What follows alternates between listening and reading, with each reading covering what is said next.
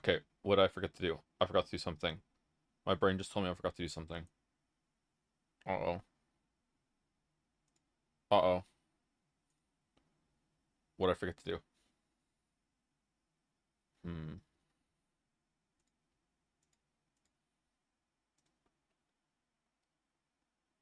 Joe, did you eat fish balls or nah? I did not eat fish balls. I would though, because they exist, and I could do that if I wanted to. You know what? As a treat, why don't we get the stream announcement out before someone tells me to do it?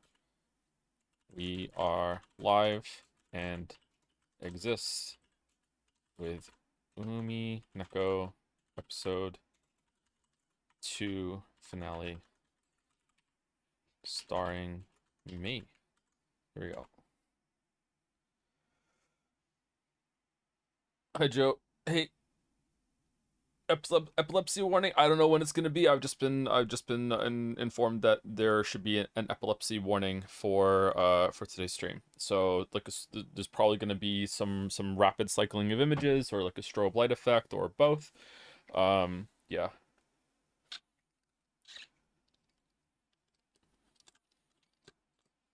Hey Joe, have you seen the Netflix show Midnight Mass? It is pretty fantastic. I have not, no, but I would like to. I would like to watch that.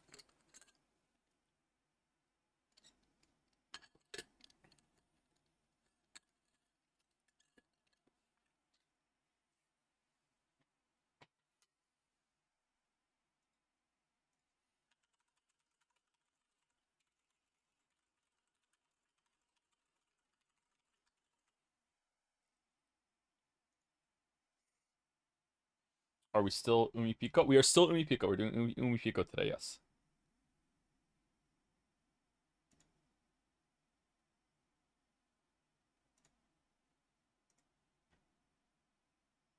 Did you see Jelly started StarCraft 2 yesterday? I did not. How is Jelly finding it? I really like StarCraft 2. So I hope Jelly is enjoying StarCraft 2. Not my favorite RTS, but it's up there.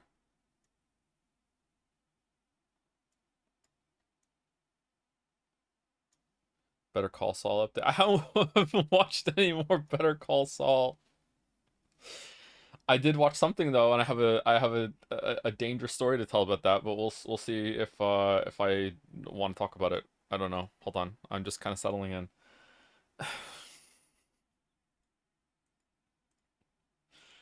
All right. Anyway, give me 1 second. Some were worried yesterday would be a cliff. Yeah, yesterday. Yesterday? What happened yesterday?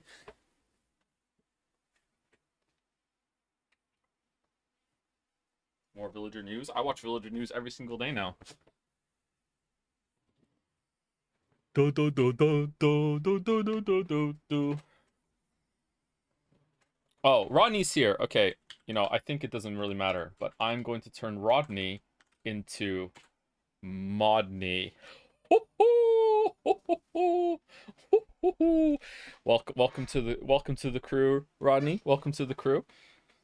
I'm not sure if I'm allowed to do that, but if you want me to demod you, let me know. Too much power.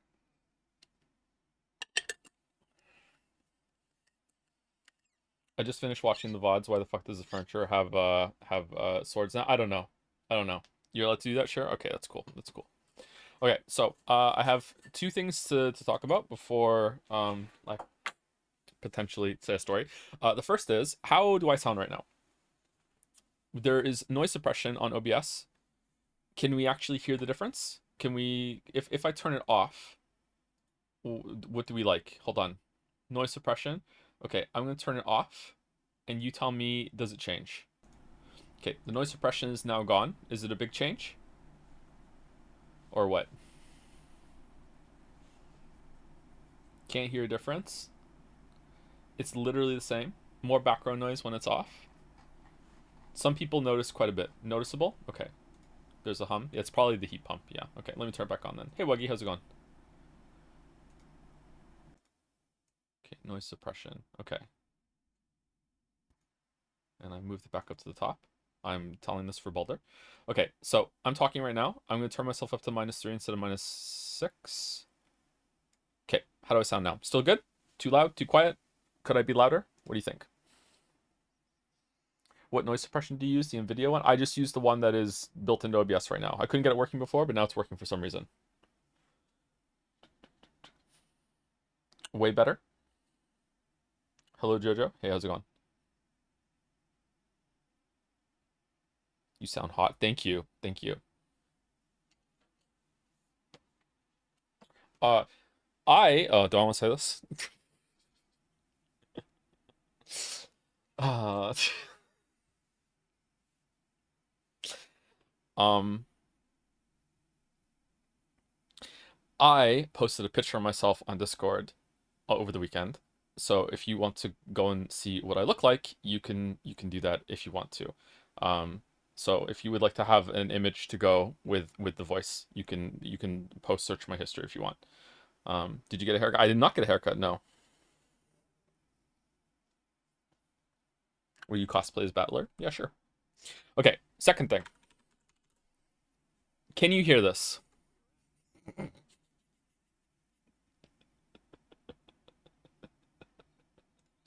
Is it too loud?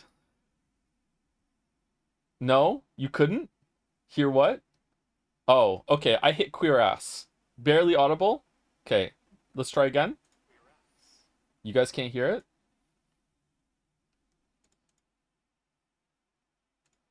Very quiet. It's probably coming through my headset then. All right. Chrome browser sound is not working. Why is it not working? Okay, now it's gonna work. Here we go. Here we go. I'm confident. I'm gonna turn down to -20 because I'm so confident it's gonna work. Queer ass.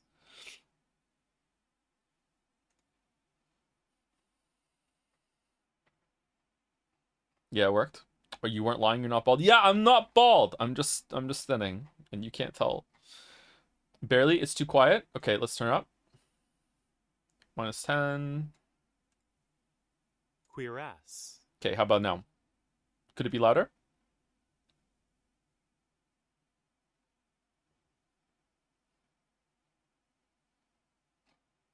Good would be drowned out by a game. Okay, let's go -6 then. Queer ass. Queer ass calibrating.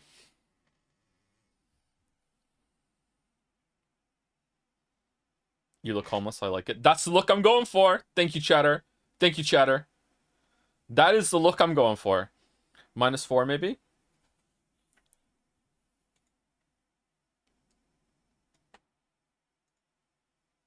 Queer ass.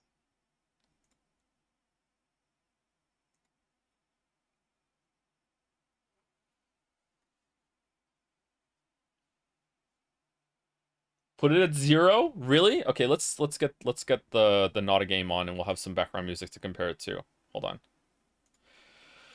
Umineko. When the Persona 3 fans cry. Is this the first public Joseph face since co-optional? Yes. 6 years? 7 years?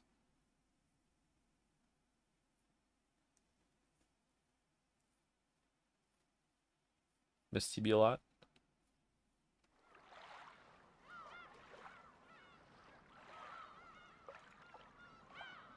Okay, now we can hear the crying, and now we're gonna add queer ass to the crying.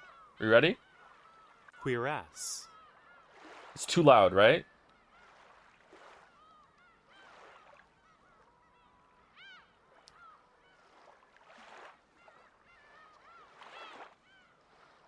Bit quiet still? Really? Where is Mouse and who is this clown? Mouse will be streaming soon. You could make that a reality. All right. So speaking of, last night I watched with Mouse the first episode of Twin Peaks. And let me tell you, I'm mad. I am mad at a lot of you in chat. I'm mad. I'm mad. I'm mad. Mouse was cry laughing pretty much the whole entire time for the first half. I am so unbelievably owned and angry. You don't get it? Yo, you don't get it. You don't get it. Okay, let's go through it then, my weeps. Let's go through it. Getting a lot of Twin Peaks vibes from this game you're playing, Joe.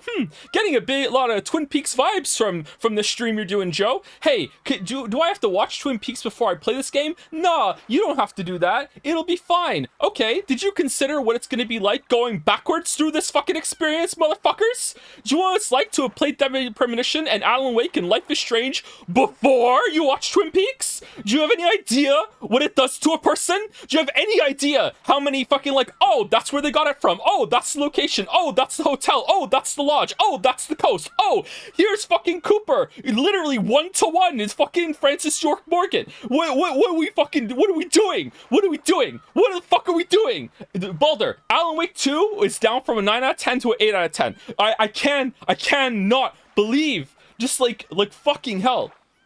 Fucking hell. All of the characters, the murder, even some of the shots were the same. The prison scene was like, oh, I've been here before. Like the fucking lumber mill, like the weird obsession with the fucking autopsy scene when he pulls the thing out of her nail. I said to Mouse, is there gonna be seeds? Like what the fuck? What the fuck?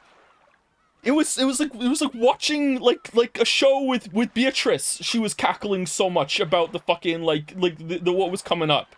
It was like 20 seconds before Cooper hit the vibes. She like was.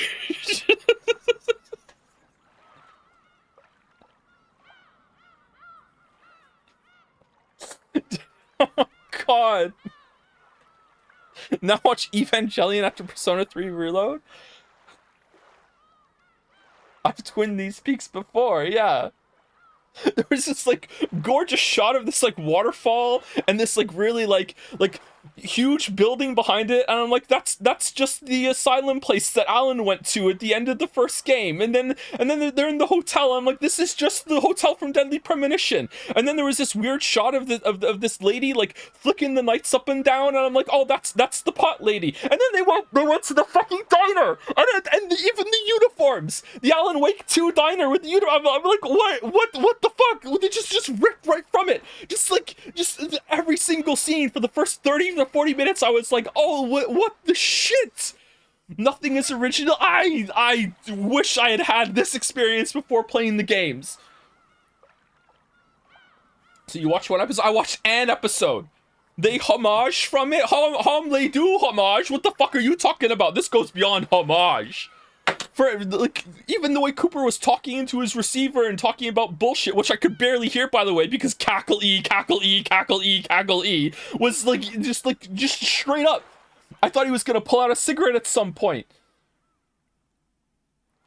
Now you have to replay all those games. I feel like I'm doing that in TV form.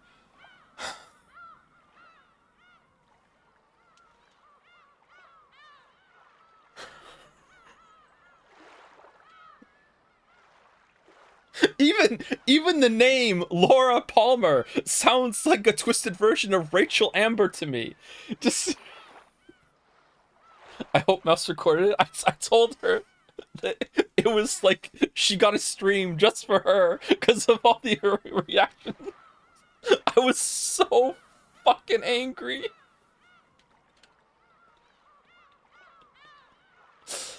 Oh my god. Oh man. Can't wait for episode 2. Are we gonna do an episode 2 after that? I don't know how I feel about the show. It was really weird. It was a weird experience. It was kind of weird. Oh shit. Okay, you can't hear that, right? Because that's audio. Okay, sorry. The Explorer Edge just updated or something like that. You haven't even got to the good part. Oh, we're animating Twin Peaks. Okay. It's Peak Joe. There's 2 peaks, 2 cliffs. Oh man. The Roadhouse was like the bar that you go to at the end of one of the chapters of Deadly Premonition as well, with someone singing there. Just the hits just kept coming, man. The hits just kept coming. Jesus. Oh. Okay. All right. I'm done. I got it out. Okay.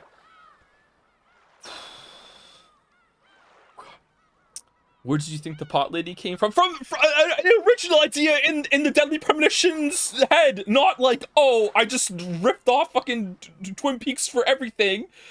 Jeez, like,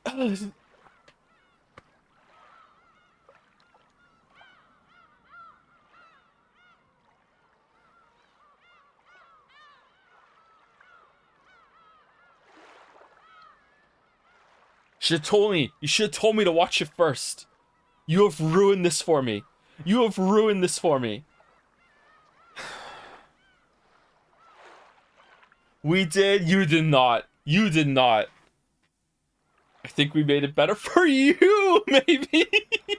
Not for me. This is like before we started, I said to Mouse, as an artistic person, am I gonna be safe watching this? Is this gonna change how my brain works? You know, people that fucking reference this forever and it infects their art. Like I don't get to get that experience now because the whole time I'm like, oh, I see where everyone got their shit from. It's done. Even Hi-Fi Rush references Twin Peaks. I haven't got to that part yet then, I guess.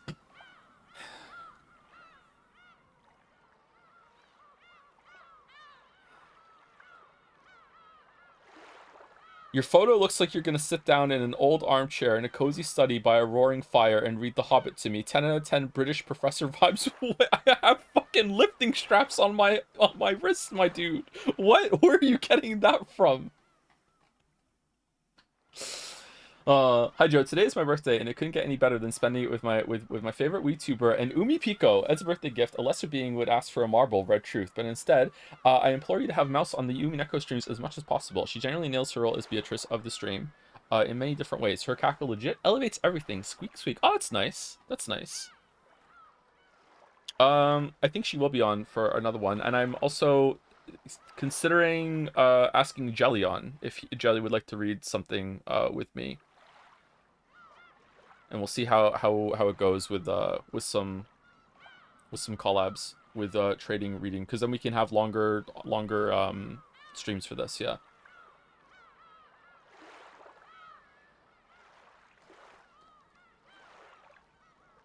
What is Jad's? That's your question. What is Jad's?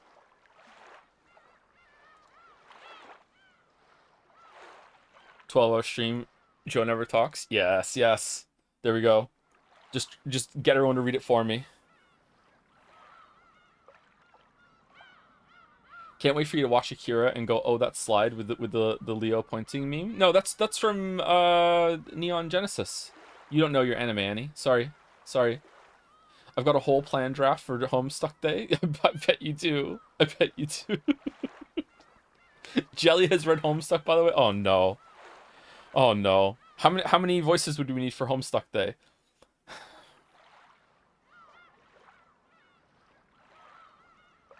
There's so much media you need to see before Homestuck. Oh, because I don't want to have a, oh, this is where Homestuck got it from experience, like I did with Twin Peaks and like half the shit that we've streamed. Yeah, okay. All right. Give me my homework then, please, chatter. What do I need to do?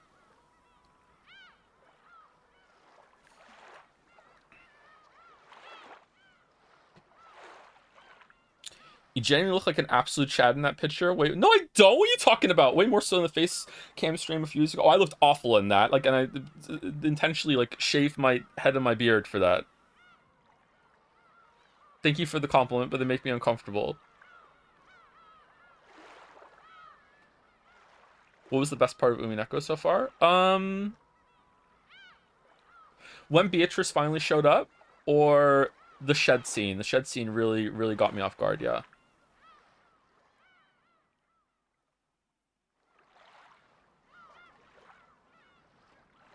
You need to watch every Nick Cage movie for Homestuck, not kidding. Even ones that came out after Homestuck? Wait, hold on. Is Homestuck even done? Are we just talking today?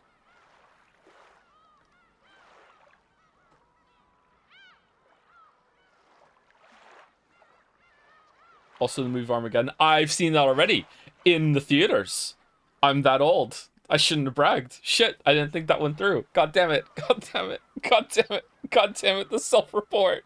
The self-report that I saw Armageddon in the theater.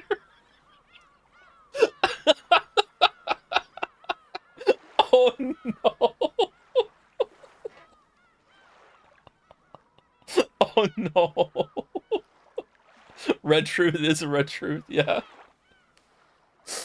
Oh no. Oh no. Oh no. Holy Joe, are you like 50? Or I'm 40 this year. This year. It's mainly talking about your hair, beard. If you wear a tweed suit or wool sweater and was holding a pipe, then you fit an archetype of an older British professor. Okay, I could try that look out. Yeah, sure. Have you ever seen Hook? That's needed too. I have seen Hook. Hook was a movie I watched a lot when I was a kid. Yeah, I really like the movie Hook. That's with oh, what's his name? God damn it, who's in Hook? He is unrecognizable to me even today. Dustin Hoffman. I do not see Dustin Hoffman in Hook at all. I can't see it. Even right now with the picture in front of me, I don't see Dustin Hoffman. I can't see it as Dustin Hoffman. I don't know how he just disappeared into being Hook. Yeah, that's a good movie. I like that movie a lot. I watched that a lot when I was a kid.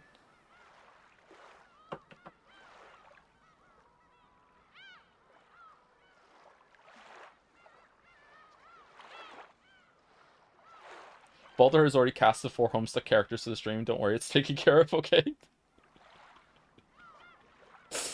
Sounds like you have all the prerequisite knowledge to read Homestuck. Okay, alright. Do I need to watch The Land Before Time for Homestuck?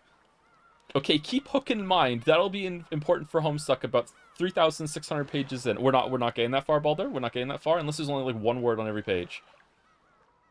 Joe reading Homestuck will be disastrous for his enjoyment of Undertale. No, no. No, no, no. I really like Undertale. I managed to go a couple years after Undertale came out without ever seeing a spoiler, and then since I finished Undertale, I've managed to go all these years without ever interacting with the fan base. So I still like Undertale a lot.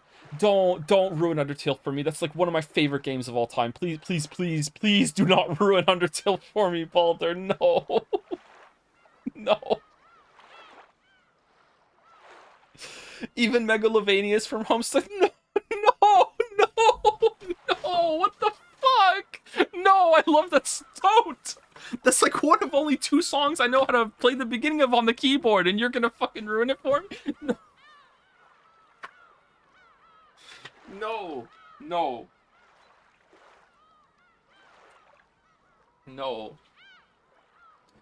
Insane stream start.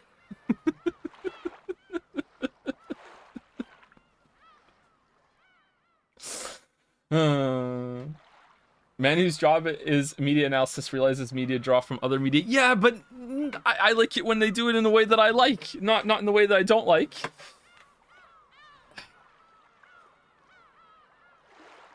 Julia Roberts is in Hook? Oh yeah, she's Tinkerbell. Yeah, okay, that makes sense. I haven't seen that in a long time. Wait until you read Lord of the Rings, dude. Changes fantasy for it. Yeah, that's why I hate Lord of the Rings. Yeah, I hate Lord of the Rings. He hates Lord of the Rings. Hates them. Hates them.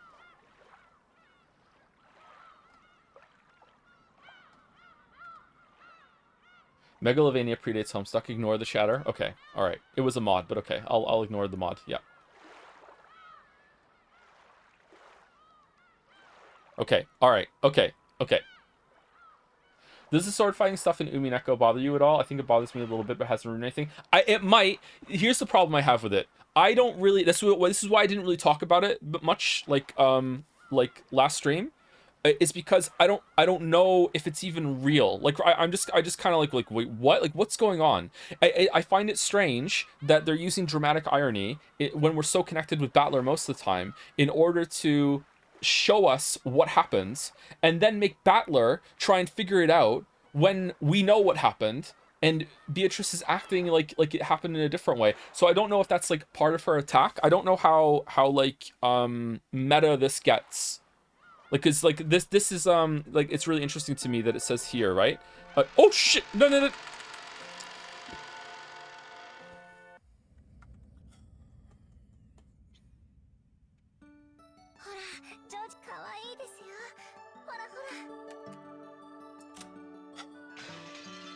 No, title back, not exit.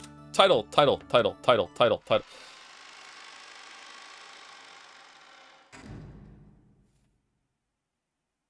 I have a new computer coming on Friday, by the way. I was gonna replace some parts, but I decided to just do a new build, except for the GPU. So it's only gonna cost 20% of a normal computer build. So yeah, I'm not going hard on the specs or anything like that. It's mostly just like a repeat of what I have right now. But yeah, I'm just not getting another. Well, this is in red. That means it's true. Okay, yeah, this is interesting to me. It says, "Good morning. The Golden Witch eagerly awaits your arrival. Please do not Please do grant her that wish. Were you able to get a good rest and perfect your strategy? The witch expects a lot from you and is more than ready to launch an assault right from the start. I also look forward to seeing your strategy. The difficulty level is extreme. The witch intends to make you surrender all at once." Right? So yeah, I don't know what this means. I feel like there's some untrustworthiness going on. Are you a PC gamer, Joe? Yes, yes.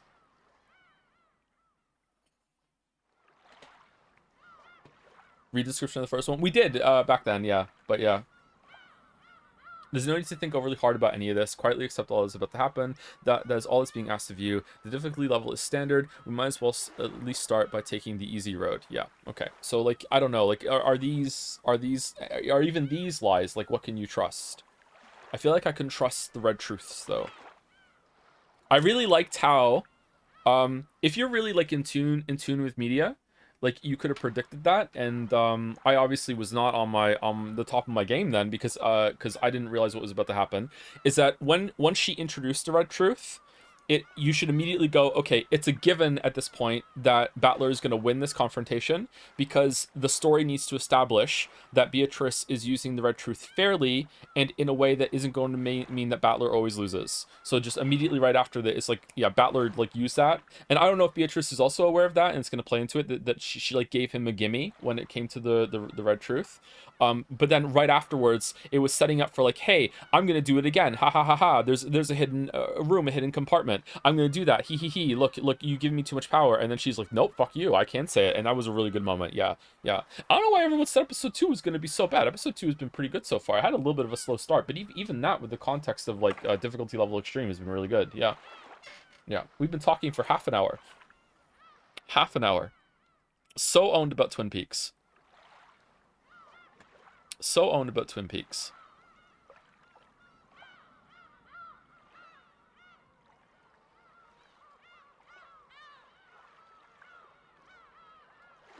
Did you know jazz existed before Persona 5?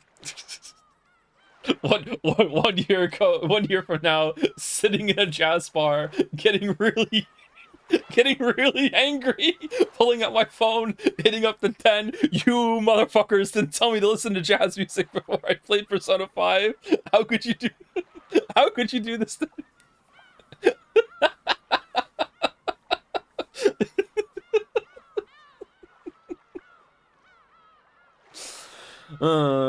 Cackly, cackly, cackly. Episode 2 makes everything look bad by comparison. It's going to be so bad I haven't read it. Ah, okay, okay, okay. All right. Let me say thank you to some people, and then we will continue. Who was the last person last time? I'm gonna start here, and hopefully that's the good start part.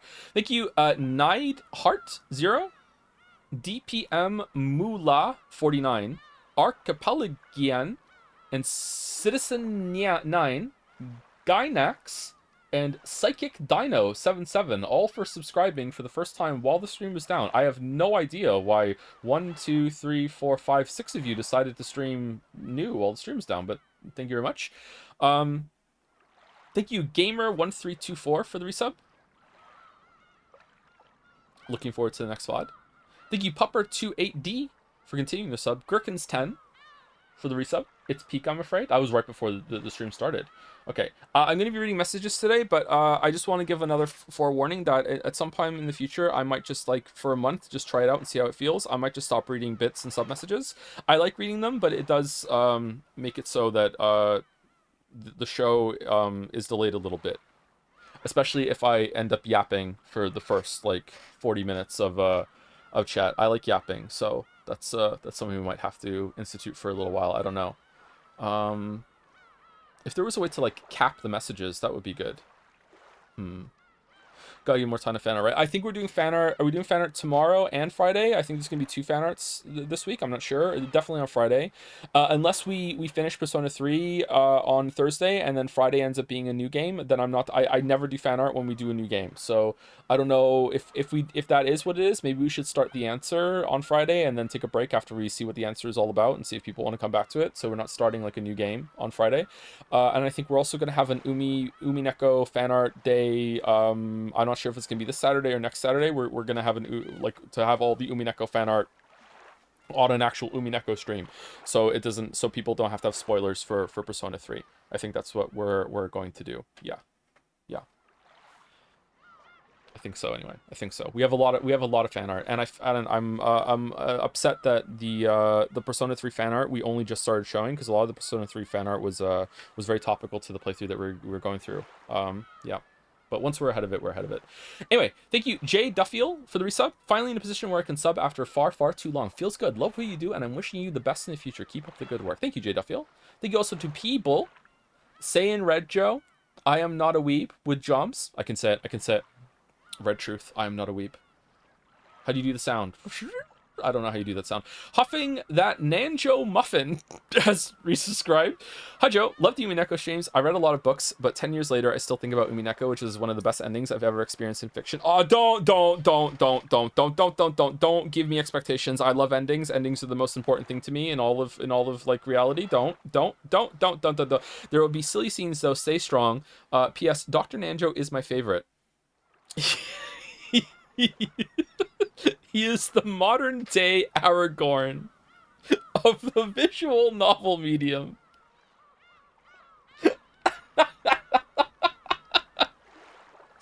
Thank you, Dirk Grayson, for the resub. Celebrating year 3s with 3 months subbed and going back to college at 30. Cheers, guys. Good luck going back to college at 30. That's pretty based. Good luck, Dirk. Good luck. Thank you, Junie Daydreamer. Junie Daydreamer for the resub. Longtime VOD watcher, sub to catch the Umineko streams. I'm really enjoying your good faith approach to the VN. I'm really interested in seeing your opinions on a lot of the cast of this VN, considering a lot of them are parents like you, and it'll be a fresh perspective compared to the relatively young fan base. I hope you enjoy till the end. I think I've had some comments about that yet so far, like a parent's perspective. It's been a little the scene with Rosa on the train was pretty emotional for me. I'm not sure if it showed, but yeah, and it's really really rare that anything we stream gets to me like that. So yeah, definitely from a parent's perspective, it's interesting. Yeah. I do want to say about the characters that are showing up that Umineko is guilty itself of preemptive chanting by chanting the stakes. So that's a red card against it, I think, chat, right? Thank you, Swazi Magic, for the resub. That Nitum for the resub as well. Thanks for all the streams, Joe. I'm up to episode 6 on my own Umi read-through. A while ago, you talked about how you can't get British bacon. Is butcher's cut bacon or center cut bacon more in line with what you meant? I believe the bacon I'm talking about is just called Danish bacon in the UK. I know that Danish somewhere else, yeah, Danish bacon. I think it's more it's a cut of meat that has more fat on it than more meat on it than fat. And it's slightly thicker. It's not pea meal that's up here, but it's definitely not strip bacon that they have. There's been some bacon here that I get that's kind of close to it, but it's not really the same. I think it's not just about the cut; it's about how it's smoked. Like a rasher, yeah, like a rasher. Like if you're in the UK right now and you can just go have like a bacon Sammy or a bacon Biddy or whatever the hell you guys are calling it nowadays, you can't get those in Canada. So that kind of bacon just isn't here. So condolences accepted from you on my behalf, because it's like just amazing to have that, right? Yeah, they don't have that here. You mean back bacon? There is back bacon up here, but it's just not the same thing. It must be how it's smoked as well as how it's cut. Yep. You're Welsh, Joe. It's a bacon butty. Oh, is it butt? All right then. Where are you from? Thank you, Pace5. I don't know why I did that. Thank you, Pace5H, for the resub. Parkir and Honda also for the resub. Thank you, Neodunks, for the new sub. Welcome. Hugs and misses. Fish my balls. Okay. Thank you, Liquin, for the resub. Almost 2 years making this mistake. Love you, Joe. Thank you, Charlie Jan, for the resub. Mr. So Much, chat. Mr. So Much. Charlie Chan is Jomsing. Thank you, Tick Dickler. New name? New name just dropped? 1,000 bits. I humbly submit, for your consideration, a formal petition for an Umineko stream where every time Maria says ooh, you play the gnome sound effect. Gnome sound effect.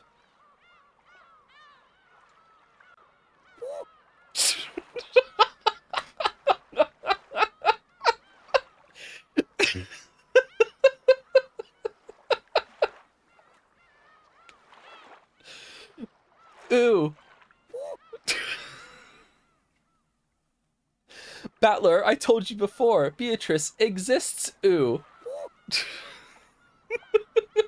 I don't know if I can keep that up, but we'll see. We'll see. You've never been gnomed? No, what do you mean have I ever been gnomed? No? Is this new? What is this?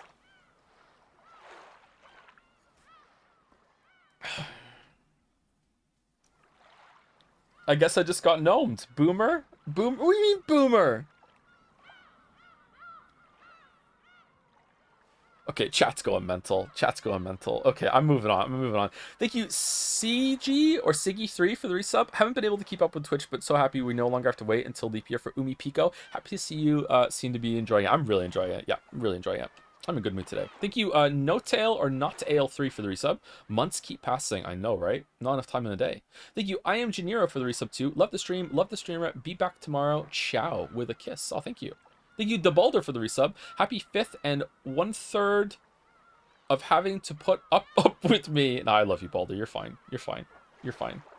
Except for that one time. But I'm over that for a long time now. We're good. We're good. I love you, man. I love you. Thank you, Gavin Young, for the resub. Tom Berry Shortcakes also for the resub. Thank you, the Diaz guy, for the resub. I want Beatrice to step on me. All right, thank you very much. Thank you. Big Allen Gaming, big Twin Peaks vibes for the resub. Glad to be watching some more Umi. Who gives a fuck? Oh, hope you have a good day today. I didn't realize that the red truth, you are incompetent and cackling, was what I read off of the store page. That's how much I was into it last stream. It didn't, not on any level did it process that I had read that before.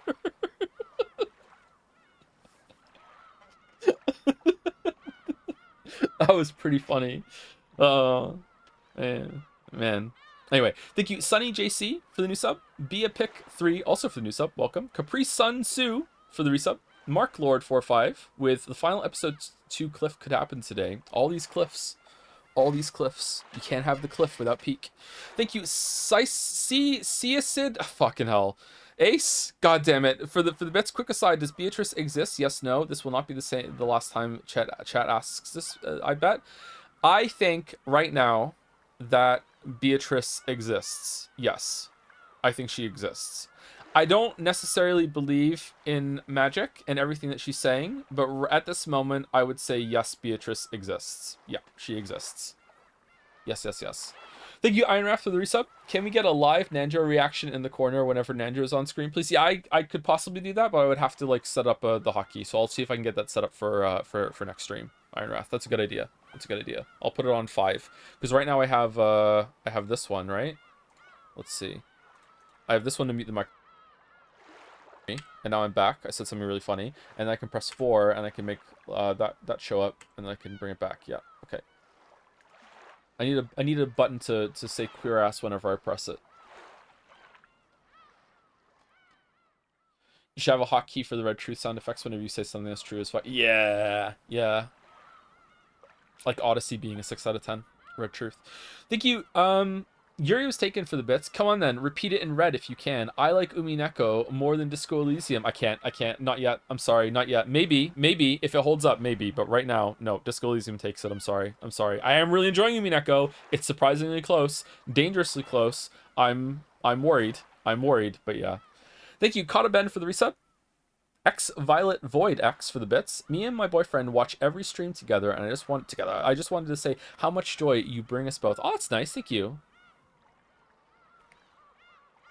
Couple watching. That's nice. Thank you, Violet Void. Thank you, Chud2112 for the resub. Ketrub for the resub too. Hi, hey, how's it going? Thank you, Numinatus for the resub. Hi Joe, glad I could be here for another hopefully fantastic Umineko stream. These has been an amazing series so far, and I'm glad you seem to be enjoying yourself too. Hope things have all been well. Things have been pretty good, yeah. Thank you, Numinatus. Hopefully I'm saying your name right. Glad you're enjoying it. Thank you, Dirkashid, for the resub. Umineko streams make my day. Thank you. And now there's 2 every single week. And, you know, maybe in 20 minutes we'll actually finally get to reading it. Okay. Like, I am only halfway done. Maybe the I'm not reading bit messages that has to be instituted now. I'm not sure. I'm feeling rude about it, but I feel like I have to do it. What do you think? I think it has to happen. I'm sorry. I think it has to happen. Just say quick thank yous to people, read out names. Yeah. Because it's going to be another 20 minutes. Read them in head. That still kind of slows me down a little bit. You're a bad streamer now. You can ignore us. Oh no. No. Save it for break. But like they might go off the screen. Is the problem. Thank them with content. That's true. Are we even finishing episode Tuesday? Probably yes. I like your yapping to chat. I do too, but there's a limit to the yapping. Excuse me. Been gymming more recently. I figured out that planks and pull-ups have been amazing for my core. Planks are pretty good. Planks destroy me. Once upon a time I could plank for quite a long time, but I think I would struggle to go more than like 3 minutes now. Pull-ups are really good. I love pull-ups. I'm talking to chat. God damn it. I'm talking to chat. Anyway, thank you to Lemon Dread for the resub. Con5654 for the gift subs. Daddy's Jizzies for the resub. The answer is yellow without reading the question.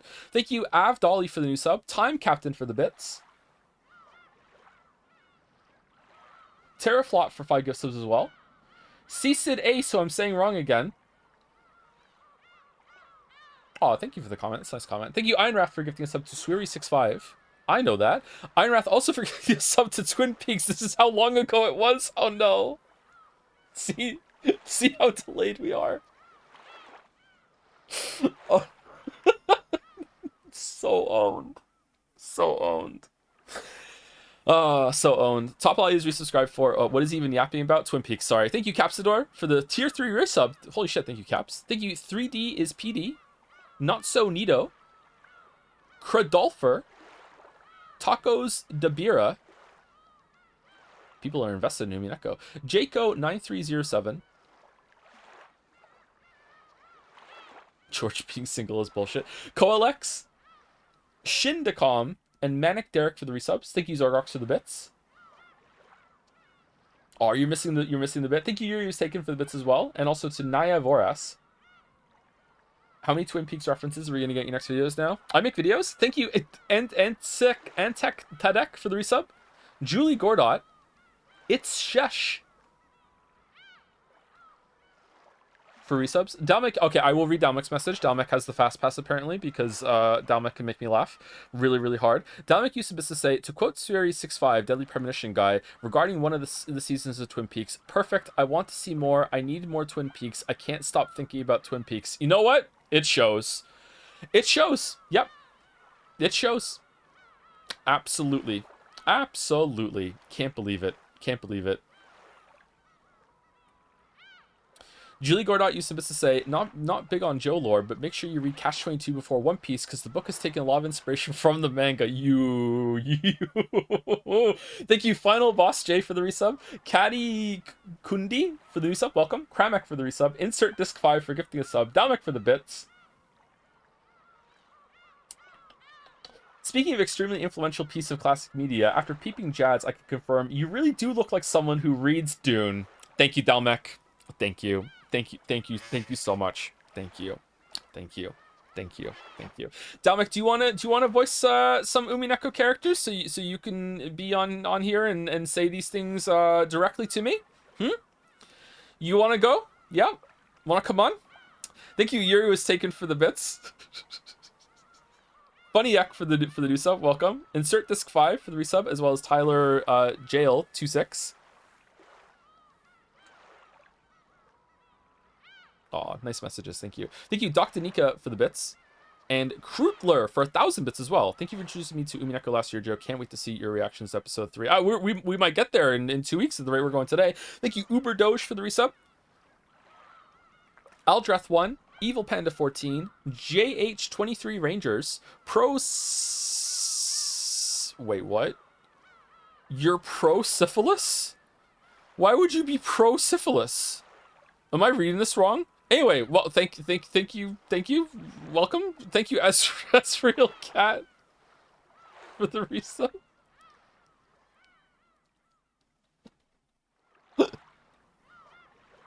I think I read it wrong. I'm sorry. Thank you, Paulin916_2 for the resub. Kami Mummy has used the bits to say, Sup Jodeler, loving Umi and I have gotten to on to episode 3 and my own read, hoping to blast through it before Saturday's stream. Gotta become an Umi fuller before the streams are over. Goals. Thank you, Malice the Malicious, for gifting a sub to Beatrice the Pegger. Thank you, Whizbang, for the resub. Limbus Patron. Double Side Kai for the resub. Welcome. Tomo Komat for 3,000 bits. Holy shit. Thank you, Tomo Komat. With a thumbs up. Damn. Yuri's taken for some bits. Funny chat message. +2. Accordion. Getting in for the Exodus. I'm still reading. Thank you, Crust Dog, for the new sub. Any for Prez for the resub, for the bits, not resub. I'm getting confused. Oh no. And last two on my list is It's Easy and Ushadi Divan for the resubs and continuing the sub. Mouse has Joe back on. How exciting! Thank you, Tafcom, for the resub also. Thoughts on music discussion channel on Jazz? I don't know. That could possibly go into the art one right now. I'm not sure what Shivabra wants to do with it. Maybe, I don't know. I don't want to. Also, Dragon's Den in general. We could do that. Thank you, Got PT, for the resub, and also Vaki for the resub as well.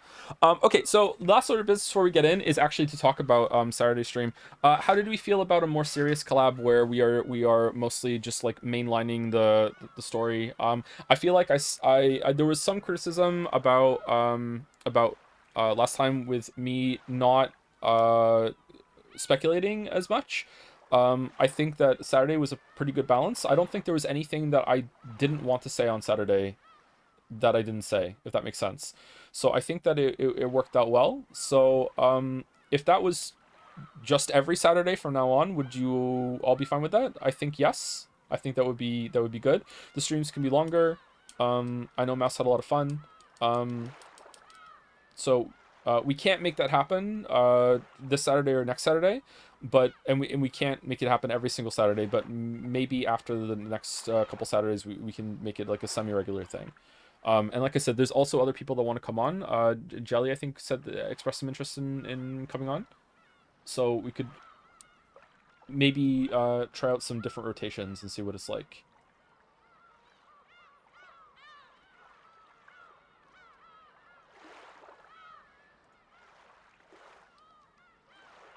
RT game on. If RT wants to read, yeah. I could potentially do it if you want to. Yeah, Sarah, you could read that as well. Yeah. I know from your DM experience that you'd be good at that, yeah. Getting RT game to read it blind would be hilarious.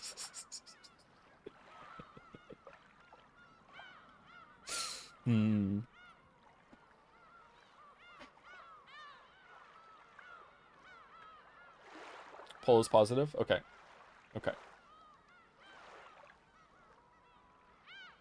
RT would be a blast because he's just as insane as you. Is he? Okay.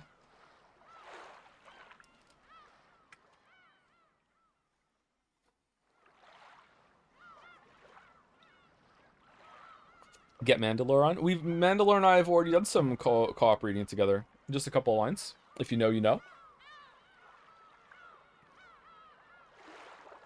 Did you see his PowerPoint? Has he been here for the Umineko streams and seen ours? If there was a way, maybe we should move bit messages to only like 500 plus bits to be read. It's too easy for people to give $1 every time they think of a comment. Yeah, we could possibly do that. I feel kind of like scummy about it, but maybe for the good of like moving forward, we should do it. Yeah, yeah. How about inviting Trudeau? I mean, like he's got nothing else going on, so maybe, yeah, we could bond. Okay, maybe we should start reading. First though, thank you TT Sunday for the resub as well.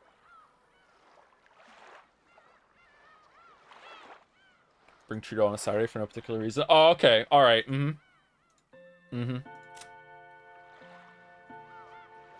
Okay, so this is where we are, right?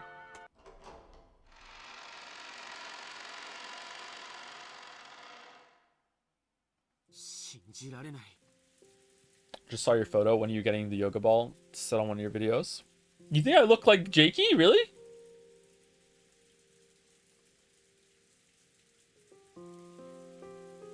It only took us 50 minutes to start this time. Yay! Progress! Yay!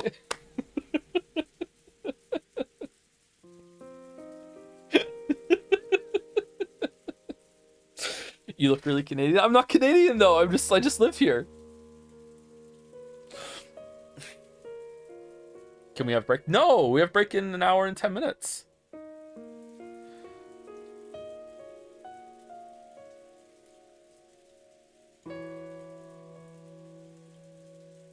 Ignore us and read. I don't know. I'm in a weird mood now. I just wanna sit here and talk to chat.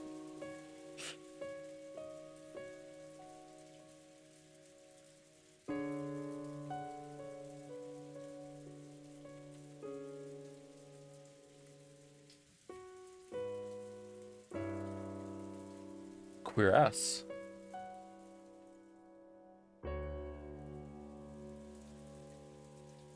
Where did the gnome sound effect come from? Focus. Okay, all right. For real though, when we last left Battler, he was in a really bad spot. He had completely given up. It seemed like he now believes Beatrice, air quotes, exists. He thought that he had Beatrice when he said about there being a hidden compartment or a like a door that didn't leave the room but was still technically in the room, and that's where the bodies were. But Beatrice did a red truth and said no, and now Battler seems to be caught in this conflict right now where he's being held back big time by not wanting to accuse anyone that isn't the witch, but also wants to deny the witch did it. So he is like experiencing like real-time heavy cognitive dissonance, that he's holding these conflicting ideas in his head and they're unresolvable. He has to pick a side. He has to be like, I need to start accusing people around me and I need to start like finding someone else, or I need to just believe in the witch. And right now he's decided the second one. He's decided to believe in the witch. So I don't know what's going to happen here. I don't know if he's going to go back on that now, or if like at the end of this episode like they're going to be the team party and Beatrice is like, yeah, you believe in me now, right? And Val would be like, yeah. And then she's going to say, okay, well, we're 1 for 1, we're tied, let's go again and see what happens the third time, because you know it has to be like overwhelming that you believe in me or something like that. Like I don't know. Like yeah. Yeah, this again, the story surprised me many times. Sometimes, usually they're good surprises. The bad surprise was the sword. I have no idea what the fuck is going on there. No idea.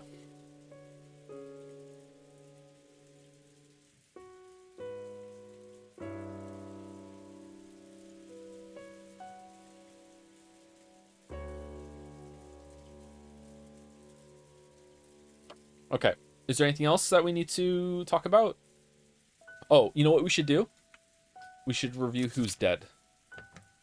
Okay, so these 6 died in the chapel with the Halloween candy, and these 2 died in the in Jessica's room, and the corpse disappeared somehow after the fight. And then Nanjo and Kumasawa died in the servants' room when non-canon attacked and slit their throats. And Genji pulled... Was it Shannon? Genji pulled Shannon back to save her, while Gota, who's now Gota, I'm surprised he did this, by the way. I thought this guy was like a coward scumbag. He's gone up in my estimation since last scene. Pinned non-canon to the wall, and Genji like threw knives at him. Shannon also knew that non-canon was afraid of spiders, like allergic to spiders or something. Like, I don't know what the fuck that's all about. That's more occult nonsense, I guess. Like, I don't know. Huh. And she's still missing. This version of Beatrice is still missing. Man, she's just all leg, huh? Anyway, sorry, I don't know why I said that. I can't believe it. Are you saying that's the truth? Yes. We've told you everything as we saw it. George folded his arms and started mumbling again, and the kitchen was once again wrapped in a long silence. George-sama, I'm fully aware how hard it must be for you to believe all that so suddenly. After all, even though I saw it with my own eyes, I grow less and less sure what it was I actually saw. I'm sure I saw it, and I'm sure I got into a fight too, and yet I almost feel like it was all an illusion. I see. So that's why you couldn't go into details in front of Aunt Rosa. If you actually told her what you just told me, you'd probably be in even more trouble. Yeah, Genji-san.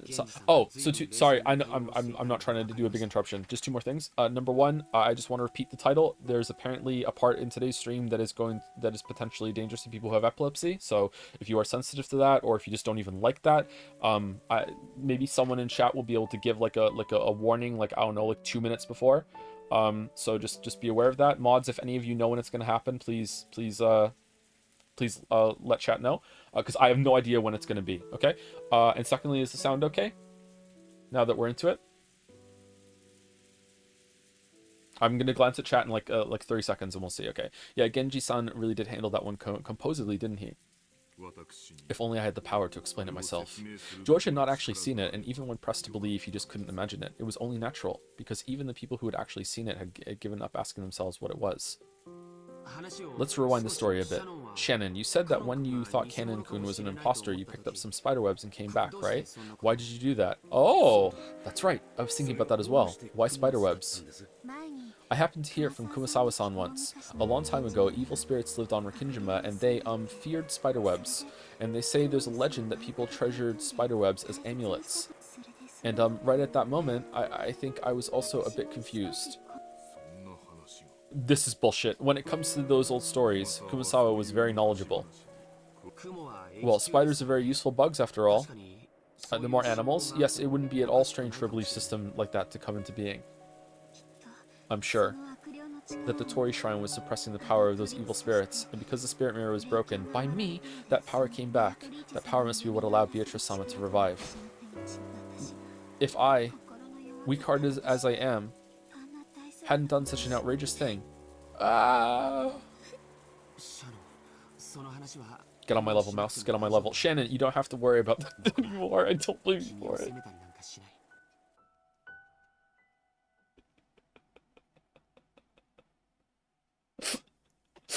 Since long ago, Shannon had often suggested that there was some kind of occult cause for her meeting with George. After listening to her, George had grown to think that she was being a typical girl associating love with fate, chance, and miracles. He did think that smashing the spirit mirror offered at the Tori Shrine was taking it a bit far, but he'd laughed it off and forgiven her, thinking it was just a prank. Thinking of it as just a prank that showed how serious she was about her relationship with him. Just breaking a mirror in some musty shrine wouldn't have changed the fate of our meeting, and it would never cause any curse. He tried to cheer her up, saying it was only a musty mirror covered in dust. Ever since I started working on this island, I've heard the story of a spirit called Beatrice-sama from several co-workers.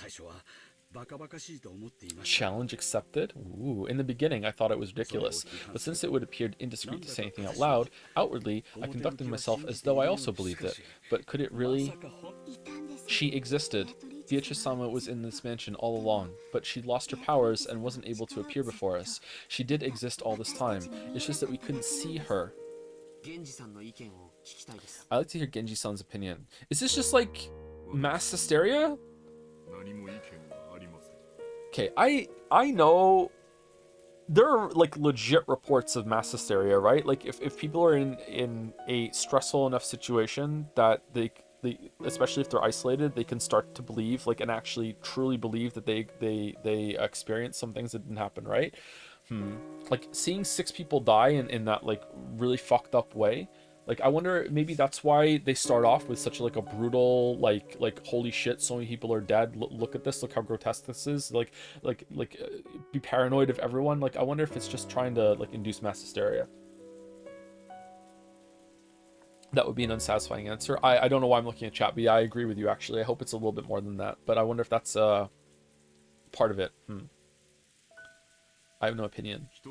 All I want to say is that at the time there were. Oh, it's like being Battler again. It's like okay, like well, I don't like that answer. That's kind of unsatisfying. So you know what? I'm just gonna believe in magic instead. It's just like no, that's probably it. Because if it's not it, then yeah, I guess there has to be some sort of level of spellcraft going on, right? I have no opinion. All I want to say is that at that time there were 5 of us in this room. Then I thought the canon had returned through the back door. After that, we carried him into the servant room. Something happened, and now Dr. Nanjo and Kumasawa will never come back to us. I mean, give it time. They might be at the back door soon. That is all. We have already explained everything we saw. I understand how unreasonable it would be to try and force belief from one who didn't witness those events, such as yourself. How could he believe it? I was sure it was Canon-san, but it got up from the bed. And that's right. When it started to grope about that wound in its chest in that manner, I felt sure that it wasn't Canon-san, but something else. I doubt you'll be able to understand, George-sama. The terror of that moment, when the person I thought I knew well exposed that it was in fact someone else entirely. I can't explain. I can't explain it at all. I understand. I can tell that whatever happened, it was terrifying enough to give you such a shock. Thank you very much, George-sama. And they all fell silent silent again. Shannon kept crying no matter how many times she was consoled, thinking that listening to the witch's sweet whispers and breaking the spirit mirror on that day had been the mistake that ruined everything. Goda-san! The witch who whispered these things to you loses her powers if that mirror exists, right? I think she explained it to me a little, but I don't really remember. I think she said something about how she couldn't release her power as long as that mirror existed. What happened to this mirror that you broke? I don't remember. I left it behind when I broke it, so it's probably just how I left it. So when, as they say, the reef was struck by lightning and disappeared, it must have sank to the bottom of the ocean. Well, I doubt picking it up and taping it together would make it start working again. Let's go down and get it! Ha ha ha ha ha! What have I done? Sorry, I shouldn't have said that. He didn't know Shannon breaking the mirror really had started all this off. Though the servants didn't blame Shannon, they all seemed to believe that her actions had been the root cause. But even now, George wasn't able to go that far. All this talk about witches and evil spirits just sounded fake to him, even though he was trying to be open-minded. Even so, he listened seriously to Shannon's story, trying to find a hint that might relieve at least a little bit of pain in her heart.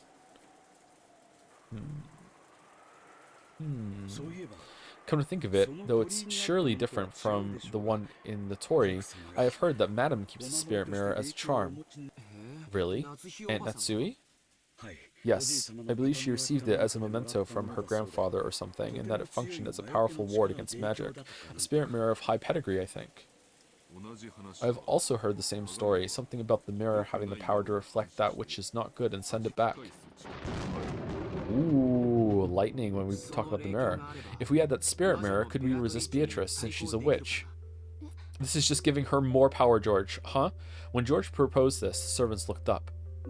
The shrine in the Torii where it was kept are gone now, but the important thing is that there's still another spirit mirror. I've heard that Aunt Natsui's family is descended from Shinto priests. Maybe that isn't just a simple mirror. I'm sure I've heard Madame say she keeps it in a treasure box. It might not be very large. I don't think it's a size problem. Turns to George. Even the mirror I broke was just a small, insignificant looking thing. If our opponent is a cult, then we'll have to use the occult to fight back. No! Opposite! No! Sitting around here won't solve anything. It's worth trying, if only for some peace of mind. Of course, this didn't mean George had accepted the witch. However, he thought it'd be necessary to have some kind of purification ceremony to heal the wounds in Shannon's heart. So this story about Natsui's spirit mirror was really convenient. Let's go. I won't say anything crazy like, let's go get it and finish off the witch. However, I think it'd be useful to have some sort of charm that can protect us from her. Maria-chan told me about it earlier, but the door to grandfather's room was supposed to be able to repel magic, right? That's our grandfather for you. It means he was pretty good on defense when it comes to the occult. Let's go. To Aunt Natsui's room. But I think Madame's room is locked.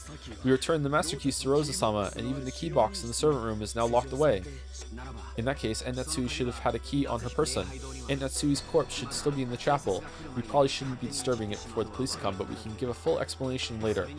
Yes, we needed the key to get into the room to get a mirror that's magic to repel the witch that was killing us all, officer. Okay. However, the entrance to the chapel is also locked. Haha, Goda-san, can't you break a single glass window with your physical strength? You could smash it with a nearby rock. Would it really be okay to break the window of that important chapel? Okay, what's gonna happen here? I have a sense of foreboding. When grandfather gets mad at us, I'll take responsibility. From the beginning, I've been ready to fight the whole Ushiromiya family today. Gee, I wonder why. I've got to get them to accept my engagement to you, so I've been prepared from the start. Let's break the glass. Then let's borrow the key from Aunt Natsui's corpse. George's announcement that he'd take responsibility seemed to have given the servants a great deal of courage. Shannon and Goda looked at each other, then looked at George's face again. Grandfather knows everything about the occult. I'm sure he'll understand if it's the power of Aunt Natsui's spirit mirror we're talking about. Don't worry, he won't get mad at you. I wonder if Madame's mirror will really be able to seal Beatrice-sama once again. I don't know, but I think it's worth trying. So let's go. It's getting darker and darker outside. Quickly! To the George Mobile. Shannon, get a flashlight. Goda-san, find something that looks like it can break the glass. Sorry, Genji, but can you be on umbrella duty? Yes, sir! The servants, who had been rejected by Rosa, gained a new master and started to move. George, who was normally calm and gentle, was now radiating dignity. Shannon checked the emergency flashlight, just in case she changed the batteries. Okay. Goda was testing several heavy-looking cooking tools. Normally, a highly praised chef like him wouldn't want to use them for something other than their intended purpose, but now he was frantic to fulfill the orders of the one he accepted as his master. After some worrying, he took a large, thick-feeling frying pan. Thick-feeling? Genji removed several umbrellas from the umbrella stand set in the corner near the kitchen door. He took 3 of them. Genji-san? I cannot go with you. It would be embarrassing for me as the head servant of the Ushiromiya family if we were all gone when an order is given. But Genji-san, you're being dumb. Even you must understand how dangerous it is to be alone in this mansion now. I cannot go. I must remain here so that the master can call for me at any time. Genji-sama! Go and obey George-sama. Be careful not to make any blunders. Goda, I'm counting on you to set an example. Yes, leave it to me. I will surely fulfill my duty. Well, Genji's dead. You sure about this, right, Genji-san? Yes. I'm already at this age. All the days of my life until now have been spent repaying the debt I owe the master. The roulette will decide the fate of a senile old man like myself. I will sit here and see what the result will be with my own eyes. As Genji said that, he sat down. As though saying he didn't intend to discuss this anymore, his gaze fell on the chessboard that he played Nanjo on. When George saw this, he decided to leave Genji there. Let's go, everyone. It looks like the wind has died down a bit for now. When George took an umbrella and dashed down the hallway, Shannon and Goda chased after him, each holding a tool. Interesting. What's going to happen here? What's going to happen here? Glass shatter? No. After they flew out of the room, Genji quietly stretched his hand out to the side of the chessboard. He softly pulled something there towards himself, covering it with his palm. Genji killed his breathing even more than before. As he did, something flashed gold. From inside an ice pail on the counter, a small gold butterfly appeared softly and silently. It was almost as though it had seen George and the rest off and was trying to secretly chase after them. Did he just Witcher knife throw? It happened in an instant. The elegant gold butterfly flapping its wings was pinned against the wall by the knife Genji threw, just like a butterfly in a bug collection.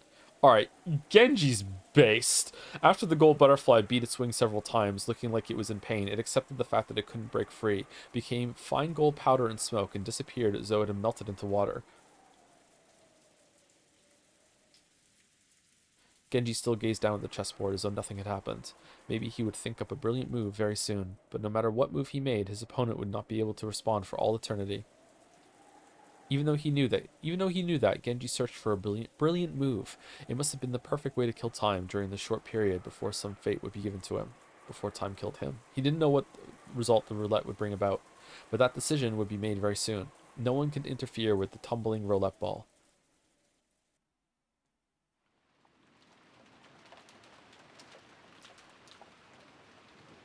The door to the parlor was not only locked, but blocked with a barricade made of sofas and the like. Because of that, Aunt Rosa seemed to suspect that any suspicious person approaching would break in through the window.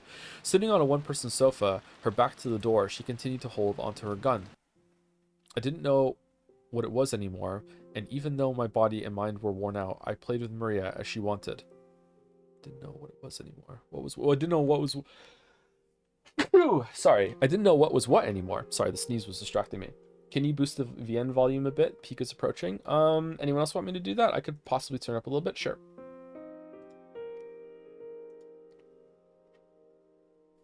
I'm furniture. Yeah. I'm a furniture. No. It's the options I want. Okay, so you want music up to 15 or 20? Okay, it's up to 20, okay?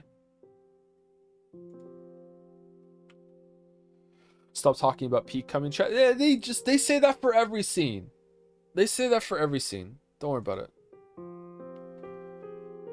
I'm being told I missed an important announcement at the start of stream. I watched Twin Peaks, Jelly, and I'm so owned. I'm so owned. I'm so owned. Maria had said it. Beatrice was testing us to see if we could solve the epitaph of the gold, and so we had to try and figure out this riddle. In the beginning, I was a little interested and tried to solve it, but I didn't even have a clue where to start in this weird text. Jelly me. Oh yeah, Jelly. We should talk about if you want to come on and read some of Umineko at some point. I'm already in DMs with you, so I can just bring up in DMs, Jelly. But yeah, we spoke about that earlier in the stream. Yeah. I didn't doubt that there was some riddle. Oh, by the way, is it too loud now or what? Want it down to 15? Music too loud? Okay.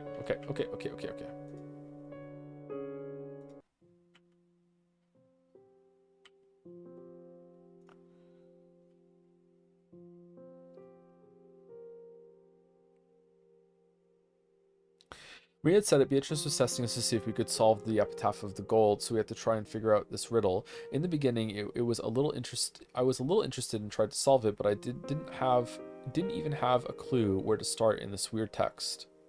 In the middle part of the epitaph, there were the lines going from the first to the 10th twilight, telling us to journey to the Golden Land. Hold on, hasn't the twilight thing been busted?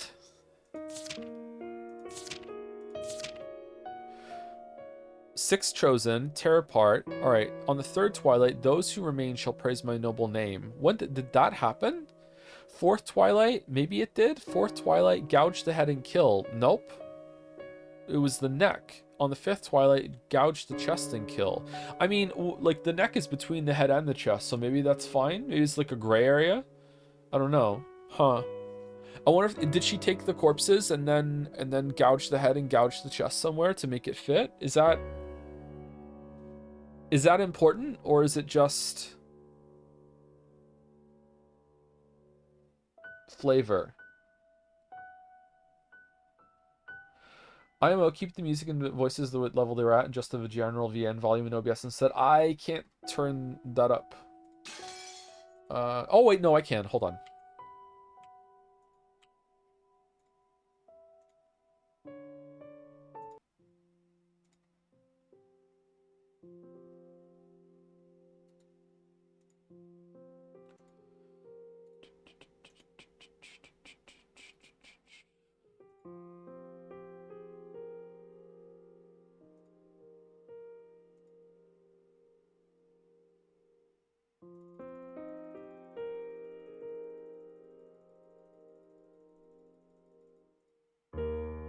Okay, there you go. I put it up by 4 decibels. What do we think?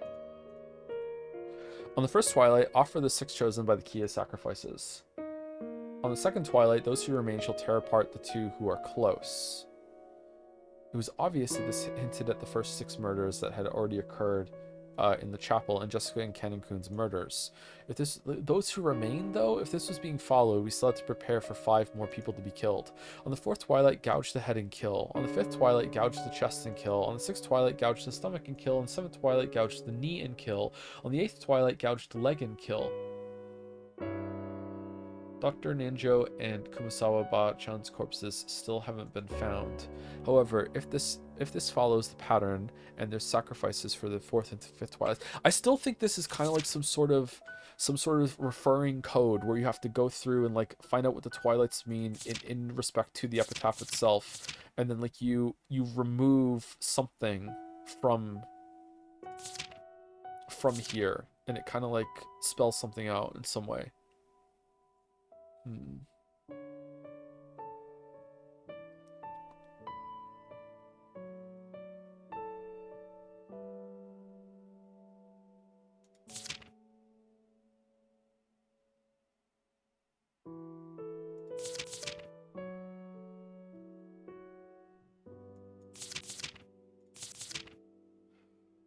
Like again, these seem like instructions or directions for what's happening rather than a riddle to solve.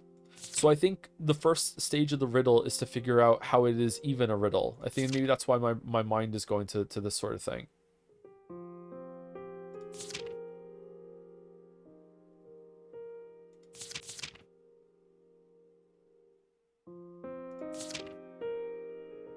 Gouge the head and kill.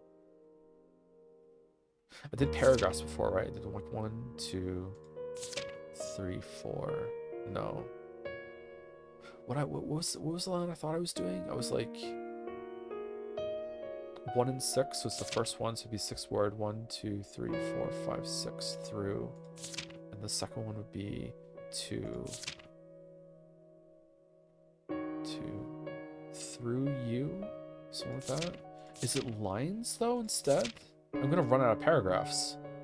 Lines through second to. That's through who? Third? That doesn't even have anything there. Through twilight, those who remain shall praise my noble name. Key? No, no.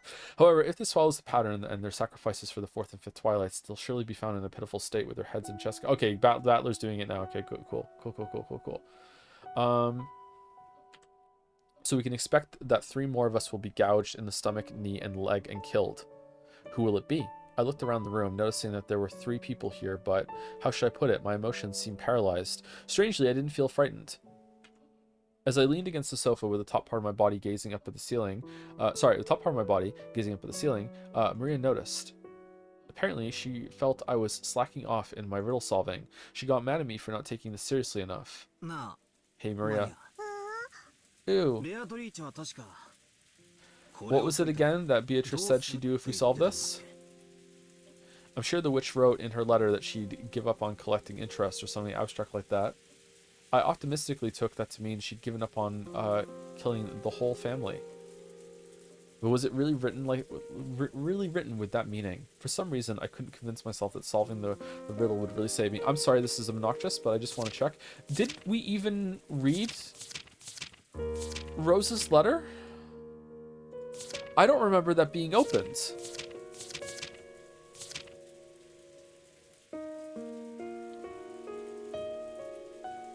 Do you think I'd be that senile to just sit around here waiting for you to come barging in? You're way too inelegant for this intellectual night. I can only imagine what the parents who raised you to be such a moron must have looked like. Oh right, I saw them, and they looked just as moronic as you. Now their bellies are full in the land of sweets. That was the one on Jessica's furniture. Members of the Eastrian family and its household, have you now reached the climax of the riddle of the gold epitaph? Okay, and this is what we found in the servants' room, did we not? Yeah, I borrowed these 2 corpses from a ceremony. When did Rosa open her letter? Is that just implied to have happened during one of the adults' discussions, or what? I don't remember Rosa opening the letter. I guess right now that's the assumption I'm working with. Okay. Yeah, okay. For some reason, I couldn't convince myself that solving the riddle would really save me. I feel like maybe even if we do solve it, we'll just be doing what the culprit wants, and it will all be a wasted effort. No, that's not true. If you saw the epitaph, Beato's ceremony will end. So after that, no more people will die. Really? Isn't that rule just something she made up? Whoever solves this riddle will probably learn the location of grandfather's hidden gold. Then she'll definitely go after it and... Ooh. She won't go after it. How can you be so sure? The gold has been Beatrice's from the beginning.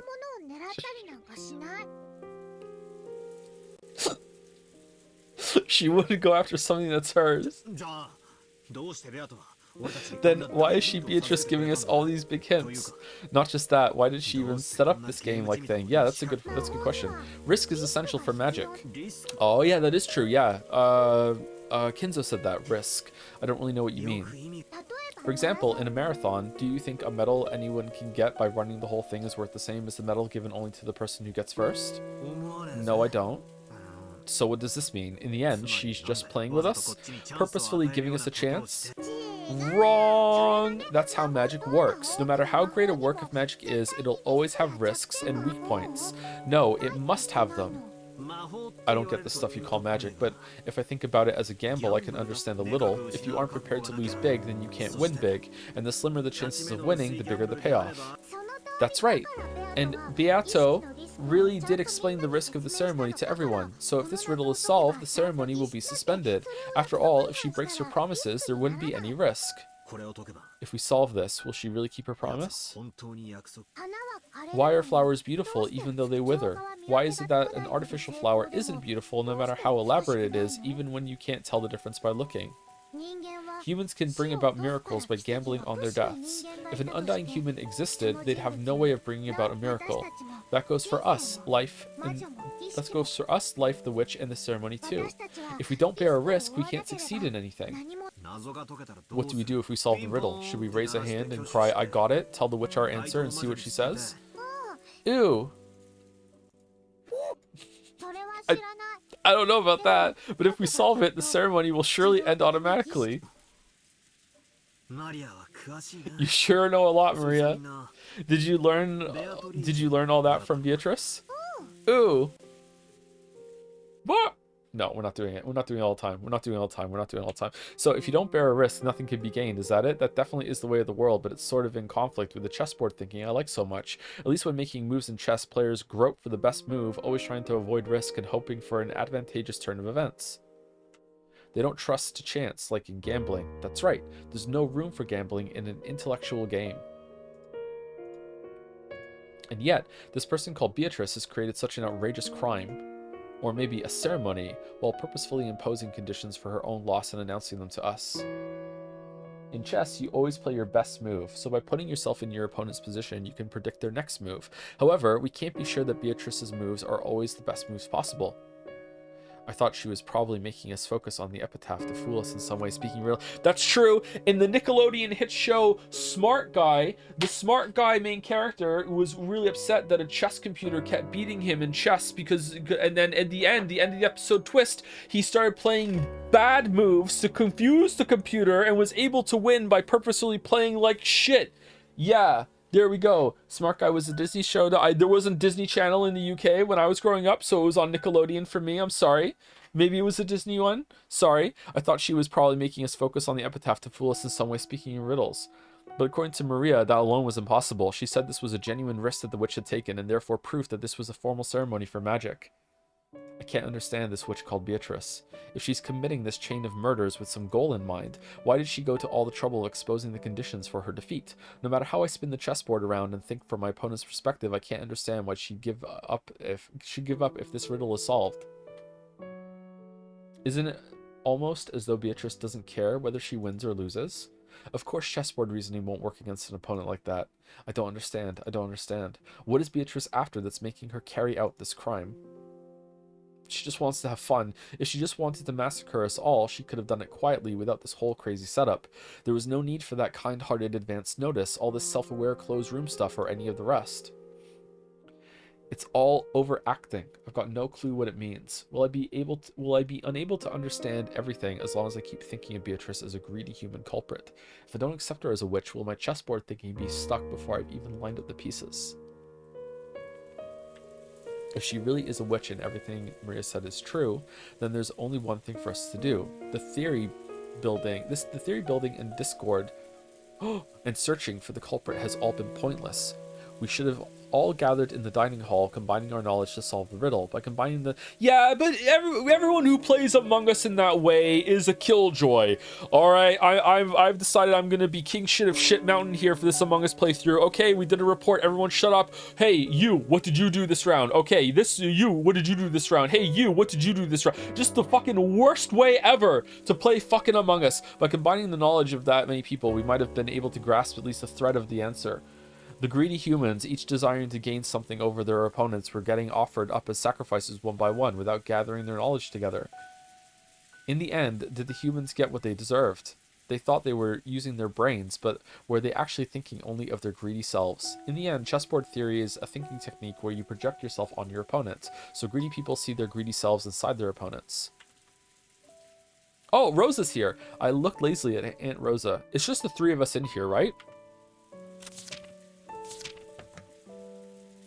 Eating Dominoes upstairs, going to the chapel with Shannon and Goda, being killed in the kitchen right now, and in the parlor, being hot somewhere. Okay.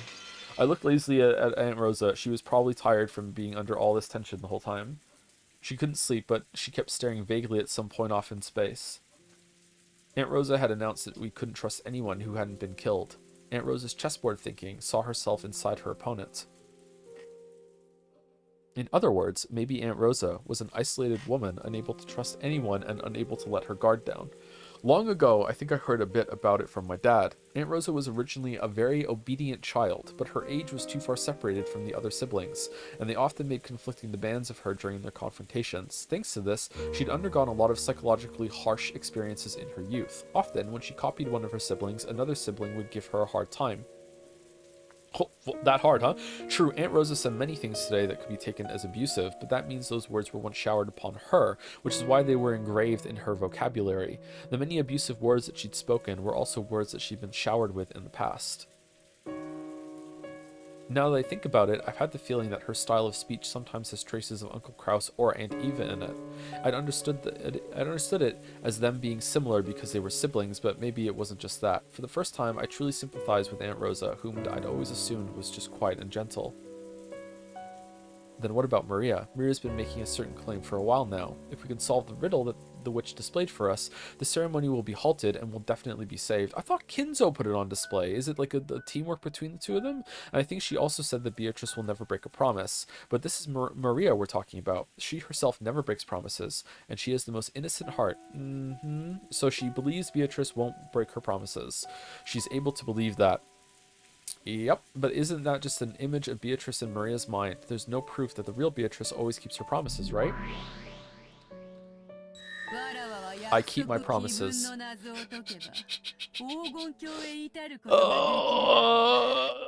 If you solve the riddle of the epitaph, you should be able to reach the Golden Land. When you do, the ceremony will end. No more people will die. So you're saying a complete monster like you follows the rules? I won't deny that I am brutal and unjust and a monster. However, I am a witch. I use magic. In order to use magic, there are some rules that must be followed. Because I am a witch, I cannot neglect those. You should believe at least that much. So even after all the crazy stuff you've done, you're still telling me to believe at least in the rules. I do play tricks. Of course, I also deceive people. I'm no different from humans in that regard, but not once have I disregarded a promise I've spoken. What about humans? Do you always keep your promises? Since we have catchphrases like, keep your promises, it's hard to imagine that we always follow them properly. Is that true? Did she not break a promise with Shannon? Or did she, like, technically not break any of her words, but kind of still manipulated her? I'm guessing that technicalities matter a lot for what exactly she's allowed to do. Yeah. If you looked at a lot of what was said and you compared it, I'm gonna guess that technically it would be that she kept her promise. Yeah. From my perspective, humans are truly selfish monsters. There's nothing as dubious as a human's promise. Even I sometimes make contracts with humans, but you wouldn't imagine how strict an agreement must be made just to grant a single foolish wish. Are we bonding? What's going on here? If there's even a small loophole, they'll immediately say something like increase the number of wishes to 100 or go turn yourself into a bean. Okay, there's this thing Dad always says. He says there's nothing as scary as contracts. According to him, it's only natural that people who sign without reading them thoroughly will get chewed to the bone. He's made a killing through vice. Imagine it. When people are born, they know nothing of fraud. They get it from somewhere, and so they learn it. Yes, the crimes of the human world where people must press up against each other. Let me see, I've heard that from a witch somewhere. Oh well, I'm not as heartless as you think, you see? Cackle, cackle. Liar. You killed so many people, and you did it in such horrible ways too. How could you not be heartless? You say you keep your promises. Don't say stuff like that. I won't accept you, ever. I believe my only way to resist you is never giving up on that. Oh, so we've done another 180? Okay. I see. So you're saying this eternal torture will be the same for me. Cackle, cackle. Perhaps 1,000 years is a long time. Maybe a witch's true strength is decided not by their magical power, but by the strength of their endurance. Yes, I can accept how terrifying Lady Byrne is. Byrne Castle? Damn you, babbling on and on about this incomprehensible stuff. Let's quickly get back to this eternal torture. I'm prepared to stick around for 1,000 years or even 10,000 years. Cackle, cackle. Good, good. It looks like you've regained some of your will to fight. It would be boring otherwise. Come now, don't you often see it in competitive games? Sometimes one player intrudes on their opponent's territory, but the opponent is so weak that it's a bit of an anticlimax, so the first player loses on purpose to extend the game until the last round, during which they get serious and shower their opponent with blows, right? I don't get what that means. It's the same as wine. If you don't let it age well, it won't sparkle. You're the same as that wine. I'll carefully make you age. I'll raise you to be the best alcohol to adorn my elegant time. Are we flirting? So don't give up after only this much. Keep on denying me. After all, as long as you don't accept me, I'm nothing more than a fleeting illusion. Cackle, cackle, cackle, cackle, cackle, cackle, cackle. Oh, it's a long cackle.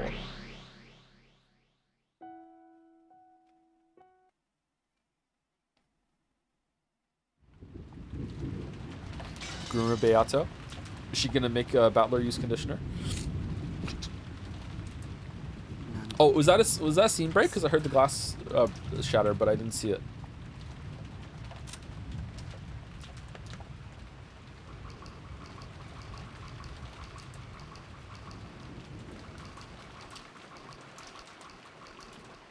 George is back. Oh, it was Goda breaking the glass. All right, that's good. That's good. Good use of the sound effect. Okay. No matter how many times I see it, it's awful.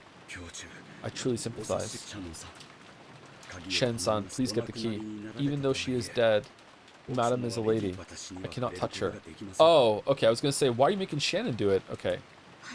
Of course. Shannon nodded sharply, her expression filled with a sense of duty. George, Goda, and Shannon had broken a suitable window and were inside the chapel. Since they really hadn't wanted to break one, they'd searched for another way in just in case. But in the end, after proving once again that there was nowhere they could slip in through, it only became more obvious that this chapel was a mysterious closed room. Inside the chapel, time had stopped ever since the last time they'd left it. Even George wasn't able to approach that gruesome Halloween party again. It was only natural. It reminded him again of the sadness of losing both parents at once. And Goda, thinking of the possibility that those corpses might have changed in some horrible way now that half a day had passed, didn't want to let George get near them. Shannon followed Goda's instructions and approached the party table. Normally, Shannon might have resented having another dirty job forced on her, but now she could truly understand Goda's mental state. Plus, she could eat some candy to get her sugar levels back up. Even though Goda had prodigious skill, he'd gotten dragged into trouble, losing his job and ending up left out in the streets. What? Before Natsui gave him a new life. Though it had just been a casual employment decision for Natsui, Goda must have thought it a turning point in his fate. Those around Goda could see that he felt a special kind of loyalty to Natsui, so he probably didn't want to lose that feeling even after her death. Zelly? With a Triforce? Zelda candy? Now that half a day had passed, the bodies of Netsui and the rest had changed completely. Small bugs sniffing out the smell of death had started to gather. It really wasn't something you'd want to look at directly. Madam, excuse me. Because of her long experience as a servant, Shannon had an idea of which pocket Netsui kept the key to her room. Would half a day be long enough for that? How are the bugs getting in? I guess there's like, just because there's no other way in, like there's just still like cracks that bugs can get through. Yeah, that makes sense. Okay. It would probably be this pocket. Her guess didn't fail her. Just by touching the outside of the pocket, she was immediately able to feel it. It's here. The key to Madam's room. Shannon held the key up high, showing the others that it had been found. As George and Goda watched her, their eyes opened wide. That wasn't the expression Shannon was expecting, so it startled her.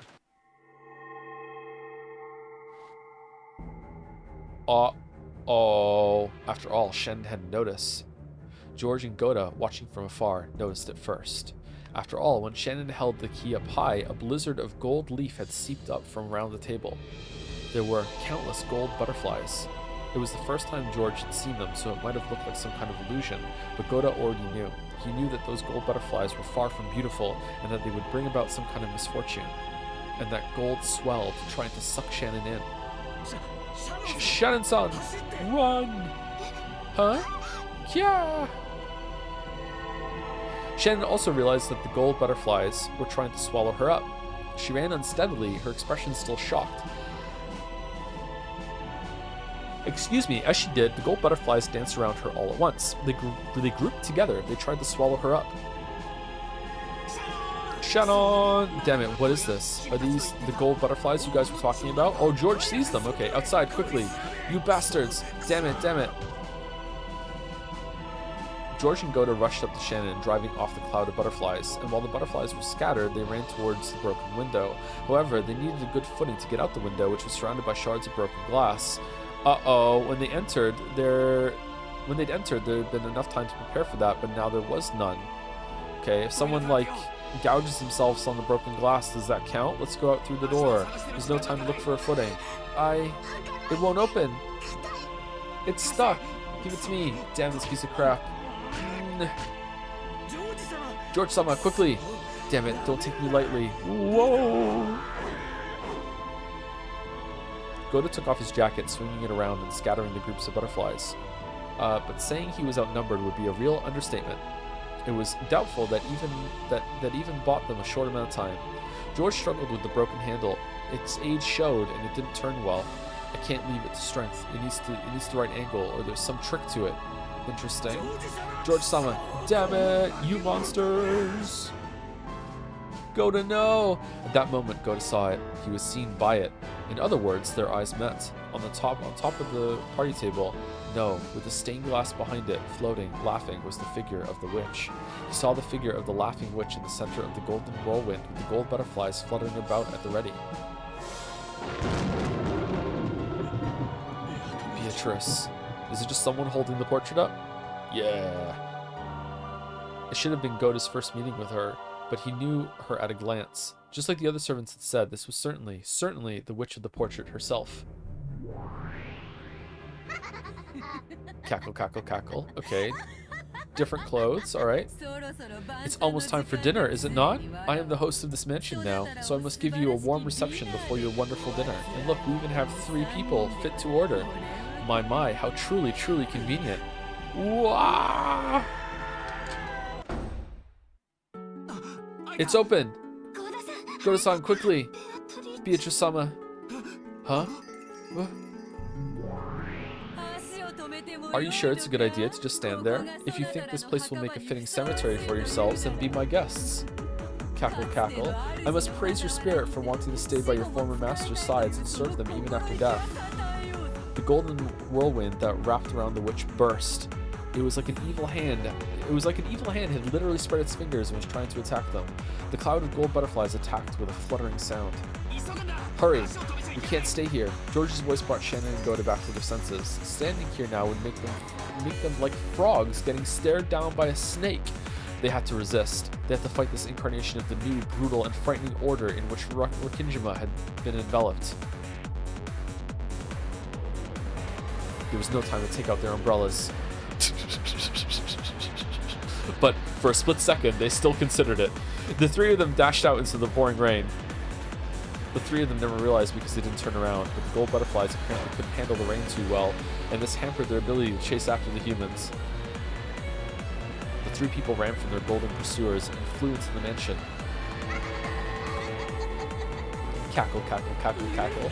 How nice, how nice. It wouldn't be as fun any other way.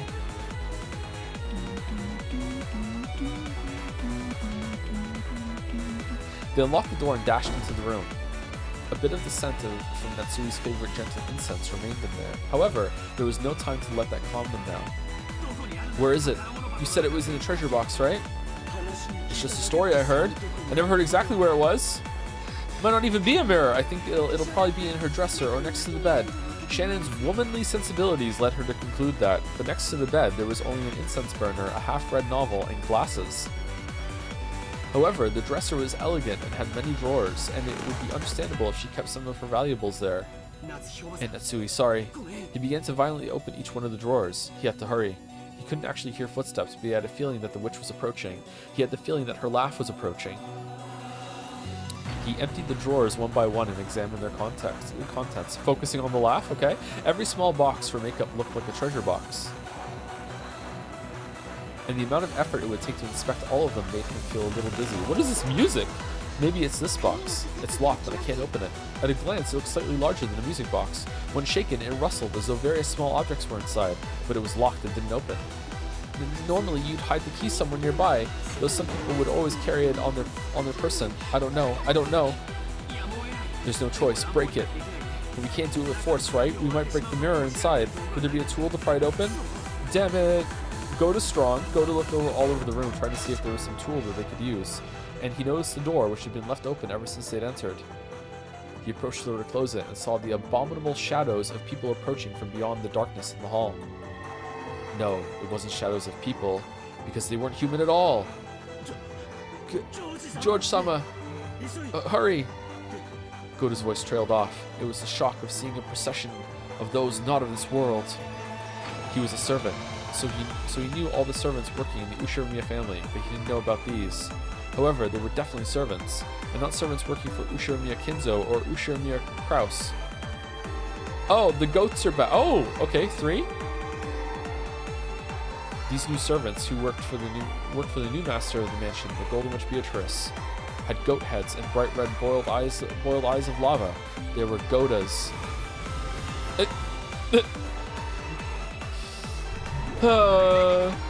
As the new master laughed loudly and trimly directed 6 of the new servants, he saw them approach, piercing the darkness as they came. Of course, she was clad in the gold butterflies that were her symbol. Goda hurriedly closed the door and locked it. However, just as he locked it, it returned to normal, just as though a spring or something had knocked it back. Okay, just... Boing, boing, boing, boing, boing, boing, boing. Okay, just hold the key in. It gave the illusion that some prankster beyond the door was unlocking it every time he locked it. They couldn't have reached the other side of the door yet. So who was doing it and how? It almost felt like playing with a broken toy. Click, boing. Click, boing. Click, boing. And then inside the simulation room, like, she keeps hitting Battler over the head with her pipe, being like, see, look, I can open doors and unlock it with magic. Look how trivial it is, even with the key. And boom, it did it again. Boom, I'll do it again. Boom, I'll do it again. This is the whole point right now. I'd be like, maybe you just have a really strong magnet that you can turn it with. You prove that you don't have a really strong magnet. Oh, I can't. Oh, I love it. It won't lock. Even if I lock it, it unlocks. What's going on? Damn it, damn it, damn it, damn it. Yeah. Did you think a lock would stop me? Did you think the doors to that room could hold back that room's new master? It was like the witch could see Goda's frantic effort through the door. Even now, the footsteps continued to approach. And when not just their footsteps, but even their breath could be heard, Goda gave up on the lock and slammed into the door, locking it using his own large body. And then she unlocked that too. George-sama, quickly, quickly, quickly. George-sama, what about this? The letter opener? That's better. Let me have it. The fountain pen isn't working. George took it and once again dug into the crack under the lid of the treasure box. It looks like it's working. Quickly, quickly. Eep! Gwa! The pressure from across the door grew even stronger. Goda screamed. This wasn't a war cry during a test of strength. He was terrified. He was simply terrified that nothing but a single wooden door was stopping him from touching something not of this world. But he was still lucky. He wasn't touching the things directly, because they were on the other side of the door. So if he were to touch them directly, Goda's cry would surely turn from something brave into a pathetic, piercing scream, and therefore one that was more real. Quoi? Goda couldn't believe what was happening right before his eyes. Coming through the door, an arm was slipping straight through the wood like it was water, as though doing this was the most natural thing in the world, and it rubbed the back of Goda's head as he frantically tried to hold the door shut. It slid up his arm, to his chest, and then up to his chin. And Goda said, "Mommy?" By now, Goda's scream wasn't even audible anymore. He could hear a sweet whispering voice from across the door. It wasn't coming from the witch, but it sounded like a young woman. However, that didn't change the fact that came from someone not of this world. I am not reading that properly, maybe. Beelzebub! Giggle, giggle. So cute. Hey, you see it, right? Your life flashing before your eyes? Let me know when it's over, Kay? Thanks. It's over already, isn't it? Goda's one weakness. A woman. Oh no.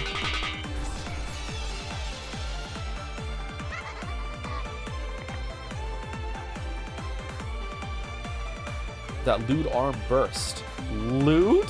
Then they heard the sound of something jumping around the room at an incredible speed. They didn't know what it was. Incredibly fast, small like steel, or maybe a beetle. But it buried itself right in the center of Goda's chest and stopped. They realized for the first time that its true form was something like a stake with a strange design on it. Preemptive chanting again. Goda's large body shook, bent backwards, and fell over. As it did, the door opened softly, even though no one was pushing it, welcoming in the new master of this room. It looked almost as though the door itself had accepted her.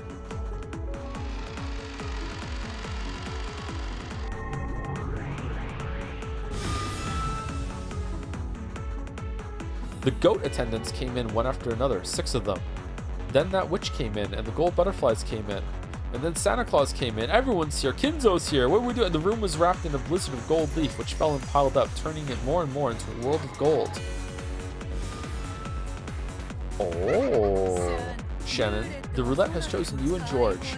Thank me for your day of release. Do you have any regrets? You don't, do you? Receiving the engagement ring for the man you fell for and then being killed before spending your first night together? That hardly counts as a regret at all, right? You wanted him to hold you, didn't you? You wanted him to teach you a woman's joy, right? Oh no. No, Shannon. You're dribbling, see? Your regret is dribbling down from your mouth. I can see it dribbling down from your mouth, Shannon. Crack. It was the sound of the lid to the treasure box breaking open. When George turned it over, accessories, charms, various small objects that Natsui had treasured when she was a girl fell out. Mixed in with that was a pouch that stood out from the rest. He picked it up and was immediately sure. This was it. I found it. This is it. So close and yet so far. Cackle, cackle, cackle, cackle. Die. Damn it! All at once, the gold butterflies attacked George, who was hurriedly trying to remove the contents of the pouch. What?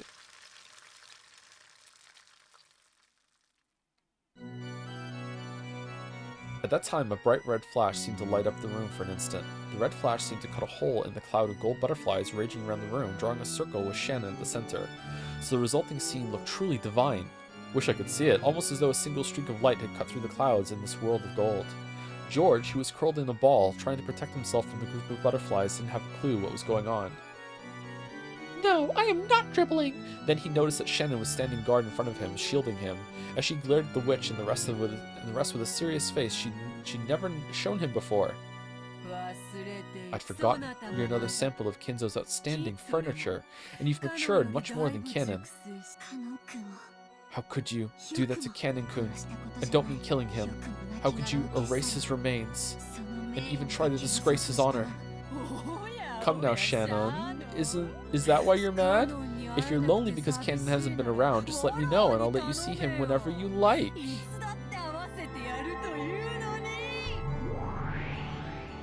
Uh-oh. When the witch snapped her fingers, one of the 6 goat attendants glittered gold and changed into Cannon. It was definitely a sight to make one doubt their eyes. It was definitely Cannon's face. However, in those eyes, the glint of Cannon's integrity was nowhere to be seen. They were the hazy eyes of furniture that only obeyed the orders of the witch. George couldn't understand the scene right before his eyes, and he finally understood why Goda and the rest had been unable to talk about what they'd seen in the servant room. Can't wait for them to go downstairs after this and talk to Genji, and George would be like, "Wait, Shannon, how did you know to stand in a circle and make your arms go like that?" Oh, George-sama, one time Kumasama said that if the butterflies are around, you just strike this pose and just say something, and then maybe that would work, so I just thought of trying it, and it did. Oh, yeah, okay, yeah, Kumasawa did know a lot about shit. Yeah, that's true. Yeah, yeah, okay, thank you. Good thing Kumasawa told you about that. Are you enjoying this? Yes, I am. She really is. It's always fun to reunite a pair that have been torn apart by death. After all, I get to enjoy tearing them apart by death, reuniting them, and then tearing them apart again. So, Cannon, go and play with your sister. If she knocks you about, Sister? If she knocks you about, let her see you suffer with all the anguish you can manage. Cackle, cackle, cackle, cackle. From the imposter Cannon's arm, a strangely shining curve extended. He planned to tear Shannon apart with that. With a single stroke, he would attack Shannon, who still hadn't prepared her heart, and... I won't forgive you. I'll never forgive you for dishonoring the dead, not just once, but twice. Ooh, enough babbling. Go get killed by your brother, Shannon. I'm sure. Okay, are they like explicitly brother and sister, or just like adopted brother and sister from the orphanage? Was that said? Because if that was said, I do not remember that they were actually literally brother and sister. Is that true? That's a little troubling if I've forgotten that.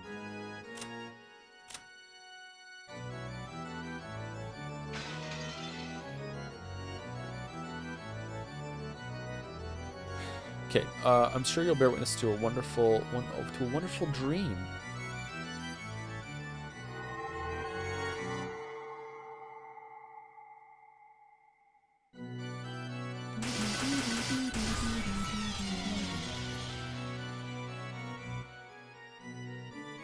The imposter cannon certainly seemed to lunge at Shannon, drawing several purple curves, but when he flew at her, it was as though some kind of invisible wall had been placed in front of her.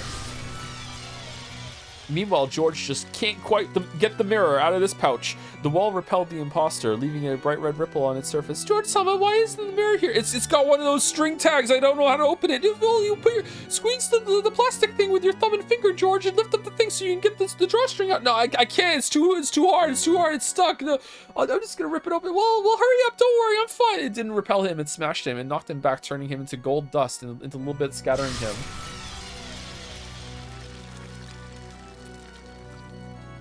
That foolish furniture who had taken Cannon's form and even disgraced his honor after death broke into countless gold butterflies. And then those butterflies themselves broke into pieces, and those pieces were broken into pieces until they were no longer butterflies but a golden splash that faded away. Shannon. George-sama, please don't move from that spot. I don't want to shift the central axis. That's what Kumasama told me. Well, this is certainly a surprise. So, though your face makes it look as though you wouldn't hurt a fly, you can display such power? I see. So that spirit mirror is lending you strength, but you don't have the tools or the time to draw out its true power. I won't let you have either of those. Cackle, cackle, cackle. The spirit mirror George gripped had let out a divine glow, displaying a strength powerful enough to not to submit to wicked forces. But that glow was no match for the witch's sinister nature. This is why furniture can be frightening. That feeling like unexpectedly stubbing your little toe on the corner of a cabinet. I hate doing that. Yes, this is why furniture can be frightening. Your furniture, furniture, furniture. I am not furniture. And right now, you seem very pitiful to me. Ooh, what? Oh. What does this furniture, who hasn't lived even 100 years, just say to a 1,000-year-old witch? You're a very pitiful person. Of course, two people in love will have regrets when they're separated. But they'll feel none of the kind of regret you're hoping for. You dare to speak, furniture? Have you forgotten the days when you were so desperate to be tied to George that you licked my shoes? Living with love and crawling through the muck is what humans do. When did you lick her shoes?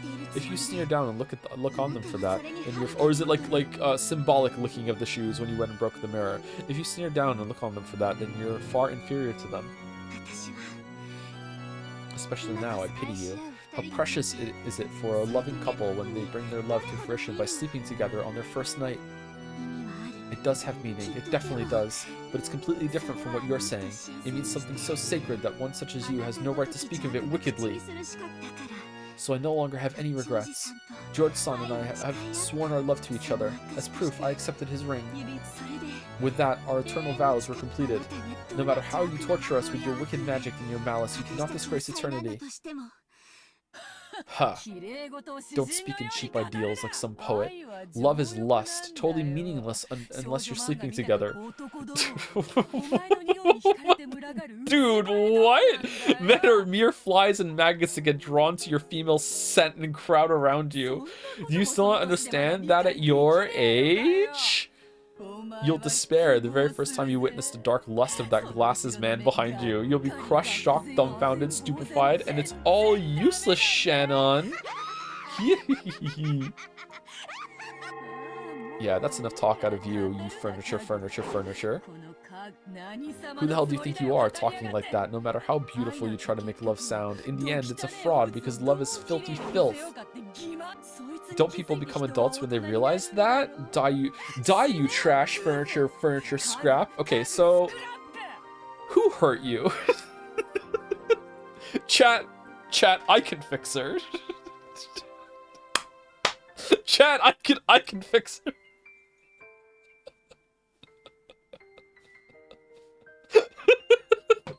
How bad was Kinzo? I'll turn you into a filthy maggot, then we'll see whether that glasses guy still loves you. Would you still love me if I was a worm?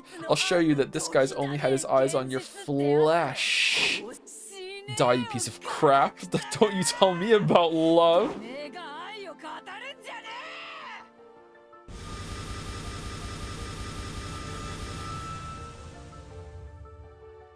The invisible column of light with Shannon at the center started to have bright red ripples drawn all over it at once. The wall did its best to withstand the unseeable malice that tried to corrode in on them from all directions. What, do you actually think you're resisting?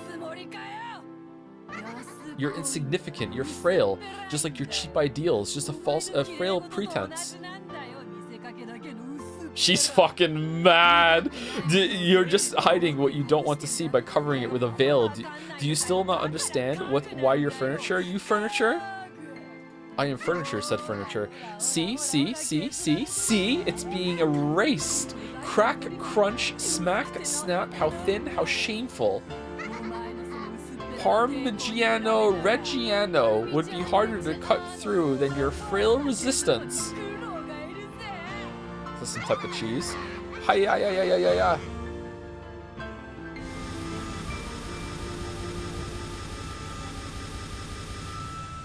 The golden windstorm that covered the room gradually began to shave the walls off the column that protected Shannon and George. The bright red ripples frantically drew a resisting pattern, but that just turned it up into a red wall of despair that began to wrap the two of them up. Meanwhile, in the lounge, so first Twilight. Ooh, we already solved that part. Yeah, we did, but I still don't understand it. Ooh, do you want me to explain it again? It only took me 20 minutes. No, it didn't really fucking, like, I don't even know what's going on. So third Twilight, we praised her name. Did we even do that? Ooh, I did. I praised her name. And I praise it on your behalf. Okay, all right. 1 second. I need to go to my mind palace. Woof. Hey, Beato, what's going on? And she's like, fucking not now, Battler. I'm having a fight. You fucking, like, piece of maggot shit. Get the fuck out of... Whoa. Okay. And it's all in red. She's like, okay, all right. Back to Ria. Ooh. George-san, I'm sorry. It was too much for me. After all. Yeah, thank you. You fought for my sake. That alone makes me happy.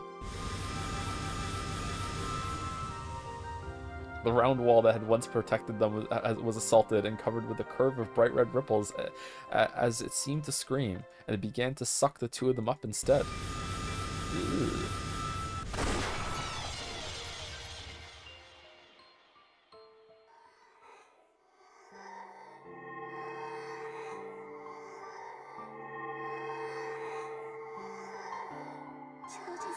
George-san, can I ask a favor? Shannon grasped George's hand behind her, so George hugged her shoulders just as strongly. What is it? In the end, please let me hear you say, I love you. Yeah. Sayo, I will forever.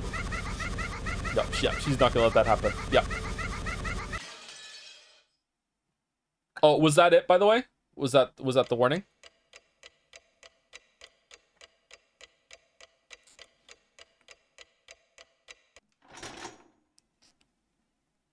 There's another one? Okay.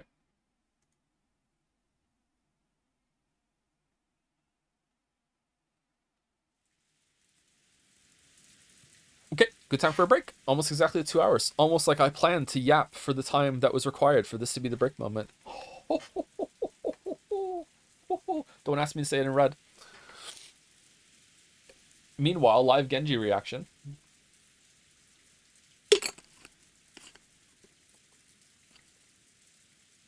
Okay, I will be right back in about 5 minutes. If you've been sitting the whole time, get up, get a drink, get some water, use the bathroom, brush your teeth. I lied. Real quick before I go, let me say thank you to people. Thank you, Squeezums554, Le Waffles, Pincerata, Finnick, Tool Leon, Acer Sasha, Yuri was taken, Dalmek, Frederick 1776, Oh Man It's Katai, and Chiloy for the bits and resubs, and I think there was a new sub in there too. Hold on. Special treatment for Dalmek. Ushiro Miya Kinzo, you little fucker, you made you made a shit of peace with your trash Ushiromiya. It's fucking bad. This trash family, I will become back my gold. I hope you will in your next time. A pawn on a trash chessboard. You sucker. Cackle E, cackle E. Alright, we're back. We're back. We're back.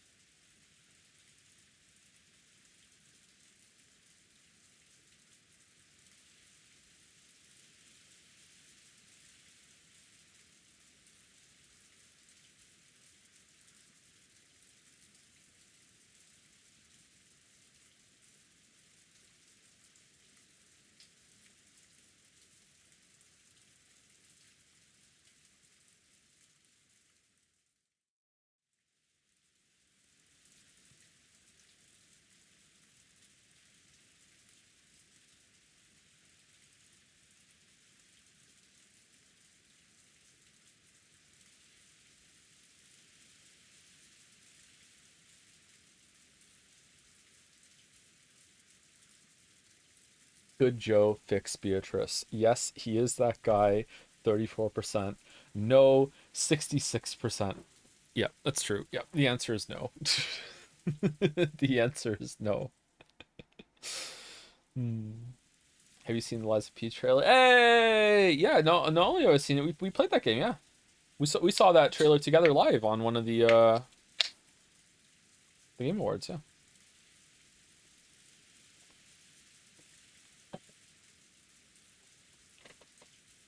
you'd make her worse. Yeah, probably.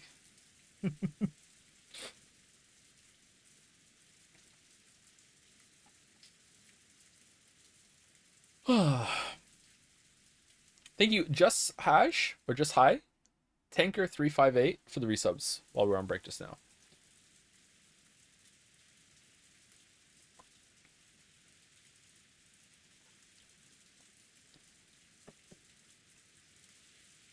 This game is not helping the sub allegations. Well, it's like playing a weeb. It's just for the bit. Is Umineko the best weeb game you've streamed?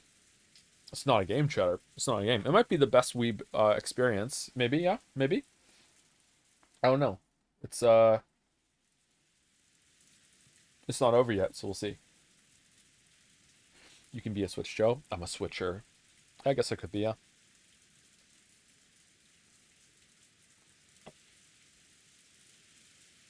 I guess it depends on what turns me on.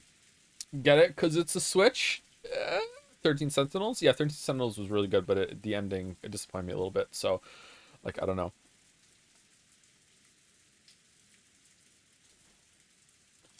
Boo! Boo the streamer! Boo! Boo! Excuse me.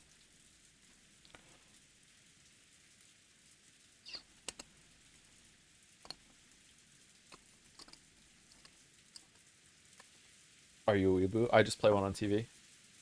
What do you think about Ghost Trick? Ghost Trick was good. I enjoyed it. It was interesting, but you know, Ghost Trick is, and I hate to say it because it's such a wild statement to me.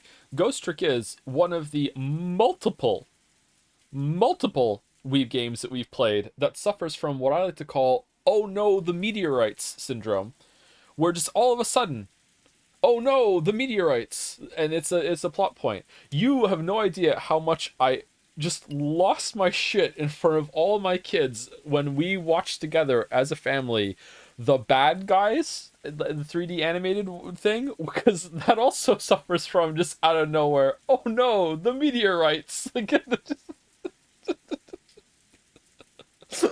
loved me. It was actually a pretty good movie. Yeah, it was a good movie. Yeah, then meteor happens. Yeah, meteor happens.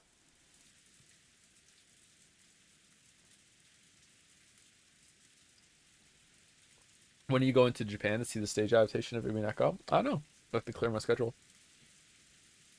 That movie with the wolf? Yeah, yep, yep. Meteorite out of nowhere. No chandelier while the chandelier's here. There is a chandelier. Oh, you mean there's no chandelier on the screen while the chandelier thing is there? Okay.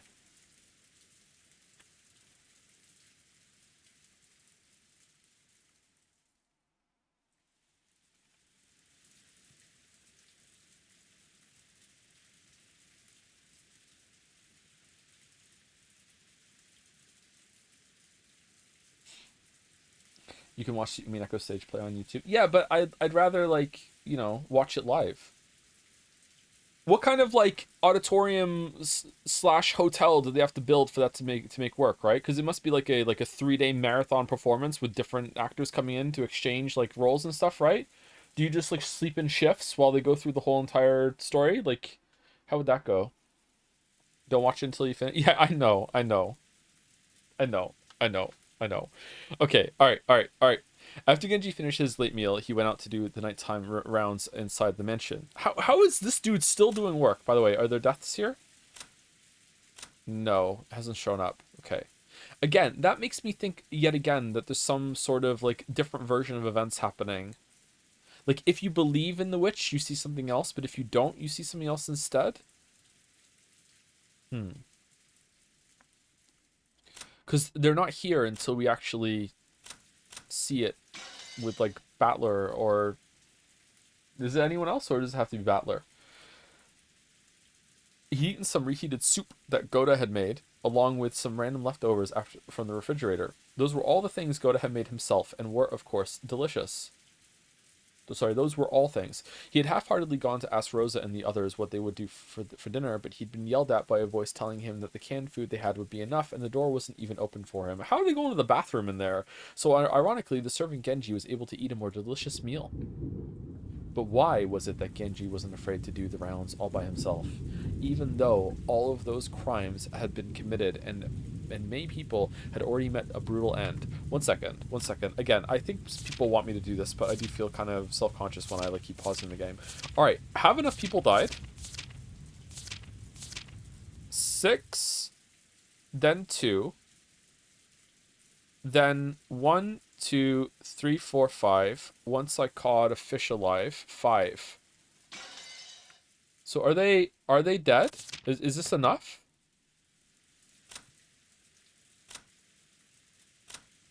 Oh, she's actually won over, isn't it? She went over quota. Am I wrong? Did she go over quota last time? No? Oh, did I miscount somewhere? Can you show the epitaph again? Yeah, sure.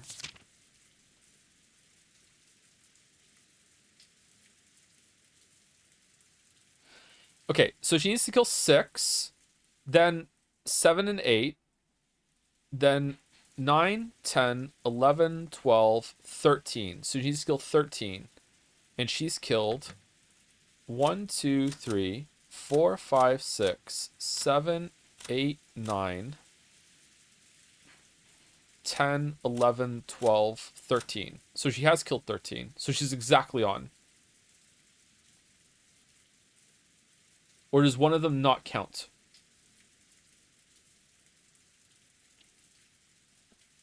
Or did I miscount again?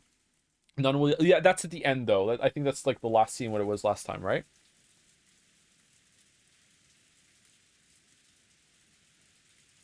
I'm assuming that it's going to end similarly to episode 1, but maybe it won't.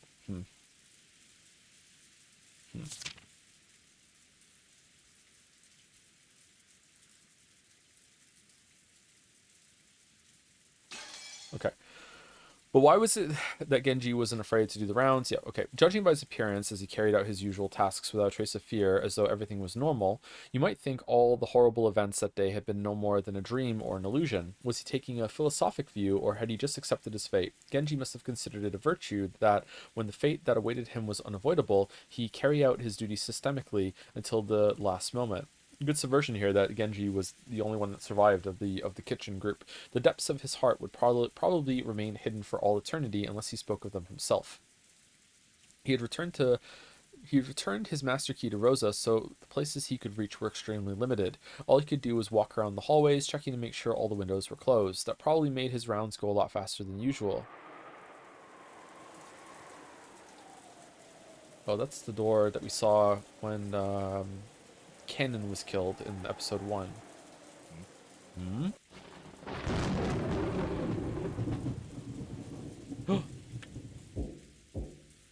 At the sound of a reserved knock, Aunt Rosa, who had been falling into a doze, jumped and woke up, pointing the barrel of the gun at the door. She yelled, "Who is it?" I was napping on a sofa, and that voice also brought me back to reality. Rosa-sama. It is I, Genji. Do you have some business? Don't worry about opening the door. Okay, is this like we're seeing the other perspective version of him asking about food, or is this happening after what happened in the outside right now? Tell us from there. Yes, ma'am. In that case, forgive me for speaking in this fashion. I have found Dr. Nanjo and Kumasawa's corpses. Okay, yeah. What did you say? I see. Very well. Let's go and check them. Until I see the corpses, I won't believe anyone. No, let's not do that. Let's not do that. Ooh. It's okay, Battler. If you stay with me, it'll definitely be okay. Maybe my face seemed to be darkened with anxiety. Maria grasped my hand with her small hand and spoke softly, trying to give me courage. Since it was Aunt Rose's job to ready the gun and stand guard, it fell to me to remove the barricaded sofas. When I finished, I took a backwards glance at Aunt Rosa, who was pointing the barrel of the gun over my shoulder, and opened the door. Genji-san, where are their corpses? In the courtyard. I shall guide you. Battler-kun, wait. Just in case, let's check the doors and windows of this room. Wait a second. Aunt Rosa called me to a halt to prevent me from going on ahead, and began to carefully check the locks on each of the windows, but those locks had already been checked once. It felt kind of unpleasant, as though she suspected that I might have secretly unlocked them when she wasn't looking. No, maybe Aunt Rosa was right to be this cautious. Yeah, Aunt Rosa's the only one that's taking this seriously, but she should be leaving the room. Though it was called the courtyard, it wasn't really a pretty place you could take a walk in like the Rose Garden. On the contrary, since it was surrounded by the mansion on all sides, it made you feel a little uncomfortable, as though it was telling you that there would be no escape from this mansion no matter where you tried to run. On the other hand, that meant that even though we could still hear the violent winds, the wind itself was blocked. Genji-san held out an umbrella, but Aunt Rosa ignored him. She was probably hinting that the gun took 2 hands, and it would be dangerous if she took the umbrella. Yeah, that guy who was trying to steal my PlayStation 5 that time. Yeah, I remember that. We didn't need Genji-san pointing for us to notice. Right in the center of the courtyard, you could see where Dr. Nanjo and Kurosawa-san lay. Aunt Rosa entered the courtyard without even opening an umbrella. So Genji and I also entered the courtyard without opening one. Only Maria opened hers. Wait, okay, real quick. I got a PlayStation 5, like, luckily at a store one day. Like, someone had just, like, they had just gotten one while I just happened to be there. And I'm like, okay, I'll get a PlayStation 5 then. I'll probably use it for work at some point. Because they were really hard to get back then. So I had to, like, impromptu just carry a PlayStation 5 home with me. All the way home, walking down the street. And this guy stopped me in the street and was like, hey, where did you get that from? And he just kept asking insistently over and over again and asked me to point in the direction that the store was, so I would take my hand off of it so he could grab it. That was my vibe. That was my vibe. He probably wasn't, but that was my vibe, because I was paranoid that someone was going to try and steal my PlayStation, even though I brought it home, put it in the corner, and didn't, like, open the box for 3 months or something.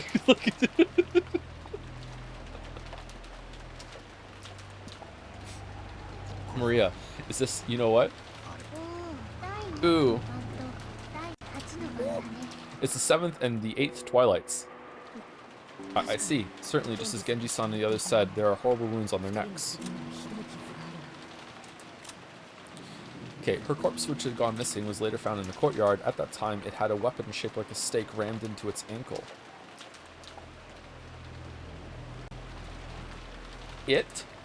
With this, even the 8th Twilight is finished. Nanjo. His corpse, which had gone missing, was later found in the courtyard. At that time, it had a weapon shaped like a stake rammed into its knee. With this, the 7th Twilight is finished. Okay, did they not die right away from this? Or what's going on? Like, this counts? This is kind of fuzzy rules here, I'm not gonna lie. I'm a little disappointed in the, oh, you can kill then gouge. Okay? The cuts are quite sharp, almost as though they were sliced with a katana or something. Those gaping wounds on their necks definitely made me want to avert my eyes, but after seeing that Halloween party in the chapel, even though they looked horrible, they were no longer enough to make me feel sick. More importantly, our gazes fell to their legs, to Dr. Nanjo's knee, to Kumasawa's ankle. Driven into each of them was something like a knife or a stake with a demonic design. They must have been the same thing that had pierced Jessica's back. What is this? It's just like what happened to Jessica-chan. Is this supposed to be some kind of occult ceremony, I wonder? I do not know. The last time I saw their bodies, there was nothing like these. Maybe it was done after they were carried out of the servant room.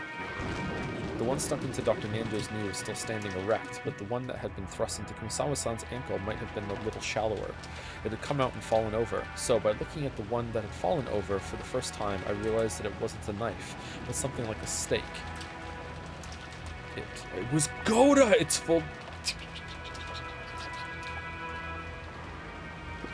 I'm sorry, that's a really dumb joke. Its full length was probably about 30 centimeters.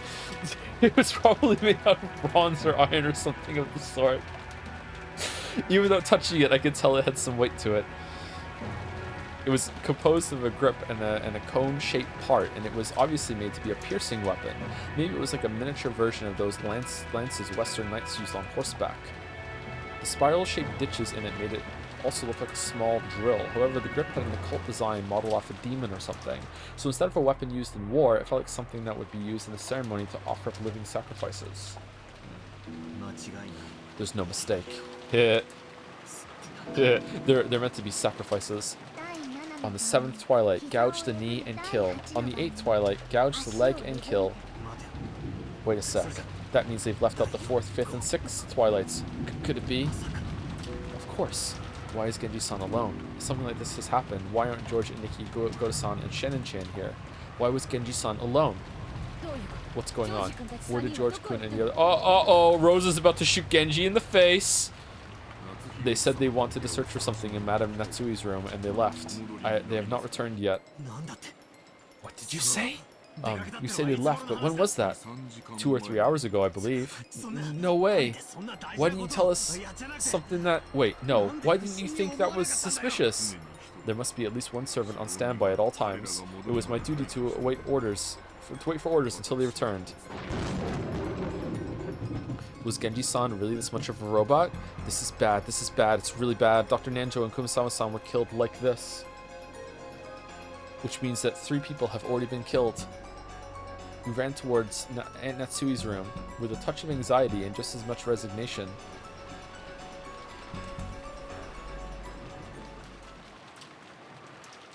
Before we even saw the inside of Aunt Natsui's room, we were forced to resign ourselves to a certain fact.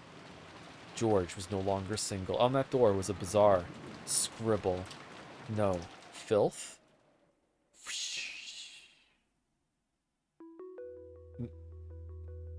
Anyway, the room wasn't in an ordinary state, and without even opening the door, we could imagine what we find inside. On the face of the door, how should I say it? Handprints done heavily with the same red paint as the magic circles from before. Had banged on the door, scratched at it, dirtied it. It looked like the aftermath of a kindergartner playing in the mud. I didn't know what it could mean. The bright red paint that had been slathered on was dripping down, and even though no one said it, it made us think of blood. Genji-san, please open it. Aunt Rosa held her gun up high and ordered Genji-san to open the door. Genji-san approached it without seeming particularly troubled by that stuff on it and turned the knob, but immediately turned around, shaking his head.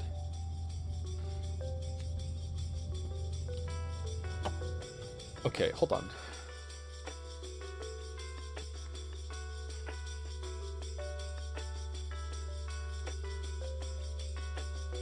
Who could it be then? I'm so magic pilled all of a sudden since last stream. Who could it be? Hold on. Let's just assume that there is no magic. Cause like, what the fuck? Why am I just like accepting that? Hold on. Who could it be? If the other ones were dead, and they were they even not dead? Were they not dead yet? Did Nanjo and can we even trust that Nanjo and Kumasawa were dead? Can we trust that Canon and Jessica's dead? We can trust that. Can we trust that Canon was even dead? There is a 19th person this time, so it could be the 19th person. 19th person isn't magic. The 19th person could just be normal, so it just could be that person. Is that like meant to be like a confusing sort of like something adjacent to a red herring where you dismiss magic and then in your mind you automatically also dismiss the 19th person because it's the witch and you think that they're magic, but they could just be doing it without magic. It could be them. Because if it's not, and if we can trust that Kumasawa and Nanjo are dead and Canon is dead, then the only people it could possibly be that killed George and Goda and Shannon right now are either Genji, Featris, or Kinzo. That's it. Those are the only options. It has to be one of those 3. And I don't think it would be Genji, because why would Genji like pin the knife, the butterfly with the knife? But is that even reliable?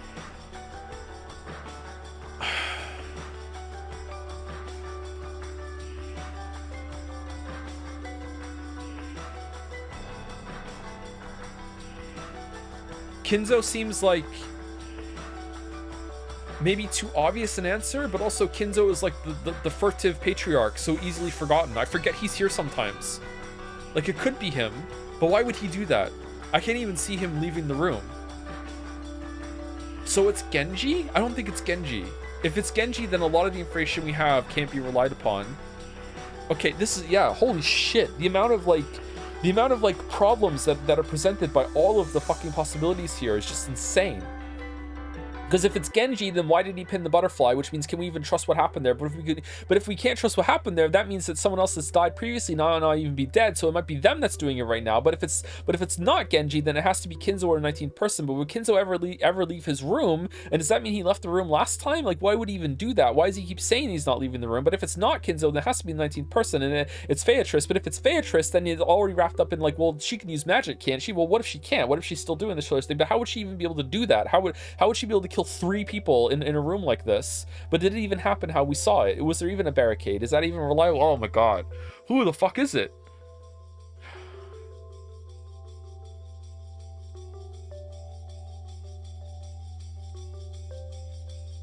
I don't know.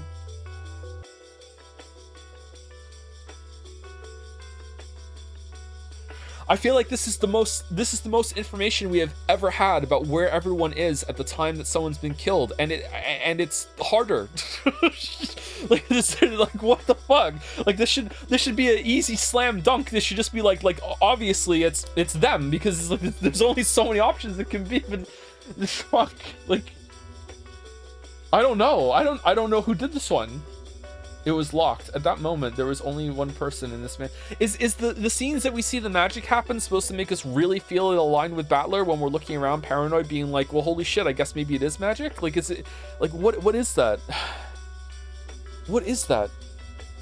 There's no way that they would show scenes where it's like, ha ha ha, the reader knows that it's magic and Battler is just a fucking idiot and is stuck on this, like, this dichotomy between the two when he's fighting with Beatrice, and we're just gonna waste time doing that. It still clearly is about, like, is it magic or is it not? So I don't think that's true. But is there a different version of it if you believe you see something else?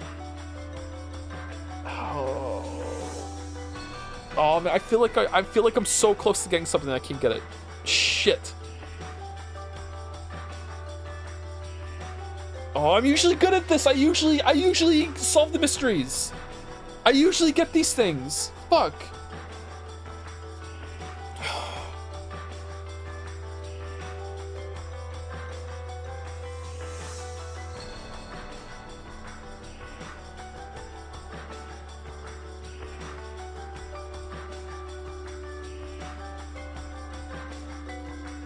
Okay, I think I'm not getting it, but I think it's 19th person. I think it's Beatrice. It's Featrice without magic. It's Triss. It's Triss without magic. Okay. It was locked. At that moment, there was only one person in this mansion who could lock and unlock doors at will, Aunt Rosa. At this time, Genji-san asked Aunt Rosa to unlock the door instead of the other way around. Oh, it's locked! Oh shit, what? After frowning slightly for a second, Aunt Rosa handed me a master key and told me to open the door. Okay, but you could still use Natsui's room, the key room, after you left. Battler-kun, would you open it for me with this? The key's gonna be inside. The key's gonna be inside. Just trusting Genji-san with something like that wouldn't... Aunt Rosa glared at me intensely. Getting into a fight here would only make the mood turn even more sour. What are these moods? Without talking back anymore, I approached that creepy door and tried the knob. It didn't open. It was definitely the resistance of lock. I stuck the master key into the keyhole. Clunk. There was a slight resistance. Aunt Rosa told me to be on my guard, and I opened the door without really guarding myself in any way. So last time, Aunt Natsui's room was safe, but this time it's a murder scene. And then there was a scene laid out before us that didn't betray my expectations at all.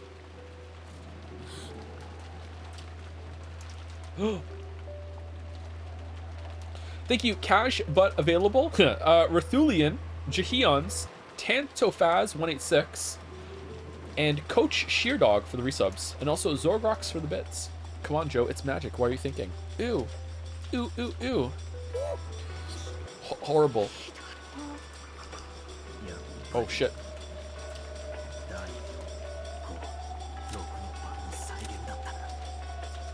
Servant Shannon died in Natsui's room with her forehead pierced by a weapon shaped like a stake.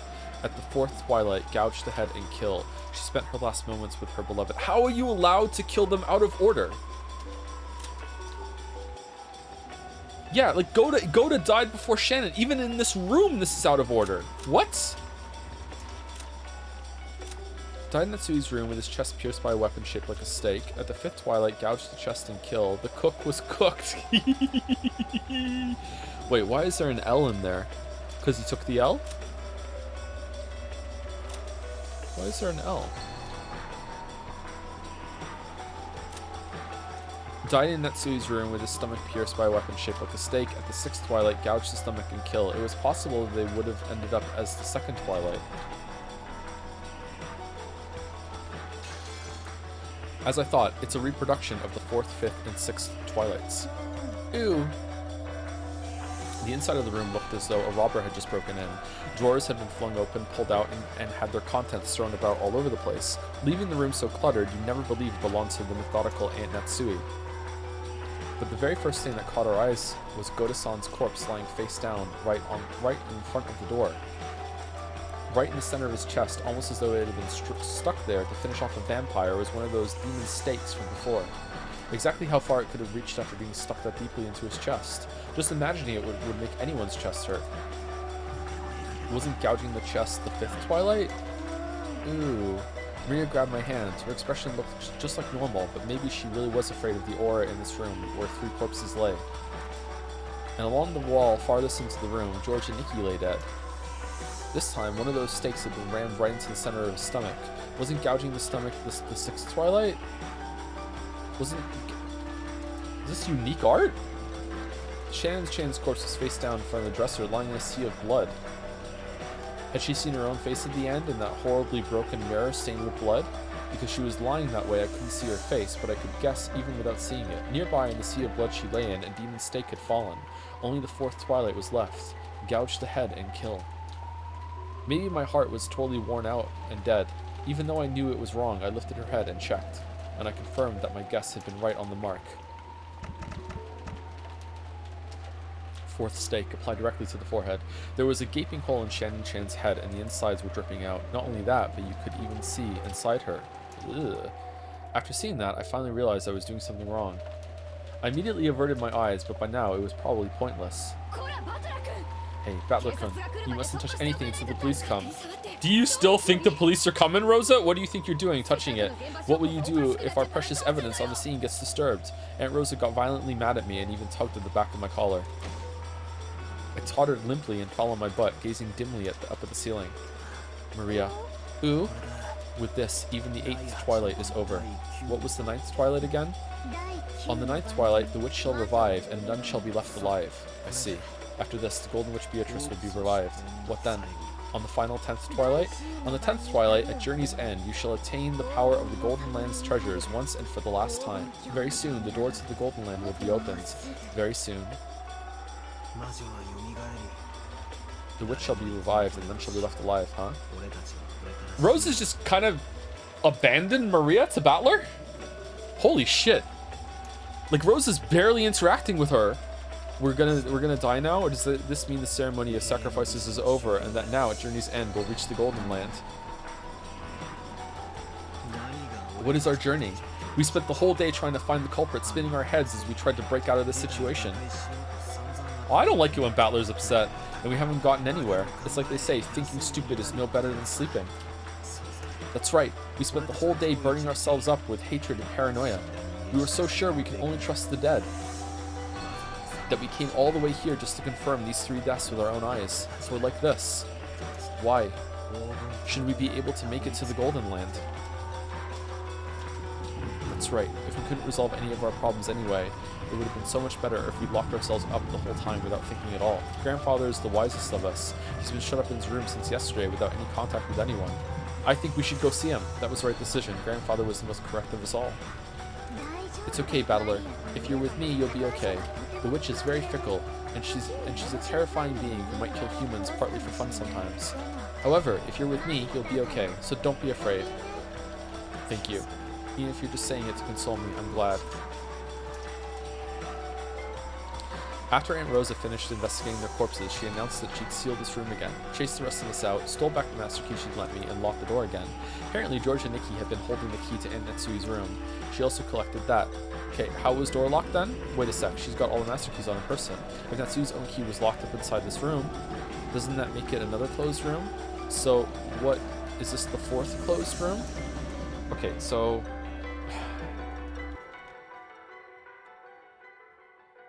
one of them killed themselves? Now that suspicion surrounded those three had been cleared, we returned to the parlor once more. I don't have a clue what's going on anymore. If only the dead are innocent and everyone alive is a wolf, that leaves only me, Aunt Rosa, Maria, and Genji-san. And besides us, there's only grandfather and that 19th person, the guest we've seen no trace of, Beatrice. 13 people have died and 6 are left. Okay, I did count properly then. Okay, how would a wolves and sheep puzzle with only 6 people end? Even though a puzzle that started with 19 people has been reduced to 6. I can't think of an answer. You just don't want to.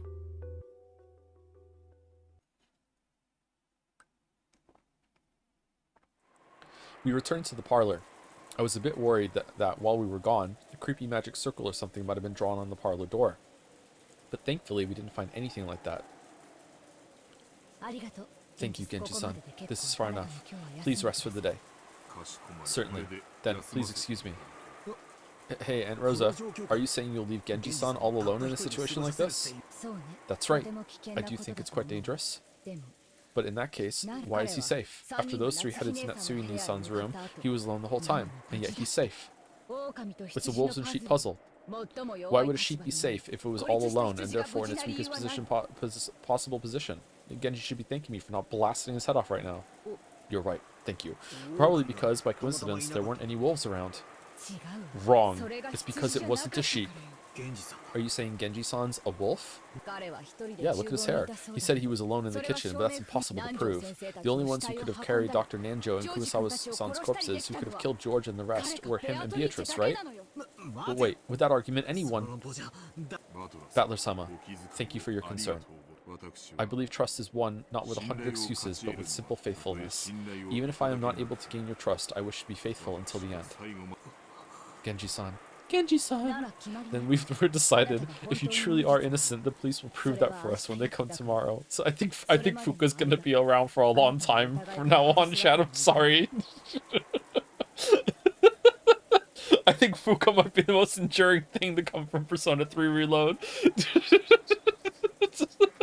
So until then, we cannot remove you from suspicion. After your long years of service, I find it truly painful to treat you so poorly.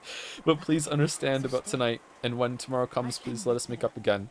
And then as soon as we're in the door, the mask comes off. You know what? I don't care for Genji-san.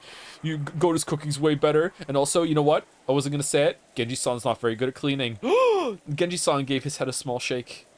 Today and tomorrow, I will continue to be a servant of the Ushiromiya family. If you need anything, please say so at any time. Then, if you will excuse me.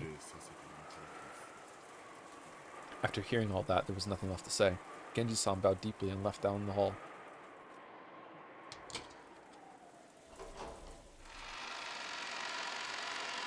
Then we entered the room.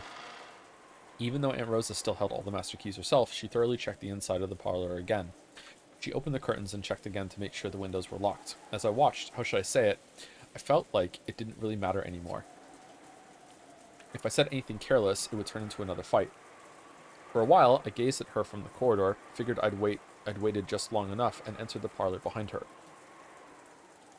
If she doesn't trust anyone but the dead, why doesn't she just go around killing everyone with the gun she's got in her hand? And then, in the end, she'll realize that she herself is the wolf.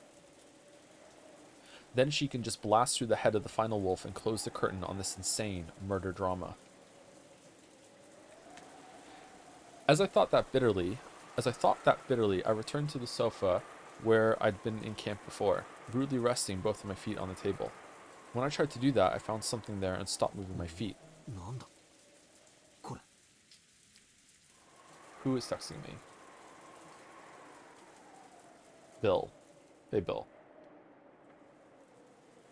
Hunt Showdown talk? We haven't played Hunt Showdown in so long.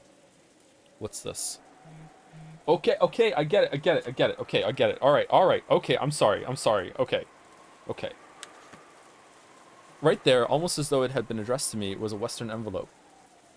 It was the envelope from before, with the seal of the one-winged eagle. Okay. So 19th person, Maria quickly, like when our backs were turned, or Kinzo? Or someone's not dead? Huh.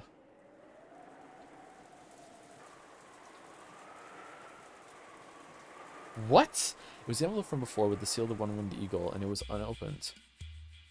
Wait. What is this? Who put it in a place like this and when? Until I went with everyone to check the corpses, I was sitting here the whole time, and there wasn't anything there then, and when I returned, it was here. It's okay. Everything's still locked up securely. This room is safe. I heard Rosa muttering that. Wait. We made sure this room was safe when we left it. We checked that the windows were all perfectly locked. Then we locked it up, came back, and the windows were still locked. Then, wait, who put this letter here and how? I opened the letter. 2 pieces of stationery came out. The first page had a magic circle drawn on it, it was something like blood. If I asked Maria, she'd probably know what it meant. And there was writing on the other page. Dear losers, have you made progress in solving the epitaph? In just a short while, your time will be up in a flash. The 9th twilight will begin quite soon. There was no mistake. It was a letter from Beatrice. Is it? Because it doesn't sound like Beatrice. The Beatrice we talked to seems like a completely different, much more playful person than this. Ooh. Fowler, what is that? When we came here just now, it was sitting right here. What happened, Maria? Huh? Battler-kun, that letter? Wait, it was sitting right here. Why? Even though we checked to make sure this room was locked. Why? Why? Maria, come here. Aunt Rosa closed her eyes a little, and after thinking silently for a moment, told Maria to come. Maria obeyed her mother's words. As she did, something unbelievable happened. She hugged her. Aunt Rosa pointed the barrel of that gun at me. Battler-kun, I've concluded that you are a wolf. Why? When I came into the room just now, I saw that there was nothing at all on the table, and I know that Maria did not approach that table. We're talking about a short stretch of time, but the only one who claims to have approached the table and found the letter is you. Okay, so if she actually did see the table and there's nothing on it, that's a good conclusion, but it means that either we're Katie or it is Maria. Okay.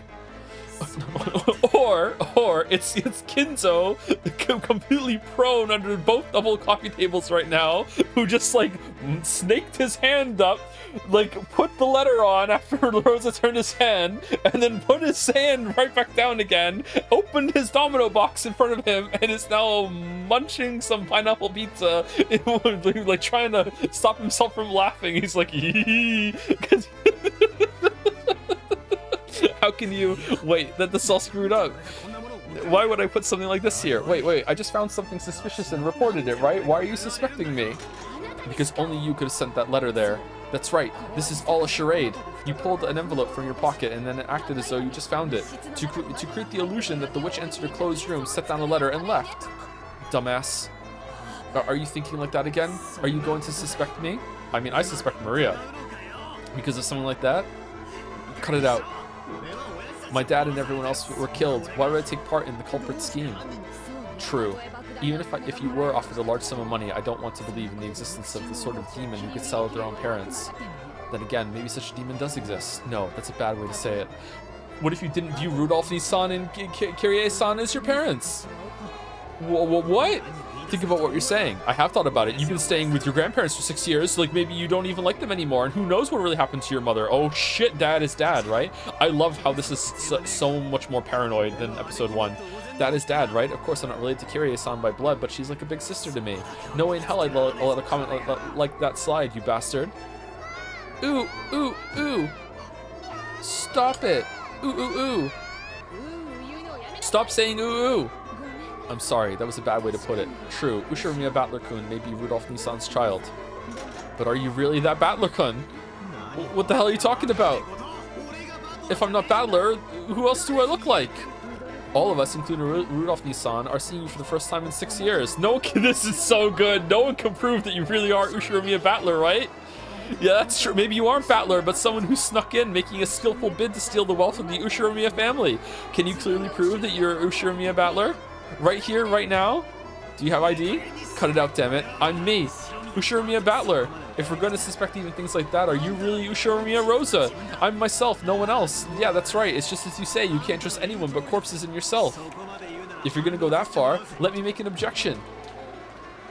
George and Nikki and the others were found dead, and Aunt Natsui's room was locked. George and Nikki had the key to that room, right? And by now, the only one with the master key is you, Aunt Rosa, right? Aren't you the only one who could have unlocked that room?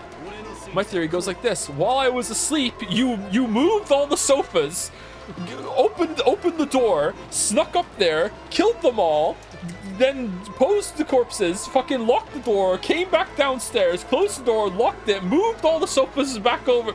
You're in contact with the real culprit. Oh, okay. And while I was looking, you let one of the 5 master keys. Okay, okay, all right, sorry. I was more unhinged than Battler for a second.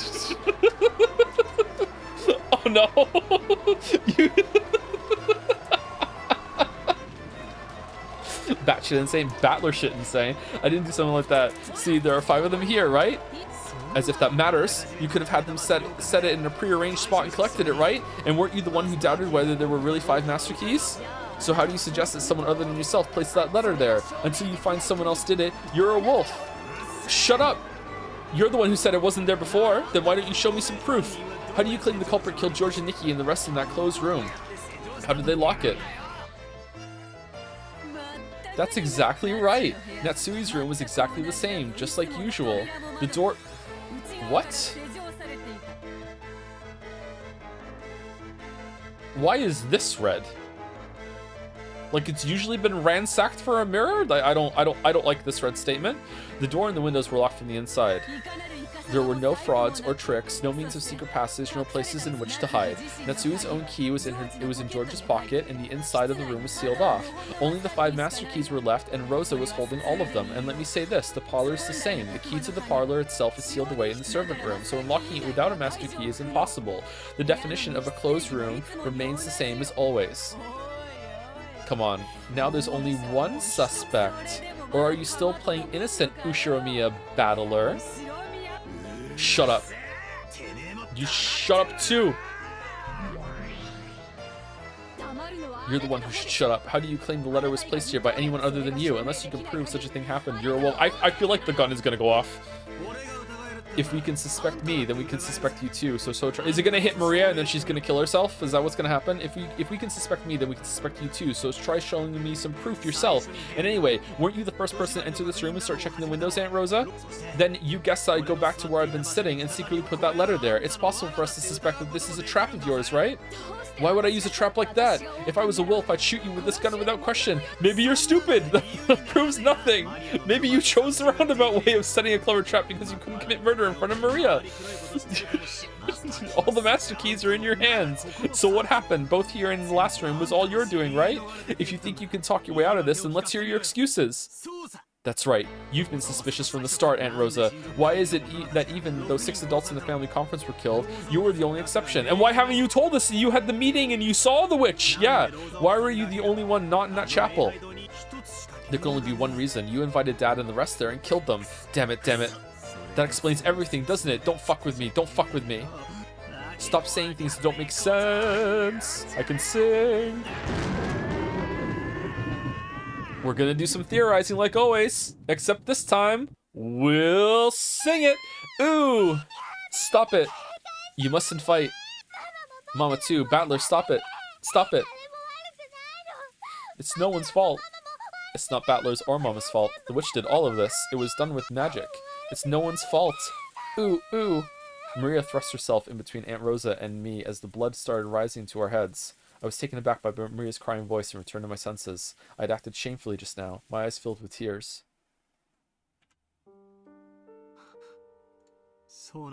That's right. It's all the witch's fault, isn't it? All this about keys and tricks and alibis. All of it was stupid. Even though it's the work of the witch, we weren't able to trust each other as humans.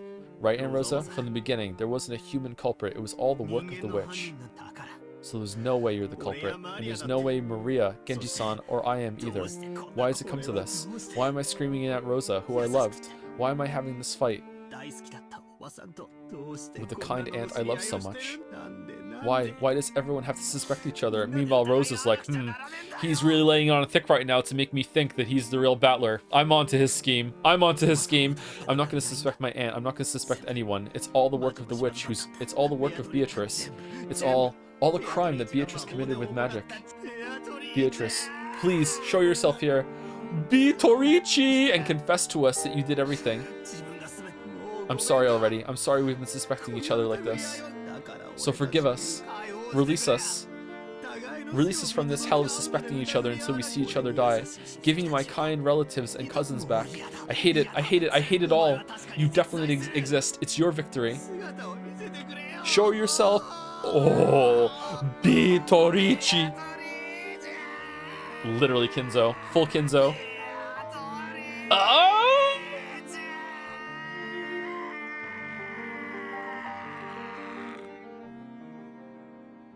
At what point does he go back in time and he's actually Kinzo for real? When does that happen? Episode 7?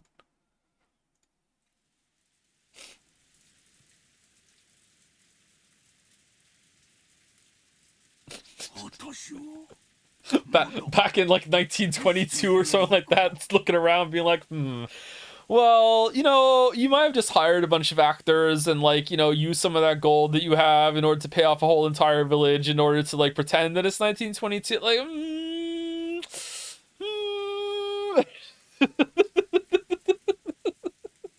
Am I still alive? This was a really good cut back to Kinzo after Battler started screaming for Beatrice like Kinzo did. That was really well done. Apparently some time ago, Kinzo had fallen into a doze. He searched for his spectacles and looked at the clock. It was 10 p.m. That person's ceremony, let's see, how far has it progressed? It must have come quite far by this time. Kinzo lifted his heavy body from the chair and approached the portrait of the witch that he had gazed at every day.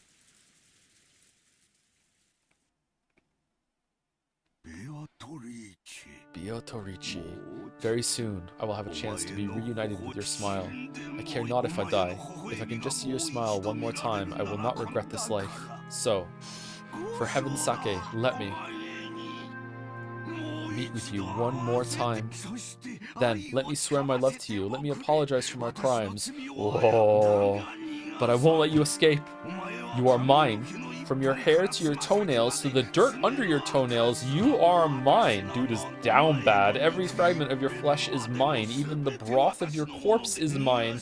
I won't let you escape. This time you won't slip from my hands. I'll make you mine for all eternity. I will never let you escape a second time. I will never let you escape a second time. Kinzo howled in rage, then suddenly fell to his knees as he shook and scraped at the wall. In an instant, he had started sobbing.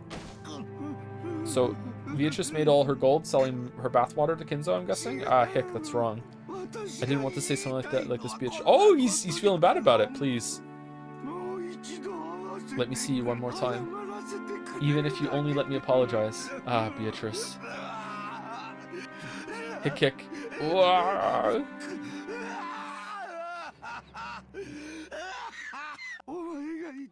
You are beloved, yearned for. I was mistaken. If you would just smile, I wouldn't need anything else. I made a mistake. I made a mistake back then. I did something that cannot be taken back. What about the thing Shannon wrote? In atonement, I offer all that remains of my life. In order to apologize to you, in order to atone for my crimes, I offered everything. Please, even if it must happen as I die, at least let me apologize. Just once, Beatrice. Beatrice.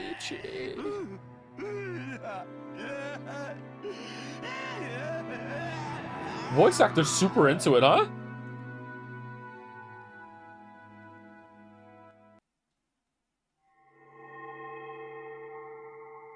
As Kinzo shook and cried, a butterfly appeared out of nowhere behind his small back, like a flake or of gold leaf, and softly descended. You fool, Kinzo. Did you think any woman out there would fall for a man's tears? Well, even if it wouldn't make a human woman fall for you, it might do the trick for a woman who is not human. Kinzo, do you remember? That game of chess you played with me, which is still ongoing. Wait, she's Nanjo? Kinzo, as though he had suddenly remembered something, approached the chess set. It was as it had been during the game he played with Nanjo until yesterday. After knocking all the pieces off the chessboard, he began to line them up one by one. It was a setup for an ongoing game. Oh! Okay. That's right, like this. I advanced my queen, who I call Beatrice. That was quite a spectacular move. Perhaps it was a little too intense for you. I worried whether you'd abandon your peace or not. Worried for so long. Kinzo waited, with the opposite seat empty. Surely, very soon, his opponent would appear there, and he would be able to restart this game again. You fool, Kinzo. You want to apologize? You want to see my face again? You want to make my smile an eternal thing? Why can't you say a much, much simpler word? Even though that is the sole element of this world. At that time, Kinzo muttered. Was it a prayer? An entreaty? It was probably best to just call it muttering. I love you, Beatrice. They were pure words, like something an innocent child would say without any evil intent. You really are a fool, Kinzo. If you ever have the chance to do your life over again, know that those words will never cause a woman to fall for you. That's right, not unless a miracle happens. That's what makes this. At that moment, Kinzo definitely heard a small knock, one with a tempo that differed from those of the servants. Who is it? The woman beyond the door didn't answer. I'm asking who you are. Will you not answer? The woman beyond the door didn't answer. Could it be? Oh, could it be? Be?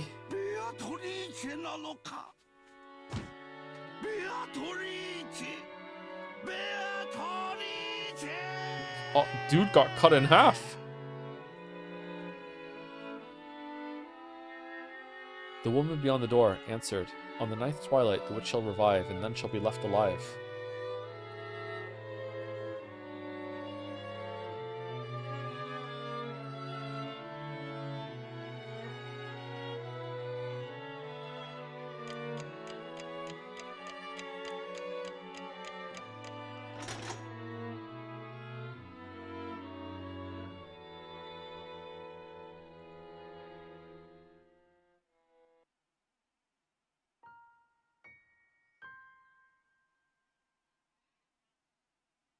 Huh.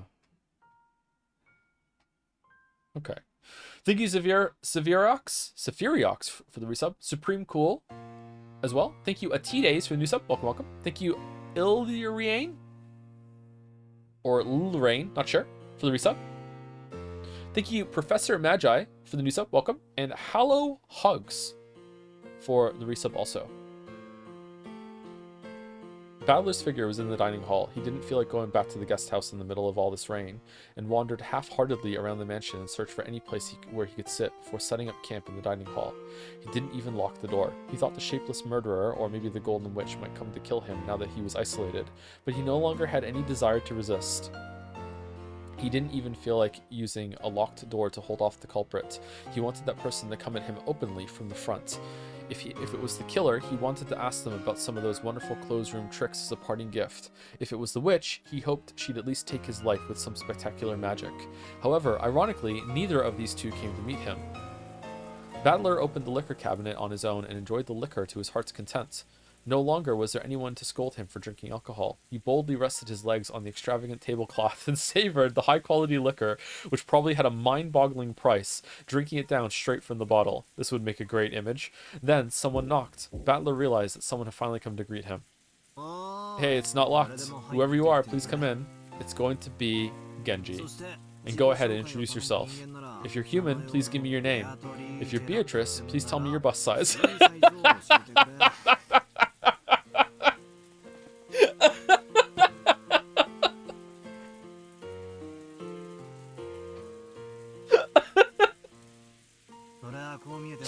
I may not look it, but I'm well known as a breast sommelier, you see? Holy shit.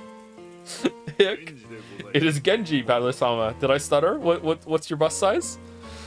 Again, you know what? You did murder, my whole entire family, but you are pretty hot. Genji-san, huh? Sorry, but I've got no interest in your bust size. Please come in, it's unlocked. Excuse me. Genji-san opened the door and bowed. So, is Genji-san the criminal after all, or maybe an accomplice? That theory would probably explain most of the tricks. Did you come to give me my last rites? Nothing of the sort. I apologize if I am disturbing you. Hey, saying I'm sorry without even telling me what you want is actually pretty creepy. What do you want? Are you going to tell me that drinking alcohol is forbidden for minors? I'll just die anyway. Please, let me do what I want, now that it's all about to end. Battler-sama, do you love alcohol so much that you would spend the little time you have left drinking? Those words pierced me. That wasn't true. I just can't cope if I don't drink. I can't even taste the alcohol at all. You were just like the master. Indeed, you inherited the master's blood strongly. You mean grandfather, the heavy drinker, was drinking to drown his sorrows the whole time? First I've heard of it.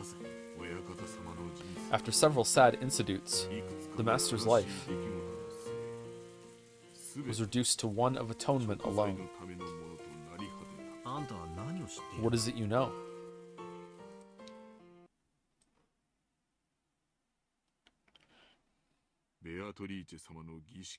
Beatrice's ceremony was completed when the 8th twilight ended. I believe I can tell you everything now. Please do. What did you say? My drunkenness was completely blown away. I lowered my feet from the table and listened carefully to hear what Genji would say next. Battler-sama, I shall guide you to the master's study. It would probably be best to hear it directly from both the master and from both grandfather and. Hey, what in the world do you mean by that? Come, this way. I shall guide you, Battler-sama. After Genji-san told me to follow him, he started to walk down the corridor. I threw my drunkenness off completely and went after him. We climbed a big staircase towards the 3rd floor. Genji-san stopped walking halfway. He then turned back and spoke. Battler-sama, from here on, you will probably see things you will not be able to understand. Don't think that'll scare me. I've already seen enough incomprehensible things today to make me sick. Please, accept what you see as you see it. There are so many Domino's boxes up there, and accept what you hear as you hear it. Why? What? There is no need for questions like that. You will learn the truth, and that is all. I will leave it completely up to you, Battler-sama, whether to accept it, believe it, or deny it. Genji-san checked one last time to see whether I was prepared to know the truth. The 8th twilight had already ended, and on the 9th twilight, the witch would revive, and nobody would be left alive. It meant that Beatrice had already been revived, and it probably also meant that none of us would be allowed to return alive.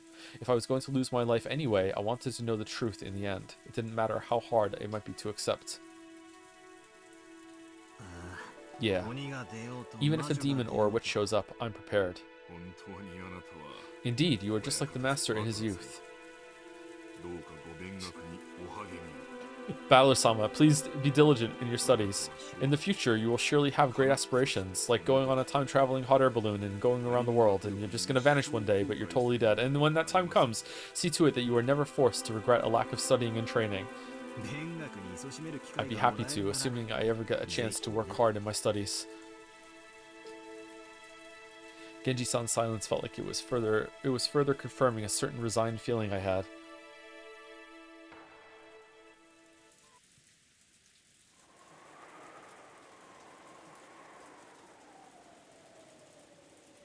And then, the door to grandfather's study, surrounded by a sweet smell, came into sight. Genji-san took a gold key with an elegant design out of his pocket. The master's keys had been confiscated by Aunt Rosa, but he kept the key to the study alone on his person. And it just so happened that this key could also open every single other door, but it somehow doesn't count for the red statement, because it's not a master key, it's a supreme master key. You put it in the keyhole, and it made a very heavy clunking sound. Master, it is I, Genji, said Genji. I have brought Battler-sama with me. There was no reply, but it seemed that permission to go inside had been given. Come on, Battler-sama, please go in. Okay, I'll go in. I readied myself and threw the door open. Kinzo's dead. Kinzo's dead. He's dead. He's dead. Calling it. He's dead. Dead.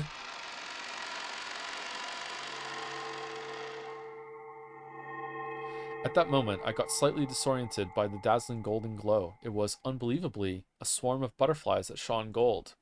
Is this the first time Battler is seeing them? The gold butterflies that completely filled the inside of the study poured out all at once. What? What is this? It was almost like a golden leaf confetti. What if he goes up to Beatrice, the 19th person, like Beatrice, and says, hi, so I finally get to meet you here, and she looks at him and goes, who the fuck are you?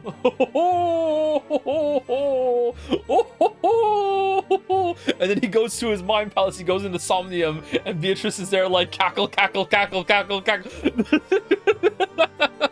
It was almost like gold leaf confetti. The interior of grandfather's study was filled with a golden glow. And on a sofa like a reception chair in front of the study desk, I could see grandfather's back. There was someone on the side opposite from grandfather. It was in shadow, so I couldn't see it well. Master, I've brought Battler-sama. Battler, is it? I'm busy thinking now. Be silent for a while. Kinzo declared that unhappily, his back still turned. It seemed he was enjoying a chess game with a visitor. Apparently, the opponent had counterattacked with a superb move. Kinzo seemed to be enjoying himself as he thought deeply, while occasionally laughing and groaning. I have thought for 30 years. I have thought for 30 years about how to counter this move. Have fun with the move. I have fermented for 30 years. Indeed, this is a deeply matured move.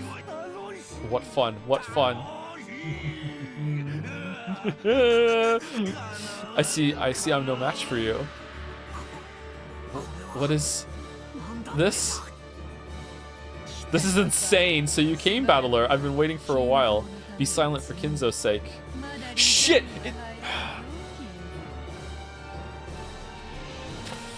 Isn't it too early to resign, Kinzo? I could have countered that move in several ways already. Cackle, cackle, cackle. This should have been my first meeting with that witch. However, I knew this witch. Even though it was our first meeting, I knew her from the portrait. Genji, serve some alcohol for Battler. What would be an appropriate liquor for this man? That which the master has loved since the days of his youth. Good, good, serve it. You did well coming here, Ushiromiya Battler. First, sit down. You called my name many times, did you not? In deference to that, I allowed you to meet me. So, what will you ask me? What will you inquire? Bus size? The doors of the Golden Land will soon be open. Soon we will have a banquet to celebrate my revival, at which I will be welcoming in the witches. In the meantime, I'll answer your questions, as many as you like. I've got a bunch of things I want to ask. What happened on this island? And why did incidents like these occur? I want to ask about the closed rooms too. What about the chapel? What about Jessica's room? And the servant room? And Aunt Natsui's room? And the parlor? There's so much more I want to ask. About the witch's true nature. Is Beatrice really a witch? What's your goal? What do you want to make us do? And why did you call me here? Answer me about everything. Be quiet. You think you'll get answers if you ask? Don't say that, Kinzo. A fragile, but not that fragile, and fleeting spiderweb did offer protection from King Herod once. Just like there are no useless things in this world, there are also no useless questions. Very well. Very well. I will answer all your questions, but only on one condition. What is it? Is there gonna be bootlicking? If you hear everything and are able to accept my existence, then you will kneel and kiss my shoes. I called you here because I wanted to make you surrender to me. Okay, can we just preemptively kiss them and then listen? Kinzo, I made a bet. We bet on which would come first. Kinzo thinking of a new move, or me making you surrender. I don't think I'll lose. Cackle, cackle, cackle. Damn you, talking so tough. Yeah, alright. Try and convince me. Try and convince me you're a witch who can use weird, awesome, powerful magic. If I surrender, I'll kiss you, or do anything else. You know, anything you want. You know what? Here's all the things I will do. In no order in particular, I will. The witch cackled gloatingly. Then she glared at him unpleasantly with eyes that said a man can't go back on his word. Well said. So, from what question shall I begin? I'll answer everything. Come, what will the first one be? Hard cut to him kissing her shoes.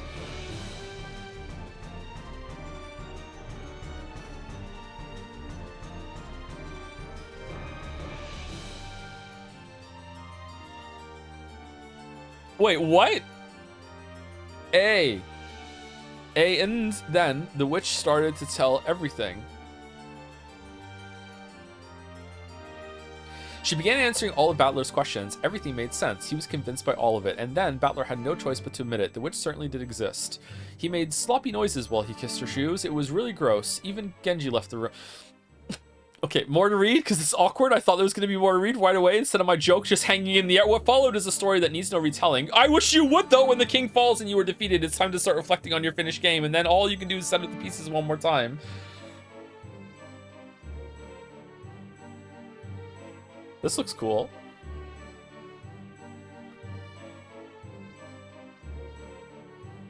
X. Second game, Turn of the Golden Witch. Results. She is gonna say we've won one each. She is gonna do that. Let's go again. That is gonna happen. Oh, shit.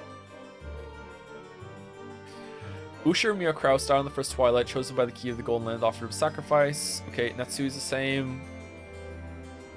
Died on first twilight. Rudolph. Yep.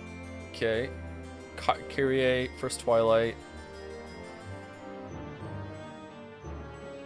This is very Final Fantasy VI music again. Jessica died on the second twilight, pierced through the back by the stake of Asmodeus. Canon. Stake of Satan through the chest. Okay. Wasn't Goda killed in the chest too? Servant Shannon died on the fourth twilight. No, out of order! This order is out of... There's not a Stake of Mammon. Fifth twilight, Stake of Beelzebub. Stake of Lucifer for George. Belphegor for Nanjo. And Leviathan for Kumasawa.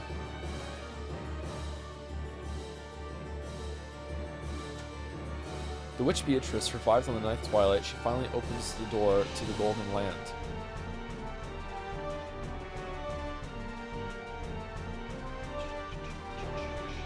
Ushimiya Kinzo, missing on the 10th twilight. After he acknowledged the existence of the witch and prostrated himself, the witch invited him to the Golden Land.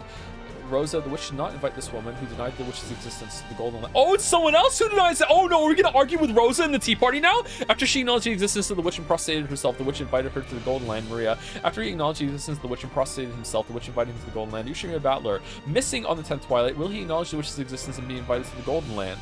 The witch shall praise the wise and bestow 4 treasures in the Golden Land. There they chose to revive the dead souls and the love that was lost. After all, if their desire had been a mountain of gold of any size, they would not have been able to receive it. Kinzo chose the person he had loved and lost. Maria chose the lost love of her mother. What? Genji chose a peaceful sleep. Oh man, I'm on Team Genji.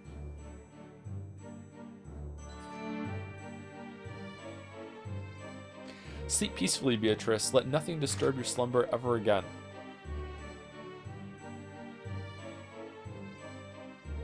The winner is the Golden Witch Beatrice. Because time ran out before any of the 18 could solve the riddle of gold, all 18 died. When the seagulls cried, none were left alive.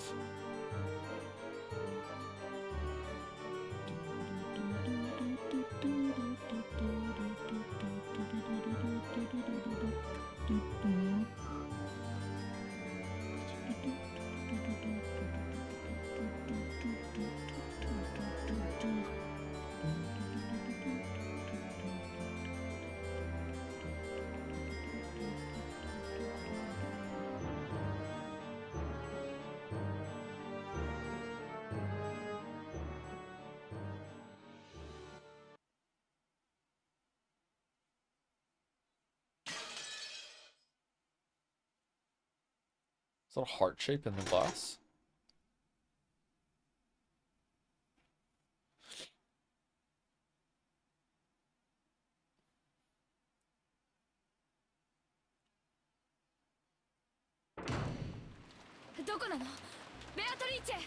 Oh, it's still going. This chapter will also have a number of flashing animations. Epilepsy warning, leaving this up for 30 minutes. Okay. Where are you, Beatrice? Show yourself. Beatrice! Rosa finally arrived at the chapel. She pointed her gun around, screaming the witch's name, but there was no way she would receive an answer.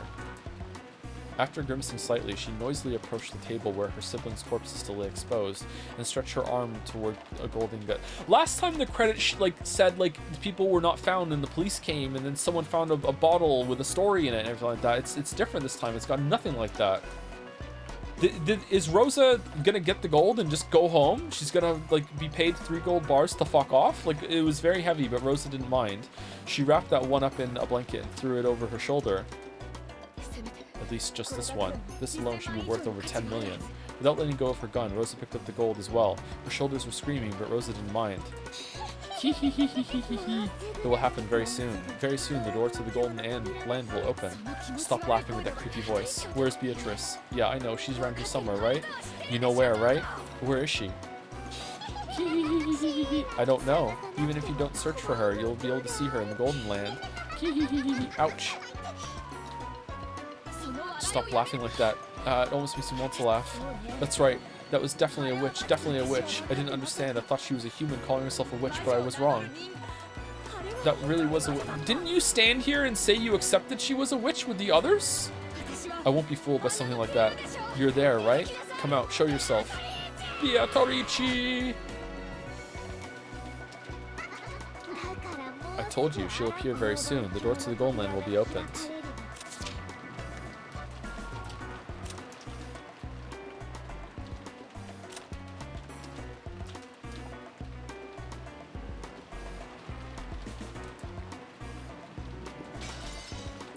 Wait, hold on. I don't remember reading that before. When did she manages a design company, but she's yet to start taking it seriously, and its financial situation isn't far from favorable. I don't remember reading that. I guess I've read a lot. Maybe I just don't remember reading it because it was so long ago. I told you, she'll appear very soon. The door to the Golden Land will be opened. Hee.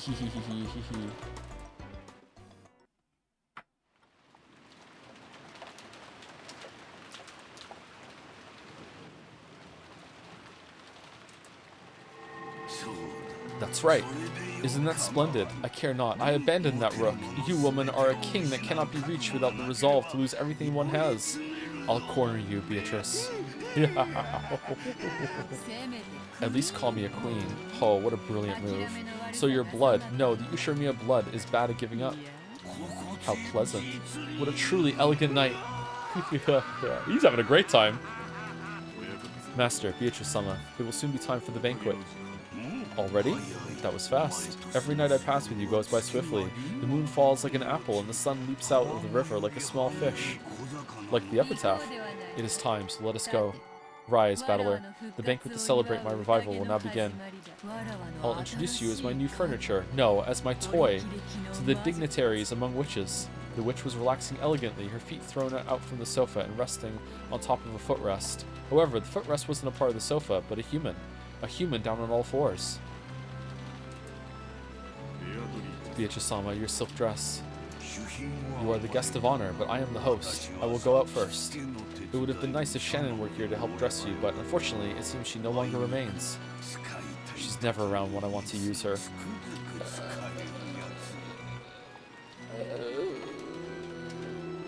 What? An entirely useless person. However, you did well to remain here. I'm happy, my friend. I am grateful for your words. Good. Wait downstairs, you two. Genji, good work. Set the dress down over there. Certainly. Well then, master.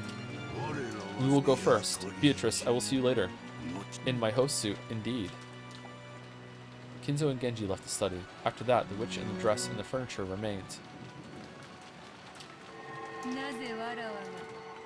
Do you know why I'm not embarrassed to show myself to you naked? It's because you're furniture. Furniture. Understand? Furniture. Just furniture. Who would feel shame in exposing their body to furniture? So there's no reason for me to feel shame in front of you. Cackle, cackle, cackle, cackle.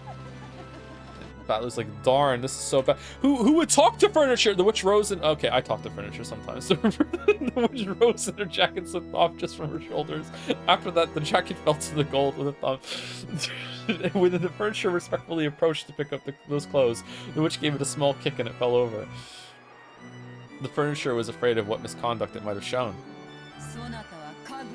Do you, as furniture, plan to force me to unbutton myself? Stand and undo the buttons, one by one, with care, quickly, gracefully, with no mistakes. The guests are being kept waiting, so change my clothes quickly. Yes. Cackle, cackle, cackle. Undo them with care. Those buttons are each worth more than one of your eyeballs. If you make a mistake and break them, I'll sew your eyeballs instead. Lots of cackles.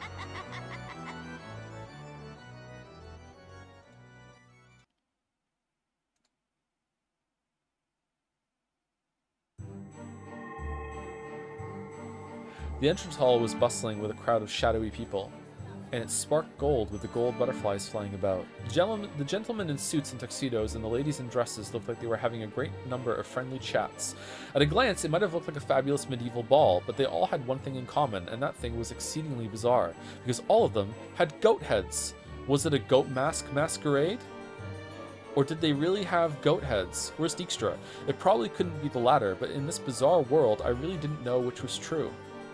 Kinzo was amongst those goat nobles, greeting them. Kinzo's greetings were more respectful than would have been expected, as though these were all honored guests. At that time, Genji's voice rang through the hall. It was a voice calling for silence. That voice stopped the idle chatter, and everyone turned to face Genji. Tonight, we celebrate the appearance of our golden witch who has achieved her revival, the Lady Beatrice. Everyone, please welcome her with your applause. Is she not mad that you killed one of her butterflies? Or is that all the game was going on then you had the right to defend yourself or whatever? I guess so? When Genji began to applaud, it quickly spread through the guests and became a roaring ovation. Then, the Golden Witch appeared from the top of the large staircase. As she gracefully waved her hand, followed by a piece of furniture she was fond of, she slowly descended the staircase. The goat nobles offered unanimous words of celebration in some long-forgotten language, and those who were deeply intimate embraced, filled with joy at their reunion. As the witch offered greetings of reunion, the witch's furniture followed behind her the whole time. There was a chain around its neck. The other end was gripped by the witch's hand like it was a trained dog. It wasn't there to restrain him. Those chains were a restraining device whose only purpose was to wound the furniture's dignity. He wasn't permitted to wear anything else on his body. Whoa! One of the young women goats mixed in with the goat nobles quietly removed her goat mask as the furniture passed in front of her, and she spoke with eyes that had no light in them. That face seemed to belong to a long-haired young girl. Holy shit! How pitiful! Oh, Lady Burncastle, welcome. Do you like my furniture? That's a nice hobby. After saying only that, the witch called Burncastle once again put on her goat mask and was swallowed up by the shadows of the other tall goats. Ahahahaha. Sore loser. She's ticked off, isn't she? You're not wrong. Cackle, cackle, cackle. Cackle, cackle, cackle. The young women goats giggled, and the witch once again let out a high-pitched laugh. Thank you for gathering here for my sake. Why don't we enjoy to the fullest this banquet of the witch, where old friends have gathered from past and present, east and west. Come, we will eat all night, drink all night, slurp all night, and chew to bits all night as we enjoy ourselves. Look at the clock as it marks when the ending hour and the beginning hour melt together. Come, let us begin the banquet of the witch. When the witch announced the beginning of the banquet, the large clock pointed to midnight, and the sound of a bell began to ring out. Come, now is the time. Open the golden door.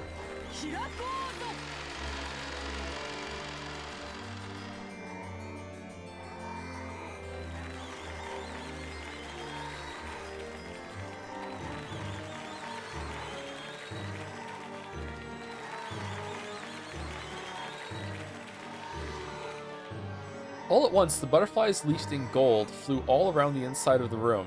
Amidst the golden storm, the brilliant gold-colored light, the barrier between this world and another was cut open. All right, the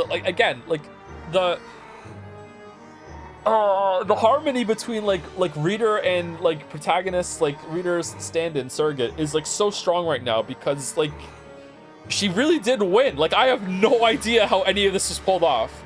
Like she completely like I have no fucking clue. Like. Are you naked, Joe? I could be. I have no clue. I don't even know how to get started.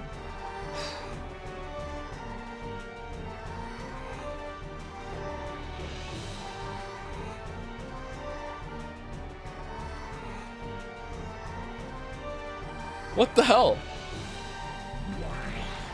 Okay, the world was cut open. Did I read that? Amidst the golden storm and the brilliant gold-colored light, the barrier between this world and another one was cut open. Surrounded by the goats' delighted voices, the mansion of the human world and the mansion of those not human overlapped, and the members of the household who praised the resurrection of the golden witch scattered into gold butterflies and poured out of the depths of hell. It was a golden tornado, a rondo of golden demons. Come, tonight we will put aside rank, throw open the wine cellar, Drop the snake's head into the liquor pot. Throw cows and chickens into the furnace alive. Drink and eat and sing and dance. Sneer and kill and desecrate and degrade. And that's just Battler. Ah, Beatrice, take me to the Golden Land now. To the Golden Land! Oh, ah. The goat nobles were suddenly crushing in around Kinzo, almost like they were kids demanding the signature of some famous movie star. There were only two differences. First, these were witches, not kids. And second, what these witches demanded was not a signature, but blood. The sea of goat nobles began to drown Kinzo. Only Kinzo's laughing voice echoed throughout the area.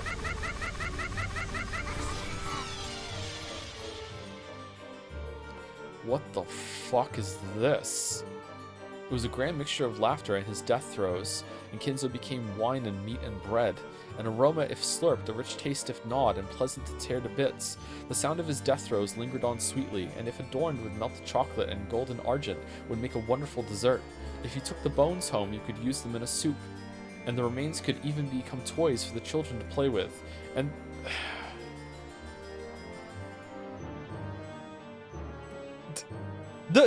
the fucking, like, Grand Canyon of quality between the worst lines in this game and the best lines. What the fuck? Who, like, goddamn. How? For the love of God. What the shit? And they could also become splendid tools for fortune telling that always brought misfortune. That entire scene was watched by the furniture. It was all fantastical. It was all demonic. Was the quaking of its supposedly paralyzed heart proof that it could still feel fear? And at that time, its knees buckled and the furniture's body fell down in the middle of the carpet. After all, the witch had kicked those knees from behind. Kneel and show your respect. Rub your forehead against the carpet and show how vulgar you are. Put your hands behind your back and swear that you will offer all your flesh and blood to me. The furniture let out a painful voice. Fear is the most basic emotion humans have. Was that emotion reviving his sense of self, which should already have been slain? Humph. So you are still far from suitable for my furniture. Very well. I will carefully finish you, making you into the kind of furniture I like, the kind fitting only for me. As you are now, I doubt you can offer more than entertainment for our guests. The goat nobles were surrounding the crouching furniture. It seemed their blazing, blood-red eyes couldn't hide their ecstasy at this new young food they'd been given. And from the ugly teeth that stuck out of countless mouths, saliva, or maybe the traces of meat and wine they had just eaten dribbled down. As the furniture let out a wild scream, it retreated, still sitting on its backside, but the circle of goat nobles was closing in. Then the furniture looked at the witch's face. It had surrendered to the witch, so, believing that the witch would show some compassion, it stared at her face in the end. But there was nothing but scorn on the witch's face, and she wasn't even facing the furniture anymore. The witch went off to greet an honored guest with whom she had crossed gazes. The goat nobles looked down upon the furniture. Actually, they had been waiting, in their goat suits, just like how one must remove the cork in order to drink champagne. They had to wait for one thing before partaking of the offering served at this banquet. Of course, the furniture didn't know about this thing, but it came out of his mouth all by itself. Just like the unavoidable pop of a cork, it inevitably came out of his mouth. Yeah.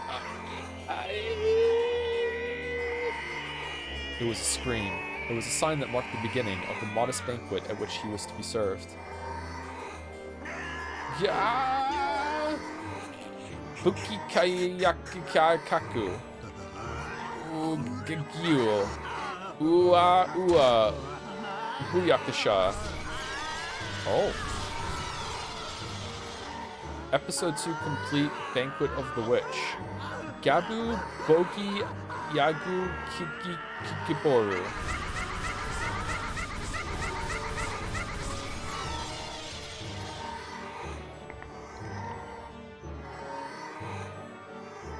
When does Hopes and Dreams start playing?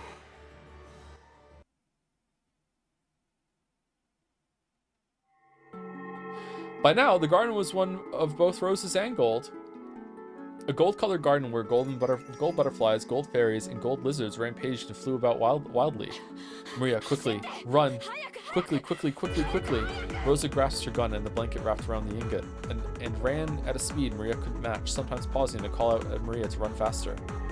So she saw it every time. She saw the golden pursuers chasing them from the mansion. Has the rain stopped? The massive gold butterflies was chasing after them like a massive crawling hand, and strange-looking shadows with goat heads were chasing after them. There was no need for her to strain her eyes, because those blazing pupils told her what would happen if she was captured. Mama, wait. Mama, wait. Ooh, ooh. Ow. Maria fell down. For just an instant, Rosa was ashamed by thoughts of abandoning her daughter and running away, and at the instant her feet touched ground, she ran back. The goat head that had sprinted over to get the first bite grabbed hold of the back of Rosa's own child's hair and pulled. Mama! No! Rosa ran into the goat head with her shoulder, spun, bashed the back of her elbow into the goat's jaw, and buried her knee into its protruding I'm sorry, Rosa can fight? What the... As she thrust the barrel of the gun inside the goat's head mouth as it doubled over from pain in its gut. Fucking Rosa may cry? What the... Just try laying one finger on Maria in front of me. I'll show you just how lukewarm the hell you came from is. What the fuck? The blast from the Winchester .45 caliber long Colt bullet exploded inside the goat's head's throat, and its medulla oblongata was instantly pulverized. The goat head hadn't understood. Discombobulate. It had thought women were like pre-opened wine bottles. It had thought that turning them upside down would immediately make their deep red contents come out. Mama, Mama. Maria, who had been released, hugged Rosa. But the pursuers were still coming. They could see the giant goat heads, who had given up pretending to be human, running towards them across from the rose bushes. Rosa spilled several extra bullets, which had been in the pocket of her coat, all over the place, and told Maria to pick them up. Yes, pick up, pick up.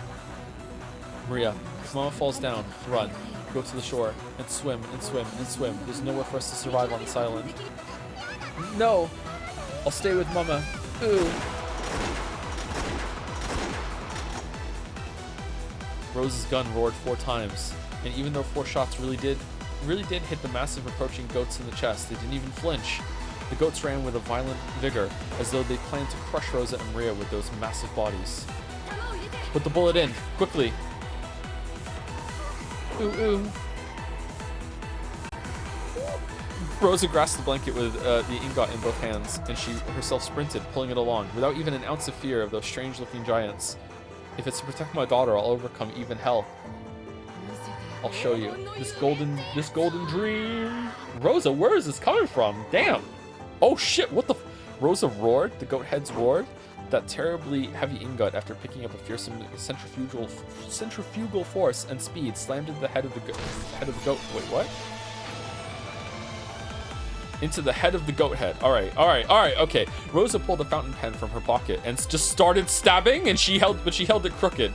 She placed it in her palm, in the gap between her middle finger and her ring finger, so it stuck out when she made a fist, almost like a stinger was growing out of it. That stinger sliced into the left eye of the goat head as it fell over. What the fuck? Was the goat's head roar scream? But Rose's roar was different. She pulled back her fist and slammed it into the fountain pen that was still sticking into the goat's head eye. The pointed tip was gouged to the depths of its head.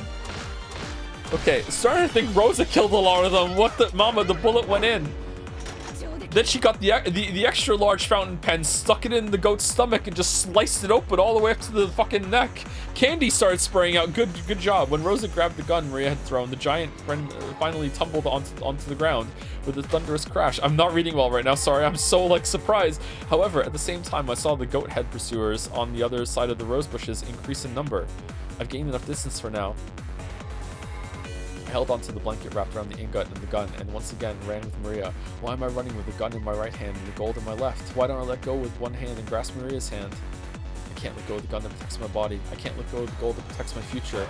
Even so, I've let go of the hand of my daughter, the one who is my future. Run. Run, run, run. She got out of the rose garden and began to run down the staircase through a grove of trees, but Rosa knew. This path through the grove turned and twisted many times and only seemed to be long. She drove straight through it. She had played here often since her childhood years. So she knew. To the beach, to the beach, to the sea, to the sea, to the sea. And after reaching the sea, nothing to do but swim, swim, swim. And if Maria can't swim, I'll carry her as I swim. There's nothing but death on this island. Kya! Mama? As she raced down the stairs, she took a bad step. A violent pain ran up her left ankle, and her mind went completely blank. Rosa fell down several stairs, shocked by her ankle, which was bent at an odd angle, and the blanket with the ingot wasn't there. She had let go of it the instant she fell, and it disappeared somewhere into the darkness. Only the gun was left. tremors in the earth were getting closer. It was only a matter of time before the goat heads flooded in. She didn't want to imagine how many there would be or how strange they would look. The lightly dancing gold pursuers arrived. The gold butterflies surrounded Rosa and Maria, waving and clamoring as though saying, "The prize is here! The prize is here!" Rosa couldn't even try to get up. The violent pain from her broken ankle was so great that she couldn't ignore it, even in her last moments. Ah, what am I doing? I had the gold, which would have been worth 7 million yen. 10? I might have been able to start over with that, and yet I fell, lost it, and now my own life is in danger, and Maria's too. What has my life been? I was born into an incomprehensible family, with irritating older siblings since the day I was born. What did I do? No matter what I did or didn't do, I was always in trouble and bullied and made fun of. What has my life been? Mama, mama, mama. The roar inside Rosa's heart shriveled away and disappeared. It disappeared when she heard Maria's crying voice as she sobbed and clung to Rosa. Maria. Maria, Mama remembers something else she's got to do. Please, go on ahead. No, no, no, no, no. I want to stay with Mama. I don't want Mama to die. Maria, even though I'm such a bad Mama, you still say you want to stay with me? Yeah, I want to stay with you. I want to stay with Mama. I made it look like I was putting you first, but I was always putting you off. I went to your athletic meet, I went to Parents' Day, but I was always thinking about how I appeared to the world and you were never in my eyes. Are you saying that you want to stay with that kind of mother, even though I've been such a bad mother? Hey Mama, did you know? You're my only Mama in this world. There's no good Mama or bad Mama. There's just one Mama. So I don't need any other Mama in this world. I want to be your one and only Maria. The Maria you want to spoil when you're in a good mood, and the Maria who's a nuisance and you don't want to be around aren't different people. There's only one Maria. So the scary Mama and the nice Mama are the same to me. They're my one and only. This is really different. Mama. I was such an idiot. I didn't need gold. If only I had just pulled you by the hand. I was such a stupid Mama. The shadows of the goats covered the sky even more thoroughly than the trees of the forest. Their roars blotted out the world with fear. Rosa, still hugging Maria, readied her gun with one hand. Maria, let's go together. I'll never leave you. Let's always stay together so that Mama never gets lost again. Yeah, we'll be able to see each other soon. We'll be together forever. We'll be able to see each other in the golden land. And then we'll play together. Play with the wolves and sheep puzzle. Mama hasn't solved more than one of the puzzles, but I've solved them all. So I'll be the riddle giver. She had bought it as a birthday present and then hadn't played it with Maria after that first night. Yes, we'll play together. I promise. Mama! Those eyes sparkling with red-hot lava looked just like a group of fireflies. They danced, closed in, and attacked. Come on! Let whoever wants to eat the bullet Maria chambered for me step forward.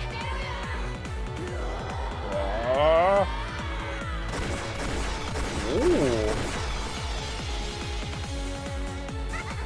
I just got chills from that. Oh, wow. That was good. That was good.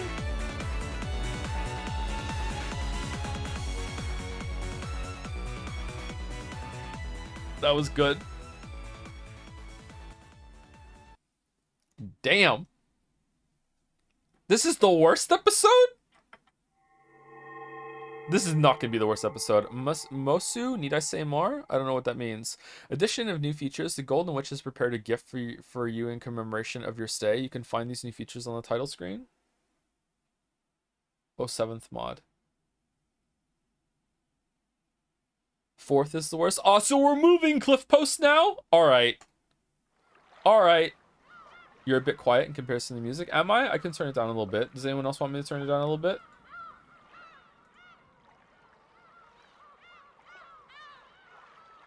I'm guessing it's Tea Party now, right? Episode 2 Tea Party. Hold on. What about this one? No, we're not. Okay. Okay, I'm guessing Tea Party. Pulse says it's fine. Okay, we are 18 minutes before break. Do we want to take a break before this? Probably, yeah. And then we can do Tea Party in the next one back to back. I'm assuming there's going to be another question mark, yeah? Let's take a break right now then, okay? Yeah. Before I go, thank you to Wiley Wub 13 for the resub. Uber Super Soft for some bits. Artem V for the resub as well, and Yuri was taken for some bits as well. Mama just killed a goat. Put a Winchester M1894 45 called against his mouth. Pulled the trigger. Now he's dead. Mama. Ooh. Very nice. Very nice. Very nice. Very nice. Okay. Let me leave it there. Actually, I was gonna get into the first screen of the tea party, but we'll leave it there. Anyway, be back in 5 minutes.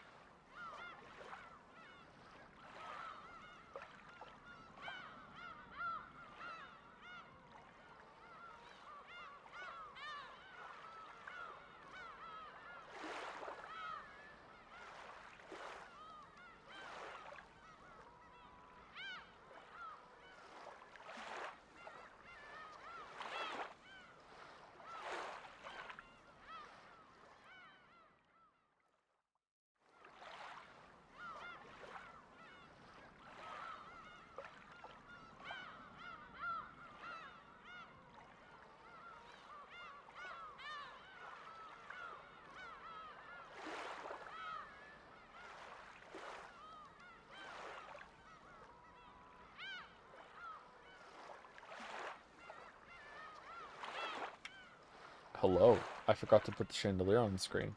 My bad. Sorry about that. Mom with guns poll ended. What was that?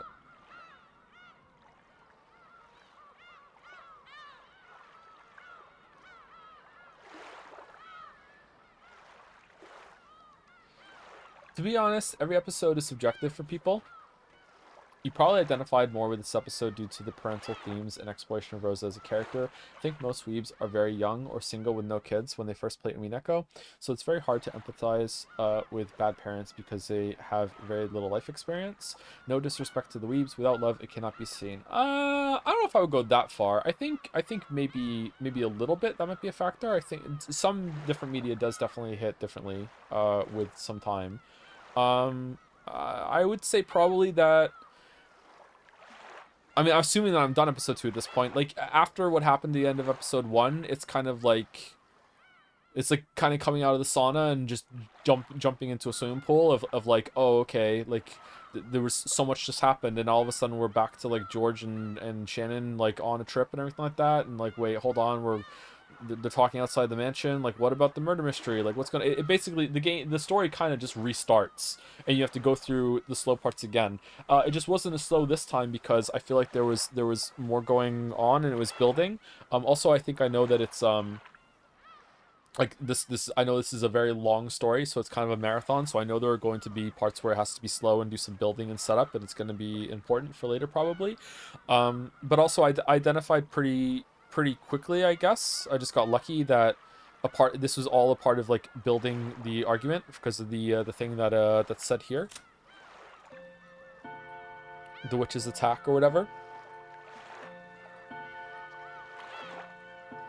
Launch an assault right from the start.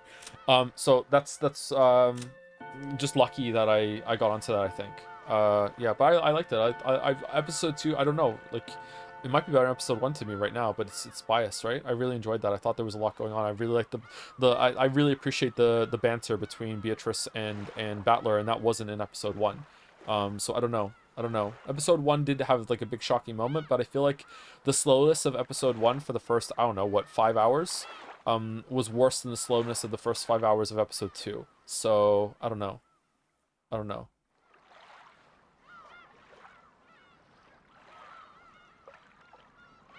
You have 6 more episodes.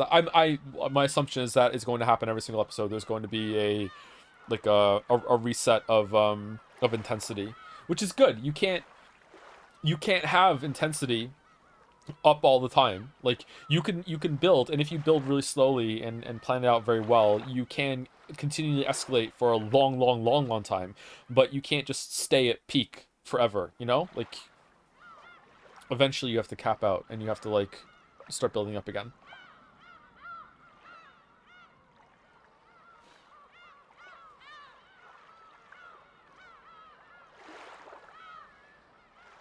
Like, not to get my hopes up or anything, but if this story, so far the story has been pretty good at building and then having the climax at the end, with the episodes. If it is also simultaneously doing building within those climax sections, that is building up throughout the whole, all across all the episodes, to that at the end, like the final episodes have like a climax that has been built over the entirety of the story, like simultaneously, then that would be really good if it was managing to do that. That is very hard to do. I'd be very impressed.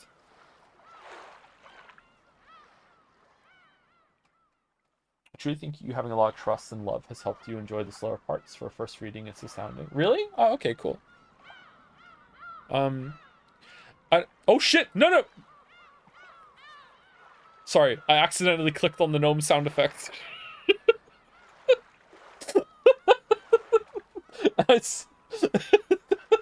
And I stopped it just in time. I didn't want the gnome sound effect to play like after saying that. uh, like I've said this a bunch of times before, and some people don't believe me, I guess. I'm actually not really that hard to please when it comes to storytelling and everything. It's just that most of what we do on stream is just it's just really that bad. I'm sorry, like video game writing is not good, chat. Like it's just not good. So it's if you only consume mostly video game media, you don't know, right? It's like most of the time I'm pretty easy to please. So we're not doing a game right now, so yeah, I'm enjoying this. So I usually I'm very willing to give myself over if there's some good stuff early on. Yeah. I feel like people think you're harsh by looking at your reaction to shit like Final Fantasy 16 with trash stories. Yeah, well, that's an example of like why video game writing is so shit. Fucking hell, Final Fantasy 16 was fucking terrible. It was like, it was so bad.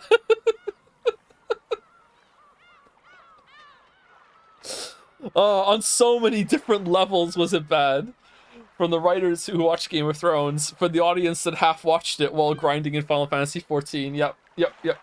How does 16 compare to 16? There's no contest. Final Fantasy 6. Hey, I haven't played Final Fantasy 6 in a long time, okay? And I really enjoyed that when I was a kid. But Final Fantasy 6 has even for one moment alone in Final Fantasy 6, just one moment like blows all of 16 out of the water. Okay, so even if the rest of 6 is just shit and I just forgot how shit it was, there is at least one moment in Final Fantasy 6 that is just god tier, so much better than all of 16. Yeah, so I don't know.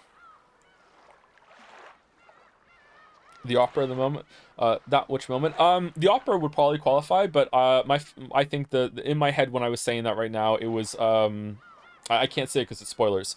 The end of Act 2 transition. Okay, if you want to separate it like that. The halfway point of the game. Okay.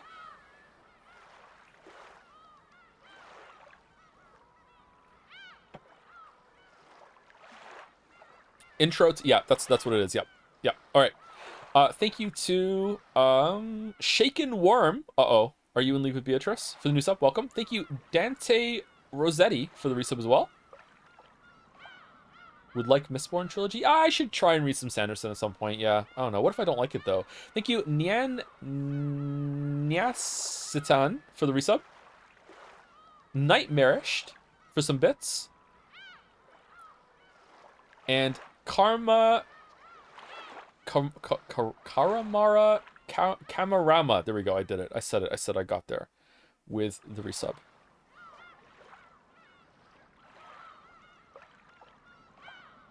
Do you think you'll start taking notes? I don't think I still need to take notes just yet. We'll see. We'll see. If I have to, then I will. I would like to keep it all in my head. If I start forgetting things, and I don't know how many times that has to happen, but if it starts happening fairly regularly, consistently, and chat is like, yo, like it was said that before, like what the fuck, like, then I will start taking notes. Sure. I'm reading Stormlight right now and enjoying it, but I don't think you would like it. Oh, Jelly Jonah, episode 2, Jelly? Stormlight? Ooh. Actually, do you think that would be a more accessible choice? Hmm. I would really recommend noting down the red lines at least. Okay. Your suggestion has been noted. It's been noted. Onward. To the tea party. Purgatorio. Space Age?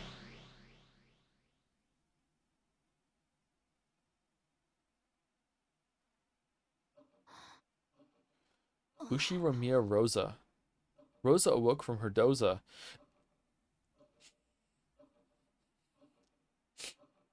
Sorry. I'm sorry. It must have been a very deep sleep.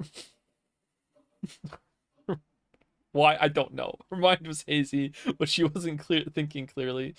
Where is this? It felt like some mansion, but it didn't seem to be the Ushiromiya mansion. I wonder if Rose is gonna like wake Battler up from his stupor here. She could see a room that looked like a parlor. and there was some tea that had been prepared. It had probably been made for her. Around the room, some glitter that looked like gold leaf drifted about, making the scene look quite fantastical. When she eventually realized that they were gold butterflies, it further strengthened that impression. There was someone across from her. A woman. A lady. It was the portrait's witch. She seemed to be having a one-sided conversation. She was probably talking to Rosa, but Rosa, whose mind was clouded up by a deep fog, didn't have a clue what was being said. Choose whatever you please. If there's anything you want, I'll give it all to you. You can think of it as a reward for your good luck, or else as proper compensation for how you've answered to my demands. It may have been a truly trivial matter from your perspective. However, the deal was important enough to me to be deserving of this reward. What is she talking about? I don't know. I don't know. It's just that I am very much a witch. Perhaps you'd best ask for something only a witch can give you. What a rare chance this is, to actually receive the favor of Beatrice the Golden. Me! Cackle, cackle. She's in a good mood. Finally, Rosa started to feel the blood flowing through her body. Her movements were still sluggish, and she couldn't even voice the words she was thinking. I am commonly called the Golden Witch. Bestowing a mountain of gold like the one I gave Kinzo is trivial to me. After all, you can measure all the pleasures of the human world with money. Therefore, gold is no more or less than the manifestation of the human world's pleasures. Can you imagine it? A mountain of gold that you couldn't use up as long as you lived. As the witch blew on her pipe, multicolored smoke enshrouded their surroundings.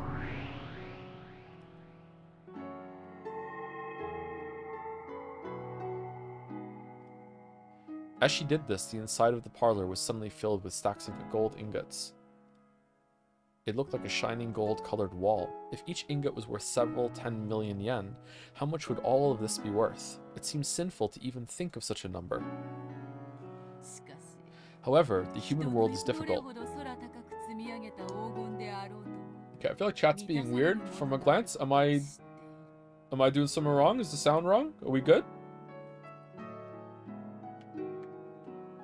Mouse, are we okay? I'm good? Just seeing a bunch of bad comments in a row? Okay. Okay. However, the human world is difficult. I know there are some things that cannot be settled, no matter how high into the sky you pile up gold. I know there are cracks that cannot be filled. I won't make light of that, which is why this is a gift that only a witch such as I can give.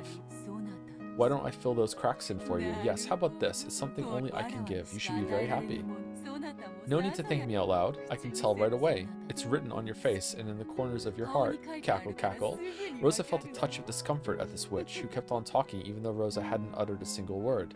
But since she still couldn't manage to speak, and was so helpless that it was difficult to even move a finger, she couldn't do anything but listen. What's going on? I have no mouth and I must weep? What's going on? How far must the deep wounds in your heart recede before they can be healed? This is deep. Quite deep indeed. Sometimes wounds close up while a fragment of foreign matter remains inside. Even when such wounds appear to have healed, they continue to throb for all eternity. Sometimes you have to open the wound once more in order to heal it completely. As the witch spoke, she stared deep into Rosa's eyes. What in the world was she peering at? Rosa felt uncomfortable, but she couldn't look away. So, your pain was already faded by the time of your birth. How heartbreaking. You don't have to say it. I understand. I understand. Rosa was gradually being sucked into the witch's eyes. Then, the world grew dark, spinning round and round as she was sucked in.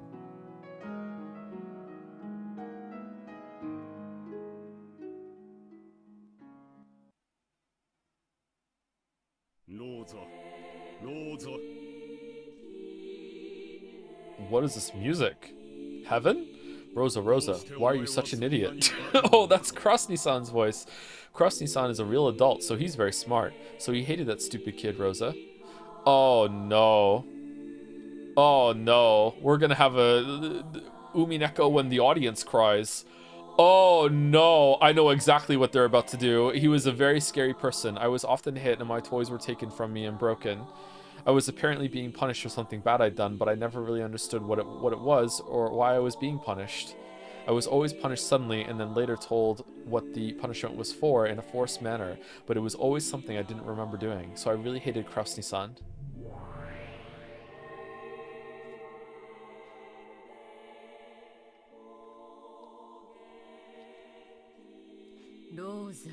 Rosa. Why are you such an idiot? Oh, that's Eva Nissan's voice. Eva Nissan is a real adult, so she's very smart. So she hated the stupid kid Rosa and almost every single other person she spoke to. She was always a very sly person, and she often lied to me, tricked me, bullied me all the time. Apparently I was stupid, and she said it was only natural for stupid people to be swindled by those smarter than them. So I wanted to become a wise person like Eva Nissan and listen to what she said, but when I obeyed her, for some reason, someone always got really mad at me. So I really hated Eva Nissan. Come on, Rudolph. You'll be nice, right? Come on. Rosa. Rosa. Why are you such an idiot? Oh, that's Rudolph Nissan's voice. Rudolph Nissan really knows how to get things done, so he hated the stupid kid Rosa.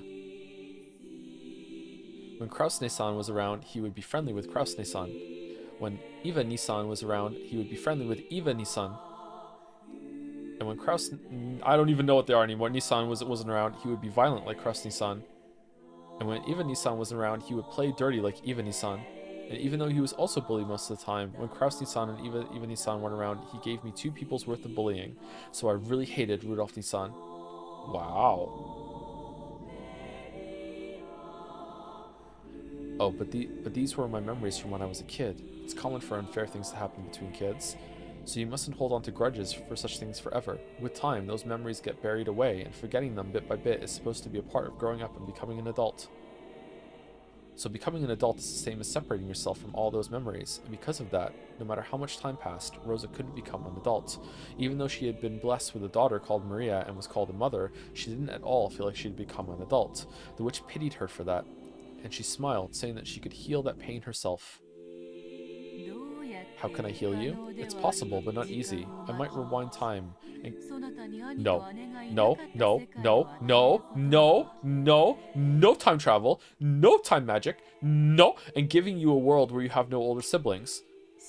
But that way, your memories of being hurt... There's already been time travel! She reset the fucking island! But that way, your memories of being hurt by your older siblings wouldn't remain. And in that sense, while you might call it a gift, you wouldn't be able to accept it. A person is only satisfied when their starvation is healed, but if you make it so they never starved in the first place, none of them will thank you. Just like how there are no young people who give thanks for their daily gluttony. Understand? I think she's telling me something really complicated. In short, even if she makes it so I never had older siblings, that wouldn't remove my pain. So maybe that's what she's saying. Strictly speaking, that's not quite right. Healing isn't the same thing as removing pain. It's the pleasure we earn as compensation for withstanding pain. Therefore, removing the pain isn't healing. To know the joy of healing, you have to know the pain. DOMS. Which means you must know joy in order to compensate for your pain. To compensate you for your pain. You should be proud of your past sufferings. After all, they are what make it possible for you to know pleasure that those without pain will never experience. Those who experience this pleasure cannot help but pass on the same joy to others. Cackle, cackle. The rare, helpful, serious cackle. When the Witcher snapped her fingers, even though the room was still filled with a mountain of gold and had already lost all semblance of reality, a fabulous tablecloth appeared on the top of the table. And a wonderful meal was laid out, almost as though it was the opening of a banquet in a castle from some fairy tale. For an instant, Rosa truly did feel a pleasurable surprise at how fabulous it was, but at the same time, she felt a bit of anticlimax. After all, she didn't think being bullied by her siblings could be wiped away by just one meal, no matter how delicious. Food is the source of many human pleasures. You simply must eat like a pig as long as you live. I'm so hungry. If one meal isn't enough, then have as many as you want. Until the pain of your heart is healed, why not continue this gourmet banquet? Begin it, furniture.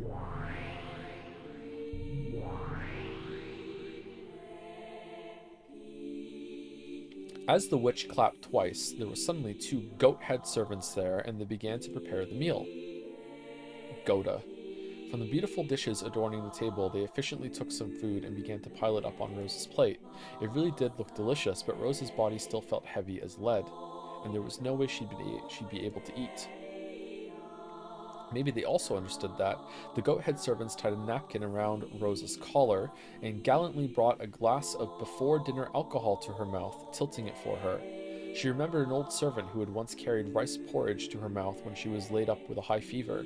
She couldn't drink it well, and it dripped down from her mouth, but she felt the fragrant sweetness spread throughout her mouth. It's a sweet ap- aperitif?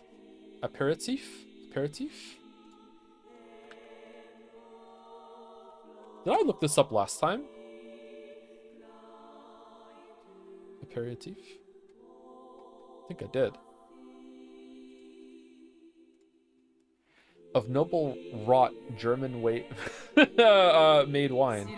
A wine cocktail of white wine mixed with a crimson and golden drop. If I had to give it a name, I'd call it a bloody Kraus. Soaked with just a golden drop of your brother's blood that was squeezed out of a compressor. Rosa coughed violently, and the bright red that stained her face made it look though she had coughed up blood. You know a lot about black tea, so you should know what it means, right? Golden drop refers to the last drop in drink. It is called the most precious drop in black tea. So a golden drop of blood is the same, the last and most precious drop of blood squeezed out of a human. We squeeze it using that. As the witch snapped her fingers, a bright red veil that had been set up before something large was removed.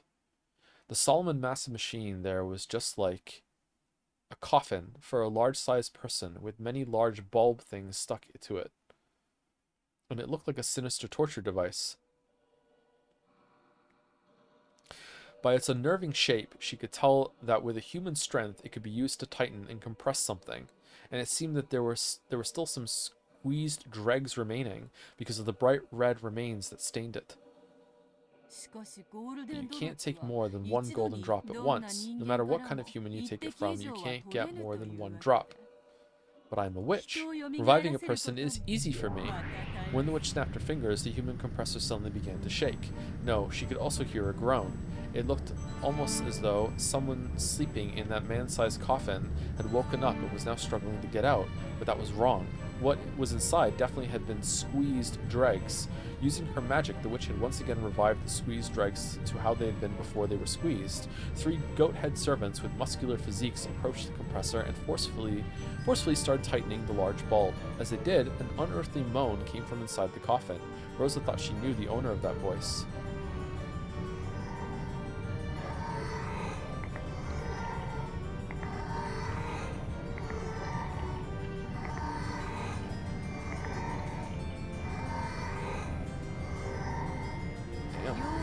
Fully Kraus is French. It is fitting for cooking to be done in the kitchen. Enough, stand back.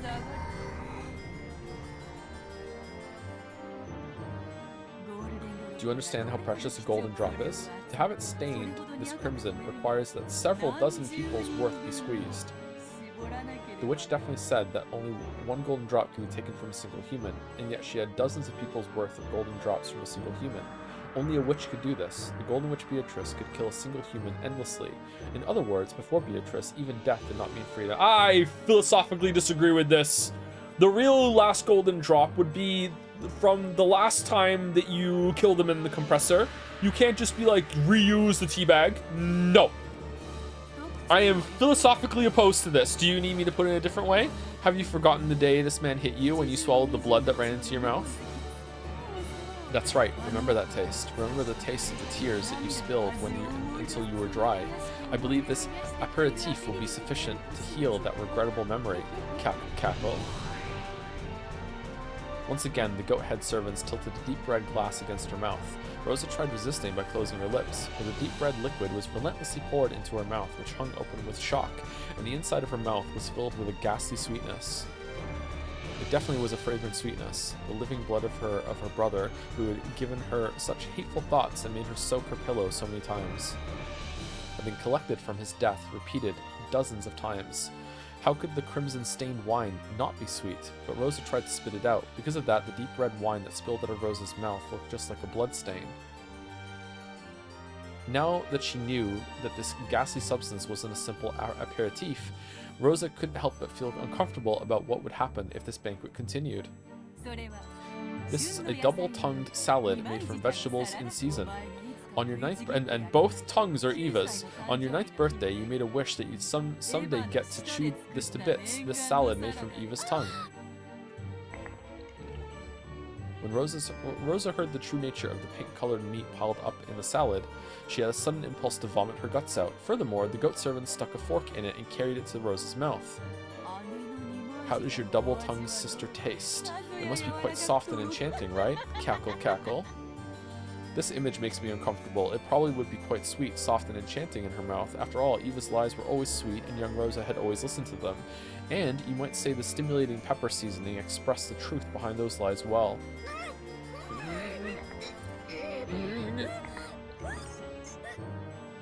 As the tongue salad that kept being pushed into Rosa's mouth was covered with saliva, she spat it out, but the goat head servants carefully returned it to the plate and carried it to Rosa's mouth over and over again. Man, Battler really is in a Clockwork Orange machine somewhere.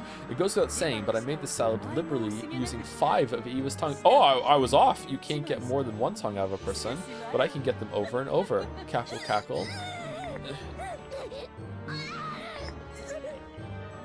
As Rosa's tears dripped down, she resisted frantically. However, the only way she could resist by was refusing to swallow.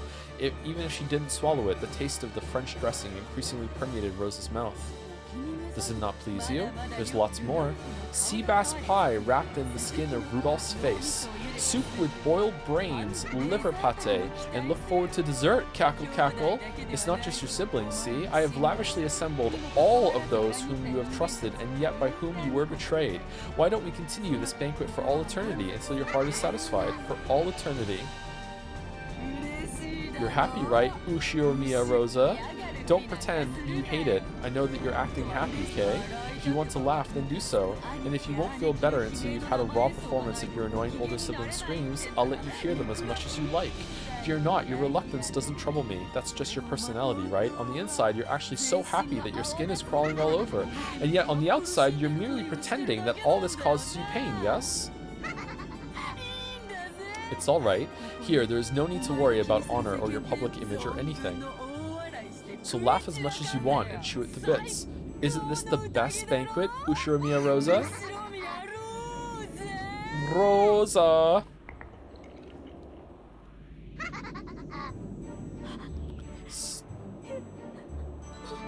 Please, stop. Cough hack.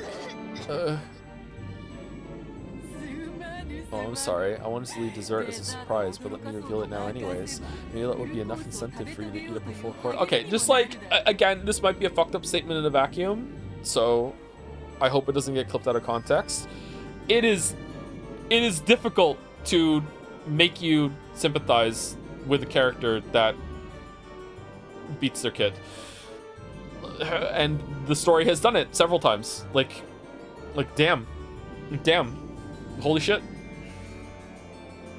Pretty big achievement. I feel bad for Rosa. Have several times before this. Yep. Your dessert is that beloved daughter. Oh, holy shit! Fucking, your dessert is that beloved daughter that you had to keep pretending to love. Oven baked Maria with apples. Doesn't that sound yummy? Once you eat this, you'll be released from everything. Freedom, you see, freedom. Finally, Rosa will gain freedom as an individual person. Aren't you happy?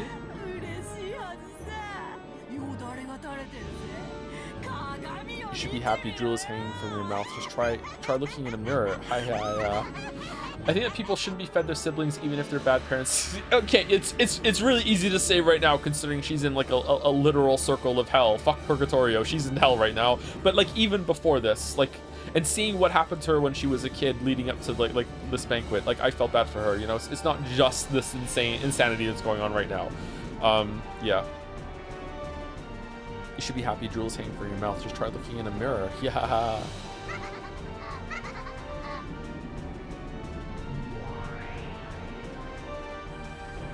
Suddenly, a muscular goat cook was holding Maria under his arm, and Maria gazed at Rosa with a face that was only slightly sad.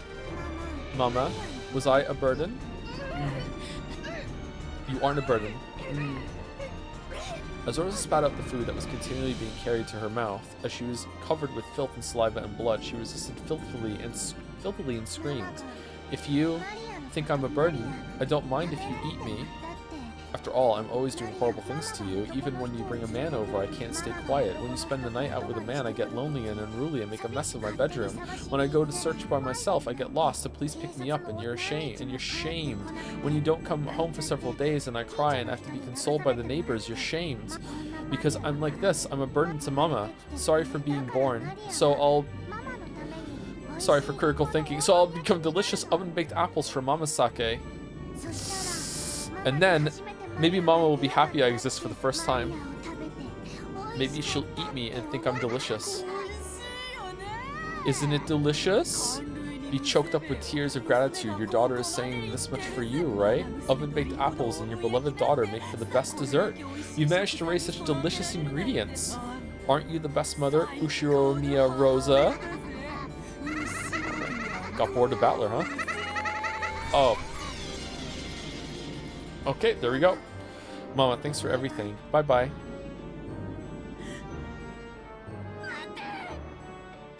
Wait, Maria, that's wrong. Stop it already. Stop it already.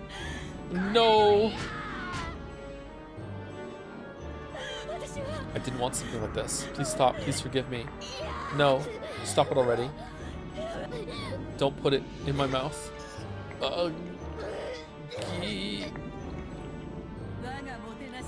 Have you been satisfied with my hospitality? Then I'll have you accept it, that I am a witch. Proclaim it. Ushiro Mia Rosa accepts that Beatrice is a witch. I accept it.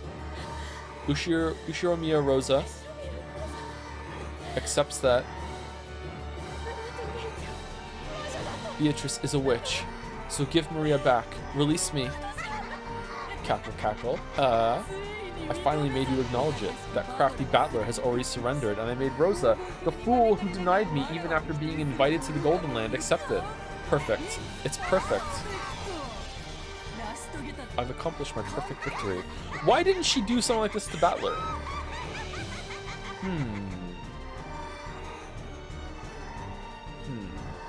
Different weak points, maybe? Huh. I've accomplished my perfect victory. Yeah. Come, Maria. Prepare delicious oven roast for Rosa. No, Maria. Looks delicious. Slice up your cow tits and make me a sandwich.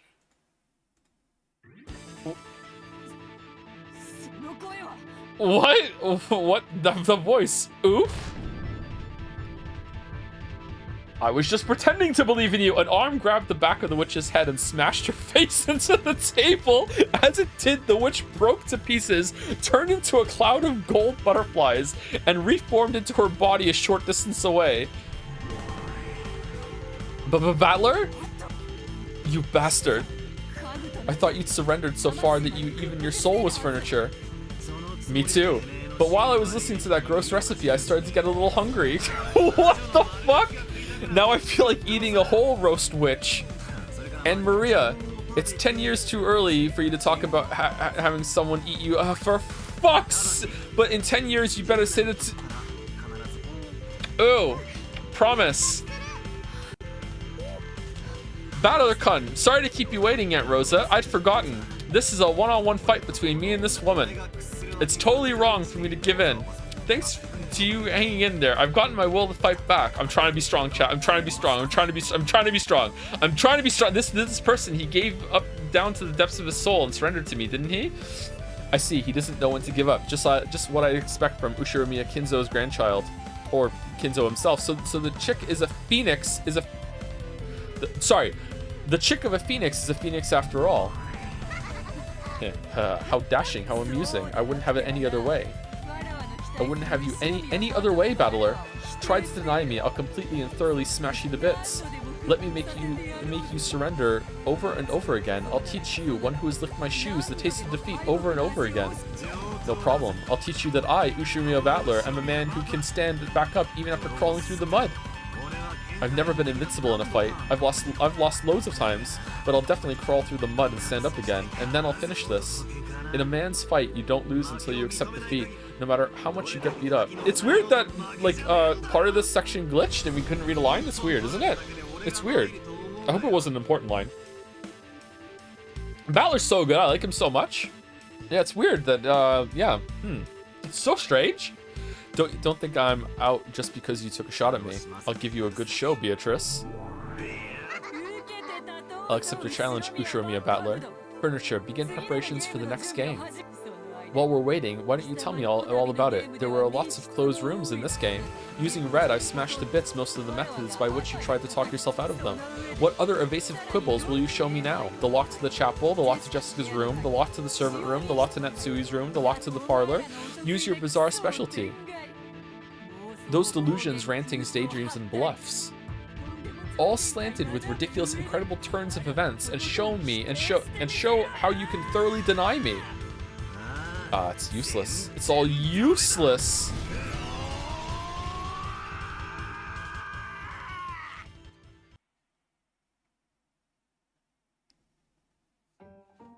Oh, okay. Okay, so this seems like 2 in a row that we didn't solve the mysteries. Is that what the answers arc is? So we get some answers, but most of it we're going to go through in the answers arc? Or what?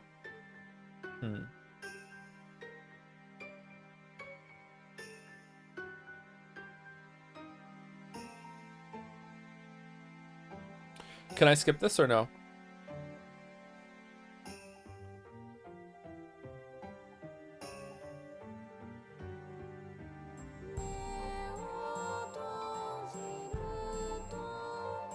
No. Yes. No. No. Thank you, Voltage, for the resub. Greetings. Greetings. Greetings. And thank you, Zero T Tempest, also for the resub. Thank you. Thank you.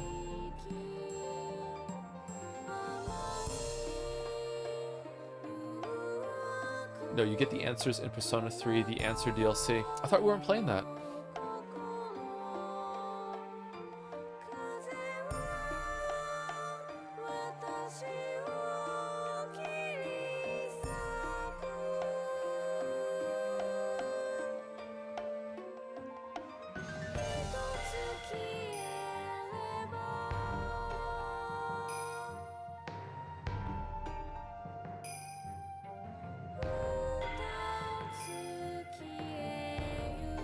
That Battler moment reminds me of how much I hate lewd jokes in Weave games, because like Trails in the Sky is a great. Stop talking about Trails in the Sky. Like amazing character interactions, best pro tag I ever experienced, so much world building, but like randomly sometimes after 20 hours someone says the most deranged lewd comment, and it's like, why? I like this character. Don't make them say this.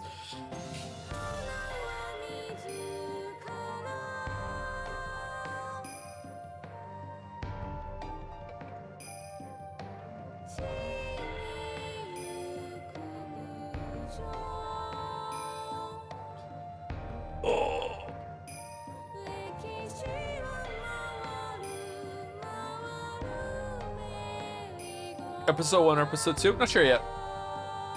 About the same. About the same.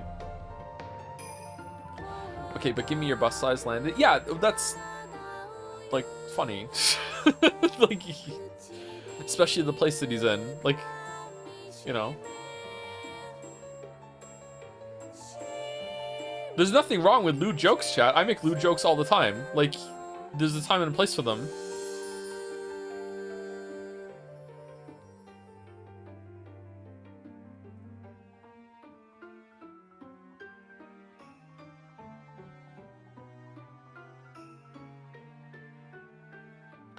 I don't know, I think lewd jokes are overdone and too easy, says Dalmek. Yeah, it's true. It's true. It's pretty true, yeah.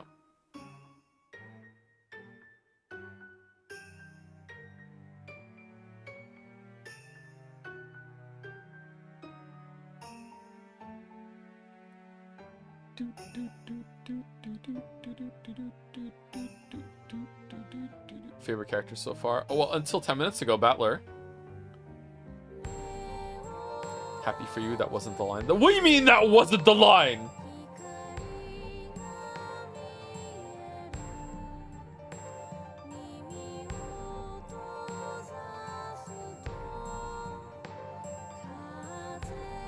Mouse are we even gonna find the line? Don't gaslight him, that was it. Jet's confused as fuck. Don't think so smile. It's like me with the moment in Indigo Prophecy. That wasn't the moment. I regret so much not fucking up the last QuickTime event on purpose after he jumped off the truck. Oh, I regret it so much. That would have been such a funny end to that scene. Oh, man.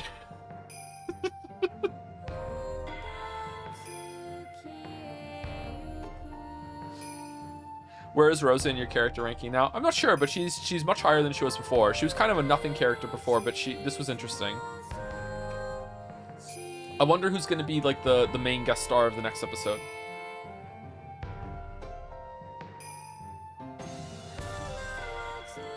Probably Ava? I think Rudolph's going to be the last one to survive if my reading of expectations is correct. Rosa, Natsui. No, I like Natsui more than Rosa, but Rosa was interesting this time around. Well, what are we judging concepts or are we judging like the character themselves? I like Natsui better than Rosa, but conceptually, one of the siblings being like suddenly finding themselves the oldest one and emulating their older siblings and going crazy and paranoid and treating everyone badly, that was more interesting than what Natsui did. Natsui just became like a very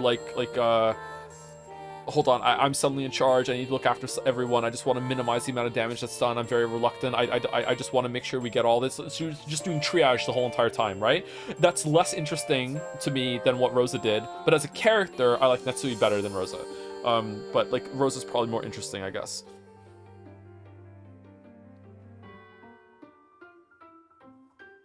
But that coming from where she was before, it's interesting. Yeah, it was still like it still showed character development and a different side to the character. Yeah. But like, I think Rose's was more interesting. Just keep using that word again. This is taking a while, huh?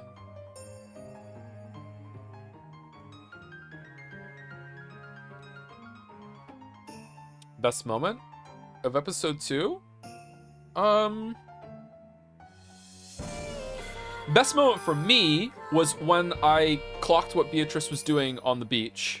That was a really powerful moment for me, and it really like informed the whole entirety of the episode for me. I really like that. That was the best moment for me.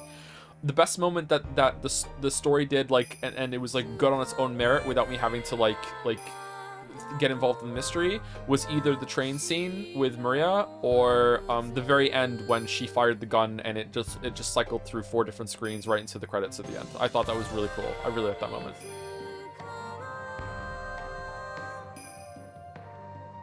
What do you think about the Red Truth? I really like it. It's smart. It's a smart way, especially in a visual novel, to not have to waste a lot of time like going over the same information all over again. Like, yeah, but I could go around and check the whole entire room and spend like so many times like going through every single window. It's like, no, hold on, I'll just tell you the rules. Like, here you go, boom, done. Like, yeah, it's good. But it's also not that easy because it can still be like she can still weaponize the truth and just and say like technical truths that are lying. You can lie while telling the truth. That's why we had that fight with chat one time where I said a lie is intent. Like, you can say something that's not true without it being a lie. You can just be wrong. Lying is always in the intent. You can't lie without intent.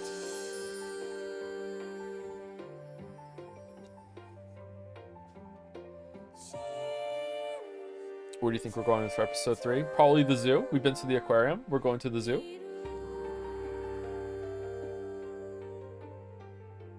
Thank you, Ironrath, for the 9 gift subs. Hope you enjoyed my Twin Peaks rant earlier, Ironrath.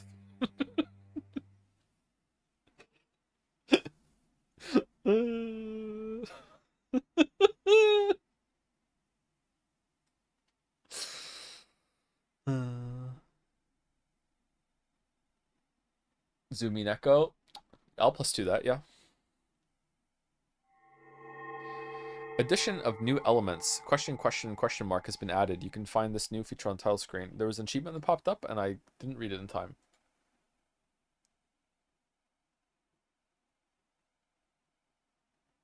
Thoughts on Goda this episode? I think he was great. Yeah, Goda was surprisingly a good part of the plot. Yeah.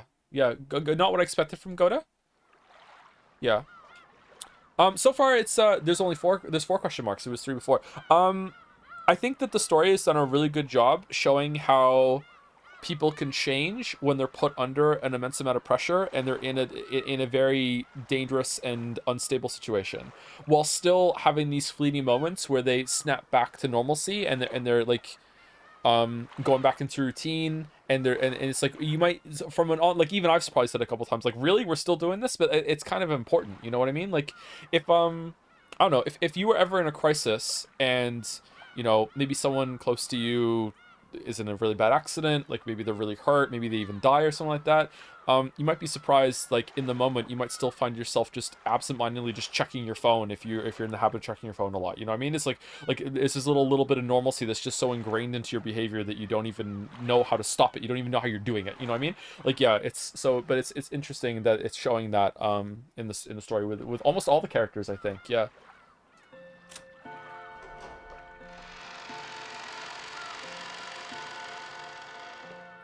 We're talking about an Umidan, but my primary angle of analysis going forward is pretty much that Umineko is feminist literature. I'm absolutely in my happy place right now. Enjoy, Jelly. Enjoy.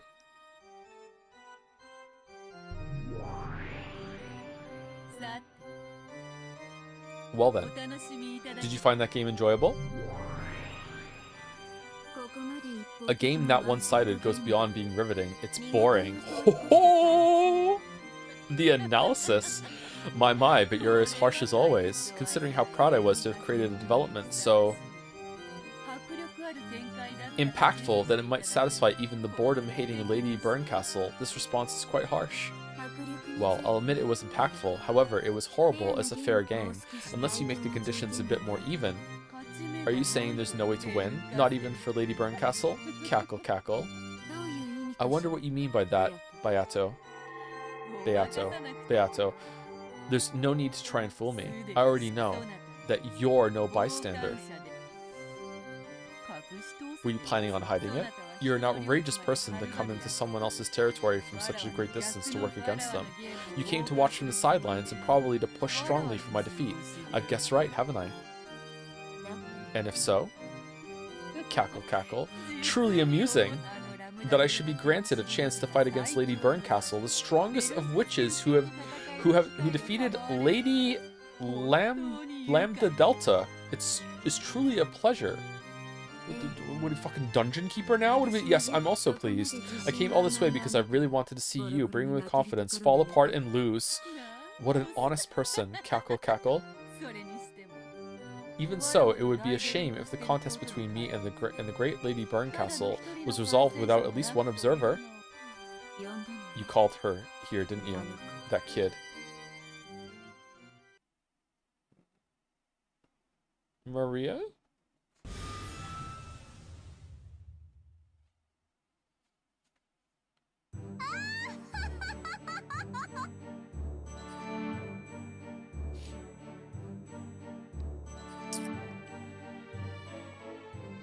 Mouse, can we still watch Twin Peaks if I drop this right now?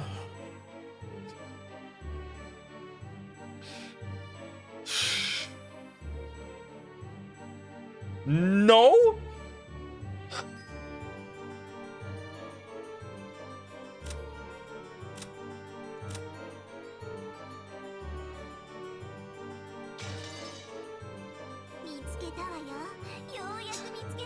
I found you. I finally found you, Burncastle. How are you, Lambda? Looks like you've got lots of spare time too. I wonder if it's fate that the pair who hates boredom should run into each other again. Stupid kid. Can't you see you only won against me because of a little luck and a problem of compatibility? After that, you became such a brag, and now you're even picking a fight with Beatrice? Shouldn't you learn your place? Giggle. Beatrice is strong, and she's even more brutal than I am. Just a bit. And by the way, don't go shortening people's names without their permission.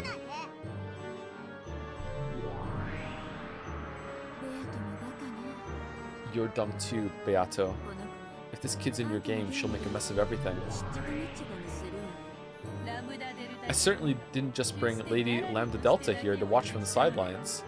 After informing me that you were betting against me, she said she would bet against you. Okay, can we short this betting? You're still holding a grudge, aren't you? Ho ho ho ho. Because I'm the strongest witch in the universe, but I lost to you, which means I'm not the strongest. So any enemy of yours is my ally. Cackle Cackle. And there you have it. With the great Lady Burncastle as our opponent, this may not even count as a handicap, but it should make for good entertainment. Do as you like. Characters were updated? Okay. You know what? Let's read these again just in case. The Endless Witch, who has lived for 1,000 years, she is known for being exceptionally cruel even among witches. She loves bullying the weak and is capable of using trial and error endlessly to find the cruelest fate that can possibly be given.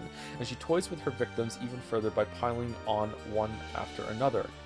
This witch is extremely powerful, but word has it she sometimes becomes obsessed with creating certain patterns so that her means end up becoming her goals. Huh. The Witch of Miracles, who has lived for 1,000 years. This is the one that even if there's a chance of like a 1 in 1 billion chance of winning, it'll happen, right? Isn't that? Her vast power is capable of creating all kinds of miracles, but her heart has broken a bit as a result. Back when she was a human, Lambda Delta once imprisoned her within a cruel fate, toying with her the whole time. As a result, it seems she's unable to abandon others who are caught within a similar fate. Theoretically, she's a witch with the greatest of powers, but in practice, this is no more realistic than folding a piece of paper 100 times so that it reaches the moon. Yet, she did fold it 100 times. Lambda Delta. The Witch of Certainty, who has lived for 1,000 years. She embodies the idea that hard workers are rewarded and is revered even by humans. Though she is a witch, she does not stray far from the concepts of humans.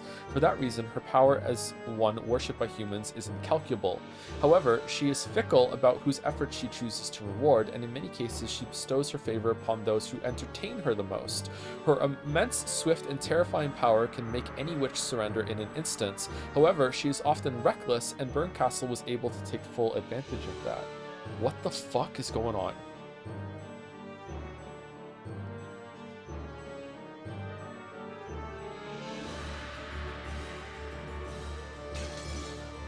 Do as you like. Now that I've been exposed, allow me to get serious. That would be well. Going easy has never been written in my dictionary. Cackle, cackle, cackle. Well, it's written in mine. Lady Lemfelta, let's enjoy our precious time together.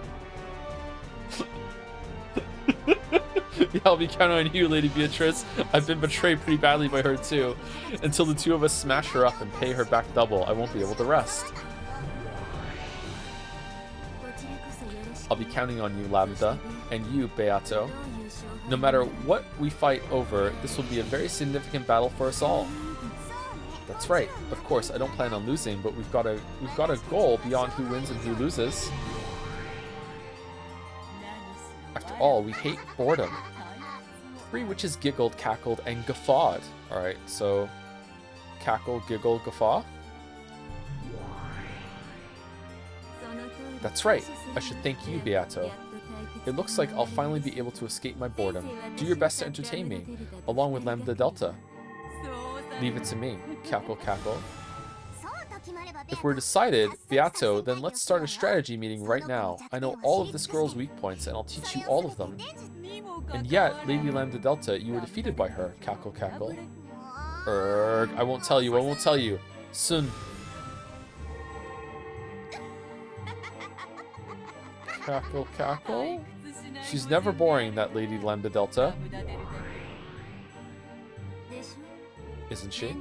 Take care of her. She gets lonely easily. I see. So she's one of those that are popular these days. Cackle, as expected from Lady Lambda Delta. Quite cutting edge. Cackle, cackle. Go already. That kid's waiting for you to chase after her. Then if you'll excuse me, see you next game. Cackle, cackle.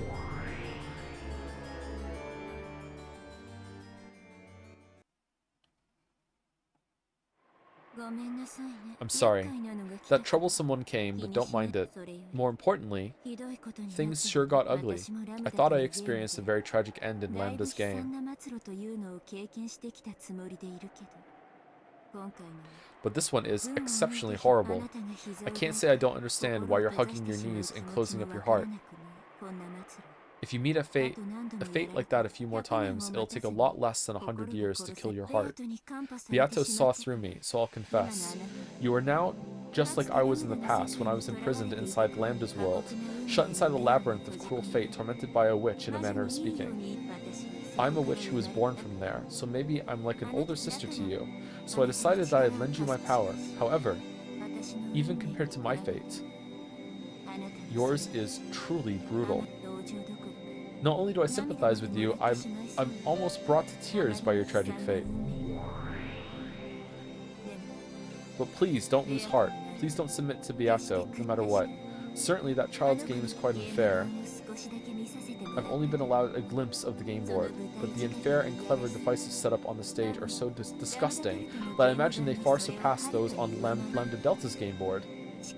And what's even more frightening is that when that kid moves a piece, she doesn't always make the best possible move. This is where she's very different from Lambda. Lambda always uses an overpowering number of pieces to make the best possible move in order to win. But Beato sometimes intentionally goes easy on her opponent when she moves her pieces. Since, when we're in trouble, we try to seek out our opponent's strategy by looking at their moves, this creates a very formidable amount of noise in our information. That might cause a troublesome amount of disorder. However, as in chess, though a player might be able to create some noise for their opponent with a useless move, they'll still miss out on the more valuable move they avoided. In other words, it's not like your opportunities to take advantage of this are zero. Although you may not be able to believe it, that analogy holds true for this game as well. Even though those developments look so overpowering, there actually was a weak point that almost looks like she wanted you to take advantage of it, though I don't know if it's a trap or if she's testing us. Anyway, don't surrender, don't stop thinking, don't deny any possibility. As long as you continue to hold the will to fight, Beato will not win. What's the most important element in defense during a witch's battle? Rather than trying to win, try not to lose. If accepting her means your defeat, then you definitely mustn't accept her. Making you accept witches, there is no longer any doubt that this is one of Beatrice's victory conditions. Now that I've announced that I'm your ally, I too will make as great an effort as possible to lend you my power. Make an effort yourself as well. If you're still hugging your knees, quickly stand back up. In times like this, what did I used to say again? Go for it. Yay. Meep. Yayifications. Meepa. Did her voice change? It's so embarrassing doing this. I've done this much for you, so quickly stand back up.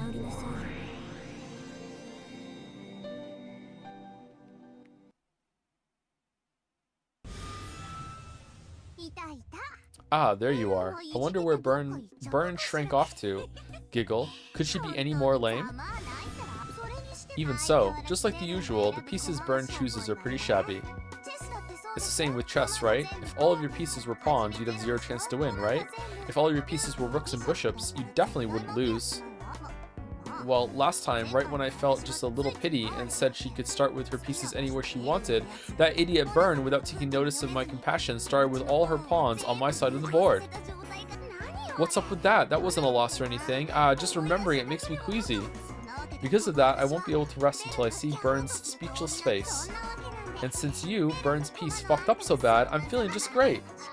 Plus, she may not look it, but that girl really hates to lose, so I'll bet she's off somewhere grinding her teeth and crying her eyes out right now. How totally lame, Giggle. Oh. Come on, laugh with me. Oh. Wait a sec, are you still hugging your knees? You're already like this just because Beato got a little serious? Could you be any more pathetic? She made a sword come out of the cannon's arm, dog! You're so pathetic, I'll just help you out a little bit. I, the great lady Lambda Delta, with the Witch of Certainty and the strongest in the universe, will associate myself just a tiny bit with you and your hopeless chances of winning. You should thank me. You know, Beatrice may really be a cruel and powerful witch, but she's no match for me. Why? Because she's soft. Though she'll set up the board in a way that'll let her win with just a few more moves, she'll intentionally avoid cornering you. She'll do things like take worthless pieces and place excess pieces on the board to make things more one-sided. Simply put, she's got the bad habit of playing around as soon as she thinks she's won. it's kind of based. Almost all the various attacks that hurt you and burn look like utter waste and overkill to me. In other words, she's got a weakness and you've got a chance. See? She isn't an opponent to be afraid of, right? So she sometimes mistakes her means for her ends. And she has too much dark fun. Sometimes that even ends up creating and exposing her own weak points. For a super powerful witch like me, it's hard to understand why she's able to act so tough. Why she lowers her own chances of winning. So she's like Battler, but well, because of that, a witch like Byrne, who likes to thoroughly read her opponent, has a really bad affinity with her, because reading her doesn't work. Maybe it's really easy for Byrne to read and handle a straightforward and honest type like me, annoyingly enough. So Byrne is like chessboard thinking personified, and that's why chessboard thinking doesn't always work, because she doesn't always make the best moves. Well, still, a super fire power type like me can flat out beat up a light, wide-range barrage type like Beatrice, so it's kind of like rock, paper, scissors. If I'm paper, Beato is rock, which means Byrne is scissors. Pink? Well, maybe that doesn't matter. Even though my paper loses to Byrne's scissors, if I was a sheet of super paper, which is way more awesome than normal paper, I could beat even scissors, right? Basically, I, Lady Lambda Delta, am super paper. Oh. It looks like you've regained a bit of your color. That Beato, she's having fun torturing some piece called Rosa. At a glance, you'd think she has really nasty taste, right? Wrong. She's just killing time, hoping that you'll stand back up in return. It's a move to fire up your righteous indignation by intentionally doing something detestable. Aw man, I hate kids like that. Anyway, I'll head on back. Ah, don't tell anyone about me helping you, just helping you out just a little bit. I mean, it's not like I helped you because I wanted to save you, okay? I, the strongest witch in the universe, had my throne stolen away when I lost to Byrne. So I've got to take that throne back from her. But if she loses to Beato here, then it's Beato who will get the position of strongest next, right? Well, it's not like I'm complaining. It'd be easier to steal the throne back from Beato, but then I wouldn't be satisfied, you see? I will defeat Byrne, and I'll take back my position as the strongest. It's not like I'm really helping you, okay? I won't forgive you if you make Byrne cry.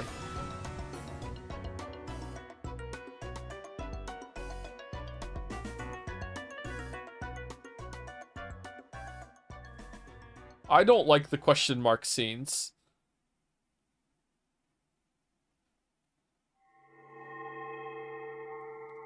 The witch hunt.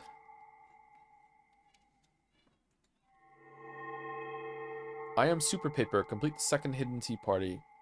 Next episode lock has been removed. You can find these new features on the title screen. Addition of new features. What's the new feature?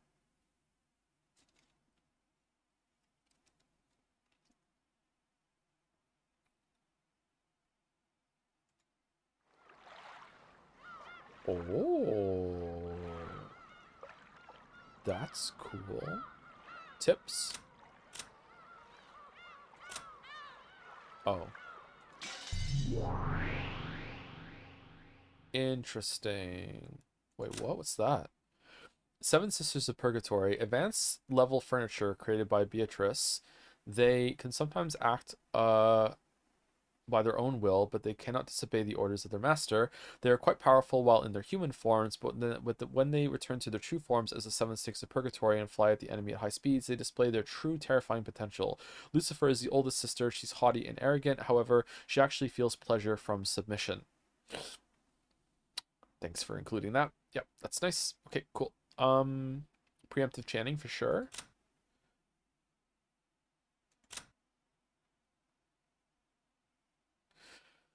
An unfortunate young man whom Beatrice has taken a liking to, a human who inherited the black blood from Kinzo. What? The massive resistance to magical power Kinzo was born with was passed on to Battler. Ironically, it was this trait that made it so hard for Kinzo to succeed as a magician. A massive defensive power against magic can be, even by itself, decisive in a battle against a witch. Kinzo has begun to lose this power with age, but young Battler's power is still on the rise. Perhaps it's understanding that Beatrice tried to crush it as soon as possible. Self-taught human sorcerer's natural talent. Okay, this looks normal. or what I saw before. A little magician who has inherited the black blood from Kinzo. Unlike Kinzo, she was gifted with talent and began to tread the path of the magician from a young age. However, her power is still weak and she hasn't yet graduated from an apprentice's level. However, she is skilled with enchantments, which bestow magical power upon objects, and the magical items she creates are all masterclass. Okay, I'll read it. A self-taught human sorcerer, his natural talent and level of knowledge are nothing special, but when his nearly insane powers of concentration and dedication were transformed into magical power, he awakened as a great sorcerer. His power is at least great enough that he was able to summon Beatrice and form a contract with her. Though his power is great, it is also extremely limited. He specializes in summoning and barriers, so perhaps it's fitting to call him a summoner. Kinzo's earliest furniture, which he created to serve him and him alone with complete loyalty. Though he was Kinzo's first creation, he was made with the help of a high-class demon, so while there were several defects in his initial specifications, he conceals a great potential within himself. In the many years following that, he continued to mature and compensate for his many deficiencies, turning himself into the nearly flawless butler furniture that he is now. He is approaching the limit of his service life, but the magical power he can unleash for an instant rivals Kinzo's. Shannon is, in the truest sense, Kinzo's handmade furniture, which he created without borrowing the power of demons. Uh-huh. Though there were a few problems with her initial specification, she was given a very rare and precious thing, a heart. It seems that, as a result of his long personal experience, Kinzo came to believe that the power created by the heart contains within it a strong magic. In the lengthy span of time following that, she began to mature, becoming exceptionally skilled with powers of a protective or repulsive nature, such as magical barriers. Because of this, in the realm of barriers alone, she possesses immense magician class power. This whole page is bullshit. So far, he is the last furniture created by Kinzo. Making use of all his previous experience, Kinzo managed to implement a set of flawless specs. Cannon was also given a heart, but it was much weaker than Shannon's. Perhaps because Kinzo felt a sense of approaching personal danger related to his fortune as he neared the end of his life, he bestowed Cannon with the rare power to fight and protect. However, he hasn't yet matured very far and is unable to properly control his own power and speed. Hmm.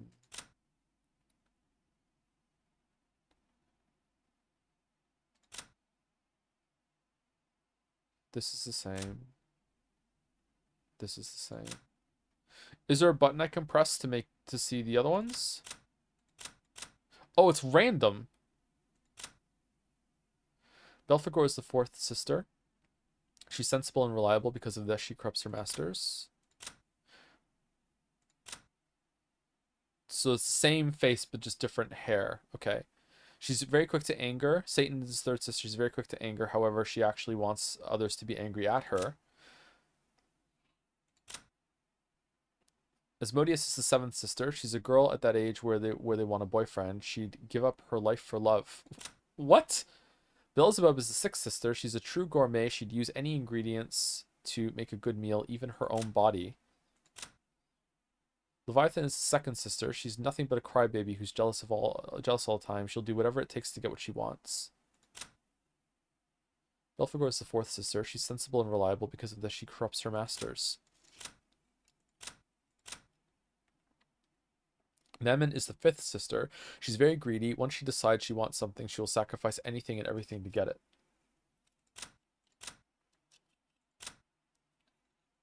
Hmm.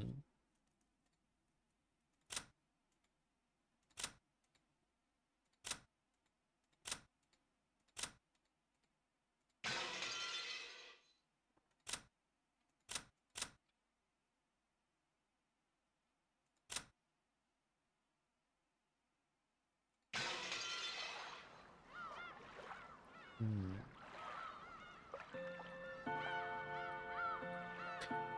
Episode 3, Banquet of the Golden Witch. Good morning. I'm quite surprised to see you still haven't surrendered. The Golden Witch has extremely high hopes for you. Have you figured out the structure of this world by now? You have no chance at victory unless you know the rules. Please enjoy your game with the witch to your heart's content. The difficulty level is equal for both you and the witch.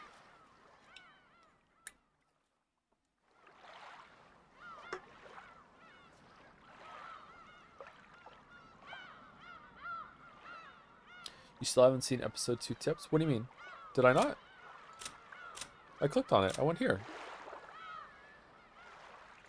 Oh, you want me to read these ones? Okay, sorry. Someone wants me to execute them all. Can I kill her?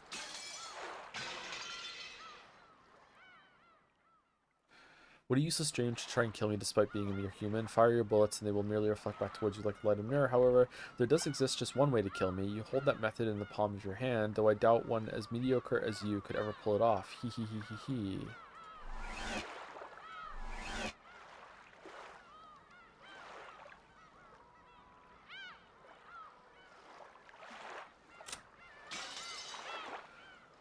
Missing. In the Golden Land, she finally found a treasure more precious than gold. However, it only lasted a brief time. Because of a fool, she was forced once again to lose what she had already found. Afterwards, she was chewed into a pulp by demons and went to hell. Missing. He did surrender to the witch at one point, but he pulled himself together and regained his will to fight. I see. So to witches, Battler makes a great toy for smashing. That explains why she's always breaking him, fixing him, and breaking him again. Torture is meaningless if you kill the subject. You've got to alternate between causing pain and letting them rest. Yeah, it's so true. It's so true. Think about hell for long enough and you start to realize that. Yep. Yep. Alright. Go to missing. Sorry, Genji. Selfless furniture seeks nothing but repose in the Golden Land. However, since a fool obstinately rejects the Golden Land, it seems his time of repose is unlikely to come soon. Afterwards, he was torn to pieces and eaten by demons and went to hell.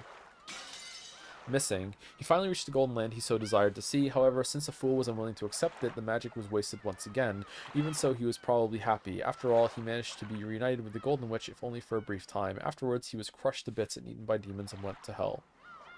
Who else survived until the very end? It was just those, right? Maria. In the Golden Land, she learned that her mother still truly loved her. At least for now, she is satisfied. And are these different? No. Okay. Have you made progress in solving the epitaph? In just a short while, your time will be up in a flash. The ninth twilight will begin quite soon. Okay, and this is the record.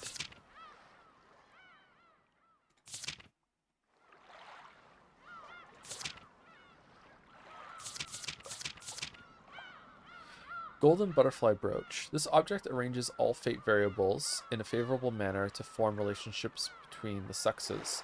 This leads to nothing more than a favorable arrangement of variables, so its strength differs widely depending on the individuals in question. Hence, a witch bestowing such an item must make quite sure beforehand that the receiver will be able to use it effectively, or she risks being called a liar. The activation cost is enormous, so it's no more useful to the average person than an ordinary brooch. However, blind love is easily capable of paying this enormous price, and if the target of the receiver's affection feels affection in turn, the brooch's effect increases even more dramatically. Ironically, the more dramatic its effect becomes, the less one would need such a brooch in the first place.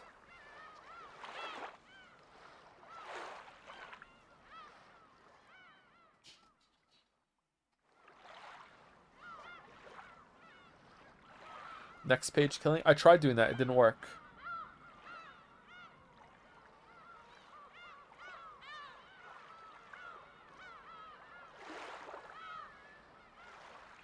For final episode 2 bet, the great Jotler question, magic, no magic, or undecided?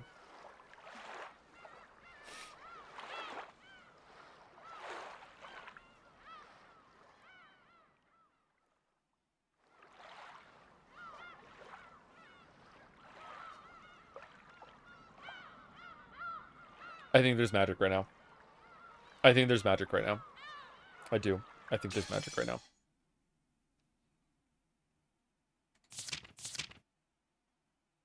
Seven Stakes of Purgatory.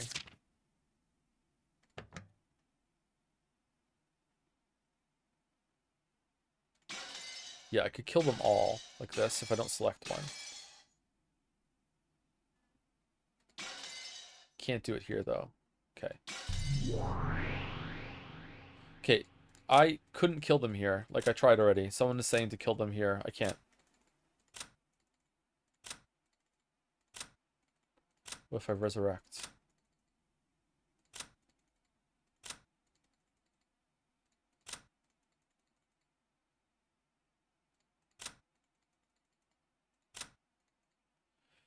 Do you think magic exists on the game board, Arkanjima, or only in the meta world where Battler and Beatrice are fighting? I do not think there is magic on the game board, no. I think it's outside of that, there's magic, yes.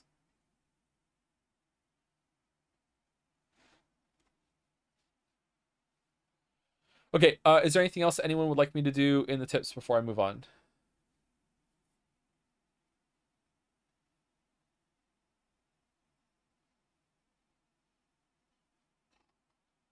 After losing so badly twice in a row, are you considering looking up a guide or maybe reducing the difficulty? You reading episode 3? On Saturday, yeah, but we're gonna just see what the first part is in episode 3 right now. Why do I have to unlock load? Why is there another unlock? This story is very obviously fictional and fantastical in nature. Any resemblance to existing individuals, organizations, locations, or incidents is entirely coincidental. Yeah, okay. Fuck you, Beatrice. Yep. With her face right next to it in the portrait. Yep, fuck you.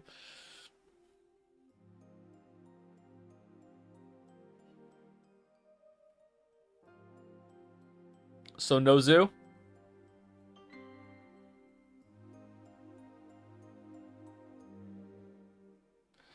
The vase was very beautiful, rich with history and value. Alright, so that's how it's gonna be, huh? Alright. That's how it's gonna be. Wait, this is still here? What? All of the goats, all of the goats. Low-level furniture in service to Beatrice. They are great in number, but silent and lacking personality. They obediently follow their master's orders. Their senses are closer to those of animals than humans, and they're surprisingly dull-witted, which sometimes leads them to misunderstand their orders. They have by nature a massive build like a minotaur's and fearsome superhuman strength. They may be low-level furniture, but the ability to summon an inexhaustible supply of them makes them extremely convenient. Same kind of... Doesn't someone else have this kind of hand motion? Is it Goda? Yeah, they absolutely knew what they were doing calling him Goda, huh? That's on purpose.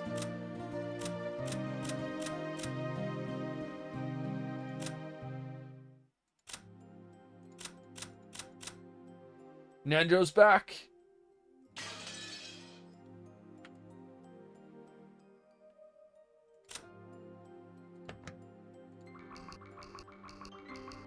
Oh man, all the tips updates are going on right now.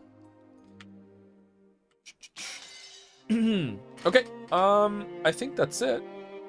I think that's it. Keep reading one more. Saturday. Thank you, Cameron D6 for the resub. Magos Reductor for the new sub. Welcome. Junior Snow 13 for the resub. Jack Innit for the resub. And P Pow TF 126 for the bits as well. You know what? It's at the end of stream as a treat. I'm satisfied and it's not even the final episode. Also, are you going to read Higabana after you read Higurashi? I have the pre-order physical copy you can get from buying the spin-off fighting game. Umineko Golden Fantasia image. Nope. Nope. We're not doing Higurashi. We're not doing Higabana. Nope. This is the last VN I'll ever read. I read the best one. I don't need to read any more. It's like graphic novels with The Watchmen. The Watchmen is the only graphic novel I've ever read. That's it. I read the best one. I don't ever need to read anything else. I'm good. I'm done. Okay, so raids today. Pat stares at D-Chart Games. Small. Let's raid Pat stares at. Pat stares at. There we go. Thank you for streaming. Thank you for watching. Thank you for the great birthday stream. Happy birthday. Happy birthday. Thank you for coins. You're welcome.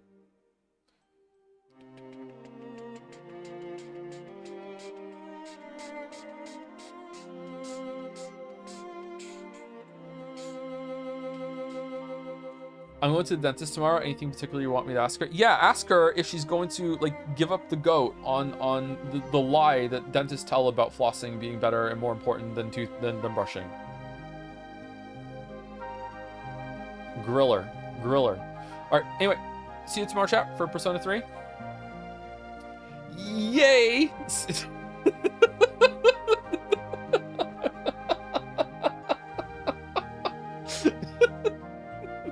Anyway, enjoy your raid.